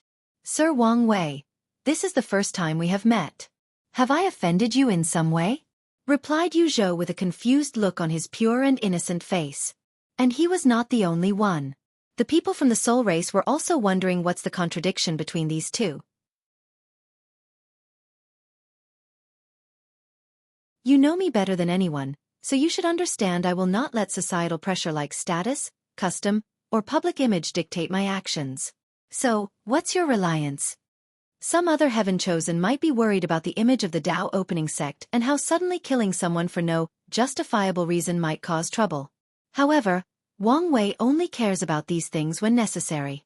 However, since he placed Yu Zhou in his kill-on-sight list, I guess we'll see. Boom. Before anyone could react, he punched Yu Zhou into oblivion. The latter could not resist even a tiny bit as his opponent left nothing of him. Meanwhile, Wang Wei waited, and as expected, a flame suddenly came into the position he was and Yu Zhou's body suddenly regenerated. The undead phoenix scroll, he said. So, you're really one of the traitors. Everyone looked at him, wondering what he meant by traitors. Traitor to whom? Most people were confused. And even the top heaven chosens only analyzed that he might be talking to traitors to other worlds that wanted to interfere in the myriad emperor world's heaven will battle. Traitor? What are you talking about? Asked Yu Zhou with a frown. Yes. You can explain your ability to a fortunate encounter and receiving the undead Phonexus inheritance, commented Wang Wei before punching him again into oblivion. A few seconds later, the other revived. I've obliterated every atom in your body along with your soul. Yet, you're completely okay. That's because I'm immortal, replied Yu Zhou with confidence. Although I don't know why you're bent on killing me, it does not matter in the end. For more chapters, please visit pan.dn0vel. Wang Wei did not continue attacking but instead observed Yu Zhou for a moment. I see. You're connected to a powerful entity. Nothing between heaven and earthy can kill you as long as that entity is alive. Yu Zhou's heart skipped a beat. However, his facial expression remained the same. That's the wonder of the undead phoenix scroll.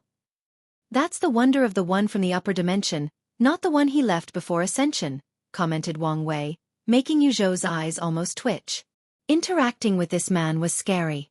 He released a natural aura of authority and power that can easily pressure the weak-minded. But the scariest part is how his eyes seem to penetrate all secrets. On top of everything, his mind is so sharp that he can infer the tiniest information. Once again, I don't know what you're talking about. If undead Phoenix's dog is so hard to deal with, what about the others? Wang Wei tilted his head slightly as he looked at Yu Zhou. The word dog irks you? Isn't the price to achieve such immortality to become someone's doormat? Shouldn't you have adapted to being called a dog by now? Young Master Wang Wei, even a Buddha can be angered, said Yu Zhou with gritted teeth. Whatever. Let's see how you deal with being sealed. Rune appeared around Yu Zhou, and he tried to resist. Unfortunately, he turned into a small orb that contained a small world where he was sealed. Wang Wei waited a moment before a flame came out from one of the soul races before Yu Zhou materialized.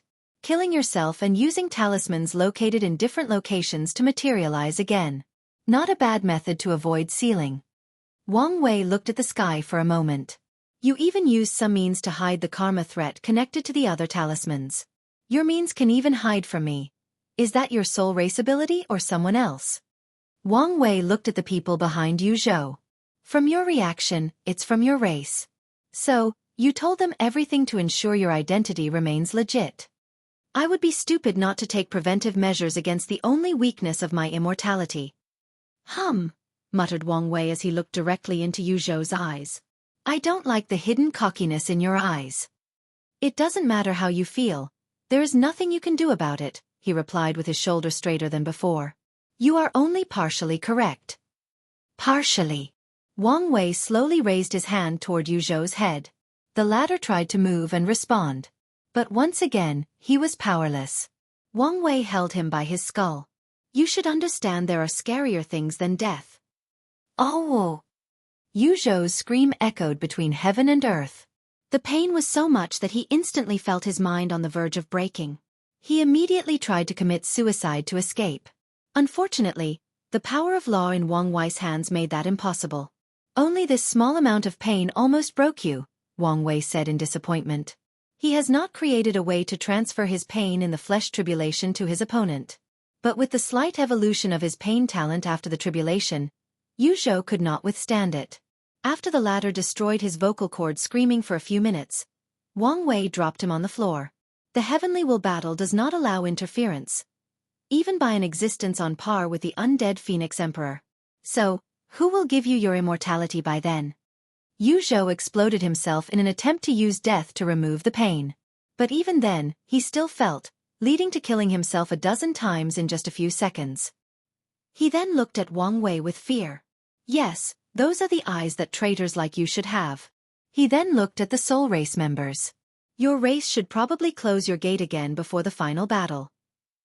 Why would we do that? This idiot just revealed that he has a method of being immortal.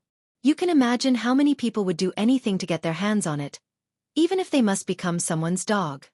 Their faces changed. Some emperor lineage and even hidden old monsters would pay anything for such an opportunity. Yu Zhou's face changed as he immediately realized Wang Wei's plan. With the information he revealed, he would raise the Soul Race's suspicions. Then, he revealed his immortality, forcing them to close their gate and limiting his movement and resources. And if he abandons this identity, he will become more suspicious. Not to mention, he will have to hide from immortal powerhouses interested in his immortality. No. Eternity.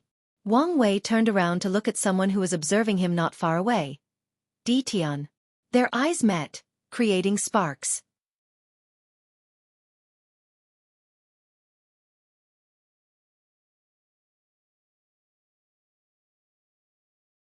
Clash of the Titans. As they gazed at each other, standing a few dozen meters from each other, they suddenly released their auras. Bang! A terrifying wind generated from their clash, sending some of the weaker geniuses in the surrounding away in the process. But this was the beginning. The clouds over the entire lifeless domain were divided into two. The baleful aura pushed to the corner of the domain, making space for the clash of these two titans. Lightning and thunder flashed, showing that even the heavens acknowledged the power of these two. At this point in the clash, only heaven-chosens like Feng Lijuan, Zhen Biyu, Huang Yuan, and people on that level could remain to watch this clash. Then on Wang Wei's side, a projection of the River of Fate manifested, making the spectators instantly feel despair because someone controlled every second of their life. On Tian's side, the Wheel of Samsara manifested, allowing everyone to have visions of their life from birth to path and even experience some memories from their past lives. During this clash of aura, only a few people remained close to those two. Tong Ruobing, Hua Fenghuang, Feng Heng, Li Jun, Ao Shen, Jingwu Hua, and two others, one man and one woman. The clash lasted for a few more seconds before another vision occurred of a golden throne situated between the two. As a result, the intensity of their aura suddenly increased. Boom! The standing top heaven-chosens were pushed away by the clash. At this point, they could not resist the confrontation with only their aura and would need to use their powers. However, doing so would imply they lost or cheated, so they just flew away. How could they be so strong? Thought Tong Ruobing, biting her lower lip as she flew away. Should I accept these people's invitation? A while ago, a group of geniuses invited her to an allowance against Tian and Wang Wei. She rejected them but is now considering this as an option. Feng Heng squinted his eyes as he flew away. Typically, he would have laid low-key as it was his normal mode of operation. However, he also needed to show his fangs once in a while. After all, the battle is one of the best ways to temper the mind. Of course, the main reason for his actions was because his situation was not the best in the Tai Profound Gate since the deception trial. Many of the upper echelons were suspicious of him. If it were not for another secret group inside the gate and his own power, he would have been discovered and forced to run away. As for that secret group, he could guess who it belonged to. He looked at Wang Wei's display of his might with countless thoughts flashing in his mind. The other also flew away from the center of the clash. And each had their own thoughts regarding this battle. Meanwhile, Wang Wei and Di Tian continued their conflict. The Golden Throne moved back and forth between them, with one having the advantage only momentarily.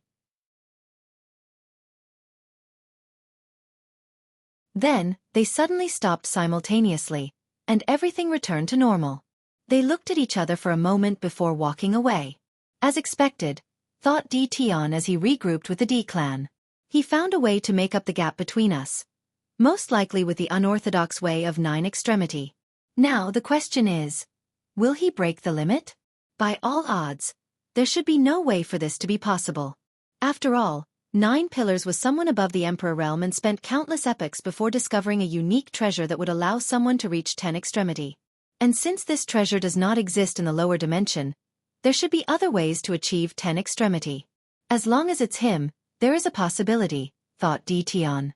I should have gone above and beyond to kill him. His aura is different, thought Wang Wei. It's more ethereal and noble. Did he find a way to reach 10 extremity? If that's the case, I cannot be as relaxed as I used to be. He reunited with his group before using his divine sense to communicate. He's acting outside of my expectation. Who? Yu Zhou? Asked Tai Gang. Not him. Yu Zhou was a disappointment. He first acted calm and collected but lost his bearing after being called a dog. Wang Wei did not know why that word was triggering for him, or whether the latter's pride as someone from the upper dimension made it so easy to play with. I thought Di Tian would have allied with these traitors, added Wang Wei. I thought the first he would do after his release would be to go on a rampage and kill all the Heaven Chosens before the battle, commented Li Jun. The sleepers are gone, so it's harder for him to assassinate anyone, said Yan Liling. He could still do it himself, added Tai Gang. Maybe, he's waiting for the appropriate time. Maybe, said Wang Wei.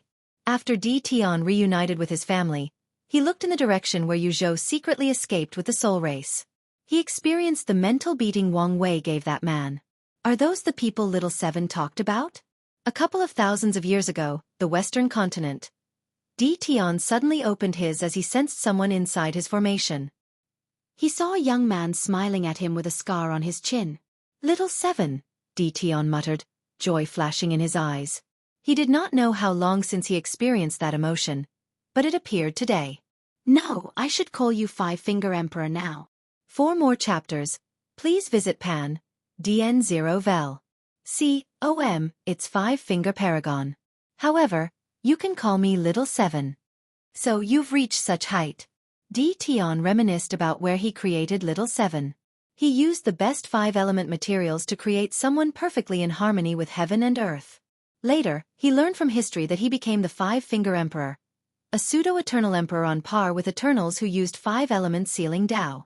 His trademark sealing method was a mountain with 5 peaks that resembled fingers, hence his emperor title.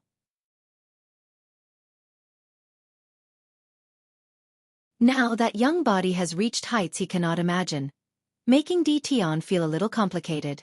It was great to see remnants of his past and his creation that he considered like his children. Simultaneously, too much time passed, and none of them were the same. Why are you here? Can you free me? Unfortunately, I'm dead and have little power left, replied Five-Finger, who did not want to deal with a seal that had the power of Empress Wu. I'm here to give you a few warnings. Warnings? A few people might come to ask you for an alliance against Wang Wei. Don't do it. Oh, and why not? These people are traitors and spies from the upper dimension. Five Fingers explained some basic knowledge about the 2 suns and 7 moons, the closing of the lower dimension, and the meaning of the upcoming era of the Myriad Emperor world. Now I understand why Heavenly Dao gave him a complete Son of Era position. So, you still haven't explained why I should not ally with them? He would work the devil itself if it could assure his victory. Five Fingers sighed, a little frustrated on the inside despite expecting this outcome. There are factions amongst the people who participated in the ultimate taboo. And their factions, composed mainly of people from the Null Era, wanted their people to lead the new era instead of Qiyuan's faction. However, this was very unlikely, given Di Tian's personality and obsession. The era of the 7 moons is coming to an end, and anyone associated with them will be eliminated once that happens. If you work with these people, when that day arrives, we will not be able to protect you or the Revive Madam. Di Tian frowned. He did not want to do anything to would affect his life after reviving Ninger. If working with these people placed a target on his back, then he might be forced to hide in the lower dimension for the rest of his life. And even then they might not be safe. All right, I'll listen to you. Lastly, be wary of Heavenly Tao. If you go on a killing spree of this era's Heaven Chosen, it won't ignore you anymore. I know. Di Tian knew that if Wang Wei did not rise, Heavenly Tao would accept him taking the throne because of his overwhelming strength. However, with the current situation, if he began to affect this golden age, the latter would again scheme his downfall. Is there anything else? No, replied Five Fingers. I wanted to help you more, but my situation is not good. Are you and the others all right? Di Tian created 12 humans that he considered his children before creating Ninger.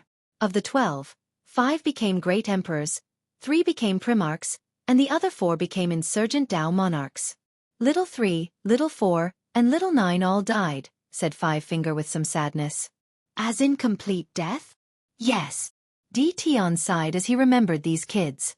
Little 3 was a great emperor, and Little 4 and 9 were primarchs. Did they die in the war?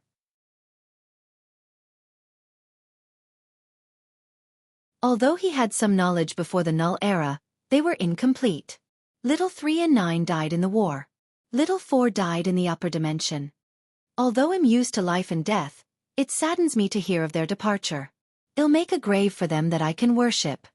They would be pleased, replied Five Fingers as he began to fade. He looked at his body before cupping his hand and bowed politely. Father, it was nice to see you again. Di Tian smiled before nodding his head. As he watched his son disappear, he looked dazed for a few minutes before sitting down and continuing his cultivation.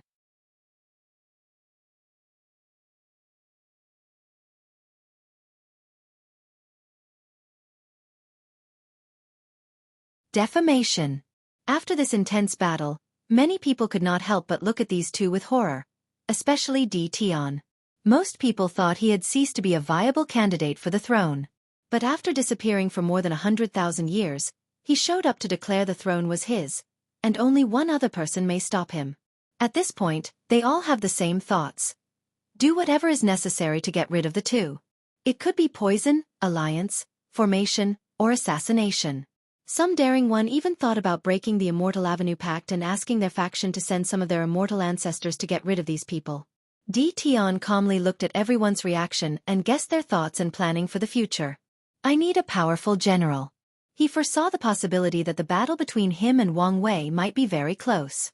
And such a battle, anything could tilt the result. He did not care for these people's alliance and used cannon fodder to try to kill him. However, if he has to spend time dealing with them, it would mean his origin essence, spiritual power and stamina are not at their peak. And in a battle of such magnitude, the slightest difference could mean losing. So, he needed someone to deal with these people and ensure he remained in peak shape. Of course, he was not the only one who came to this conclusion. Wang Wei predicted this possible outcome long ago. Hence the reason he wanted Li Jun to reach immortal venerable strength. You know what to do, right?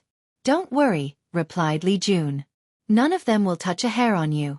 You will be in perfect shape before you fight him. What about you? Asked Wang Wei.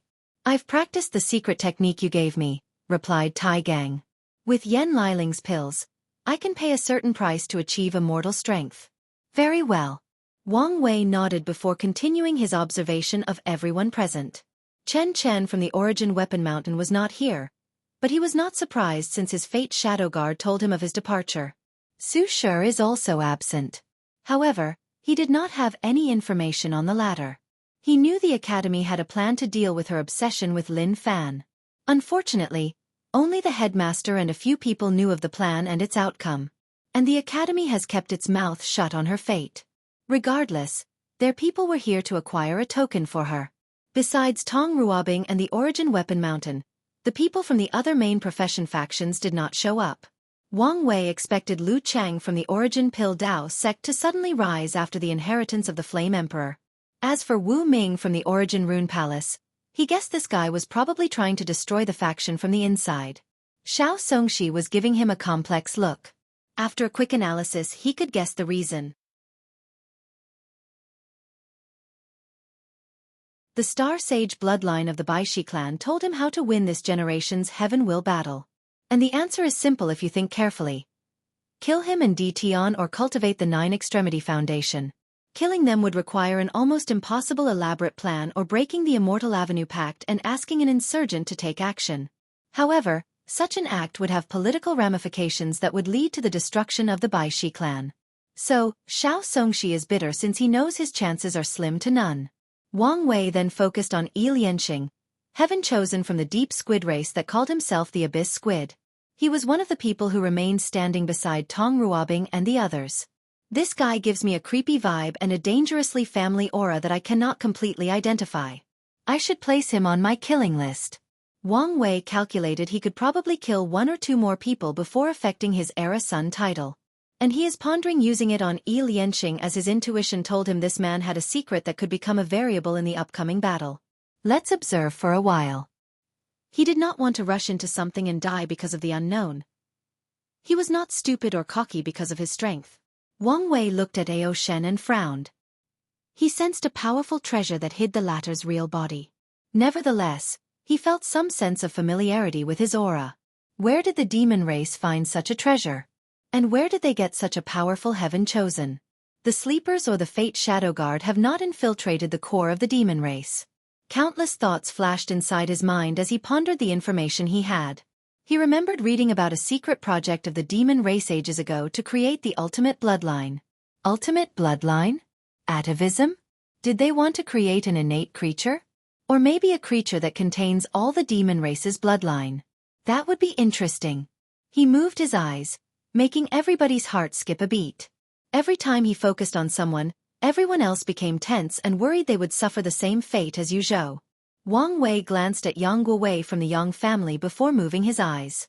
Then, he sensed some tension between Jingwu Hua and Ao Shen. While he observed things, someone walked toward him. It was a man with gray skin and yellow eyes. Wang Wei recognized him since he was one of the few who stood next to Li Jun and the other top heaven chosens. For more chapters, please visit DN0 Vel. You're Wang Chong's descendant, aren't you? And you are. Yin Zhen from the Body Dao Cave. Wang Wei frowned. He knew about the Body Dao Cave since they were an emperor lineage that dated back to the ancient emperor era with 4 great emperors. The founder of that lineage was a body refining fanatic and was the first pure body refiner who proved the Dao in that era.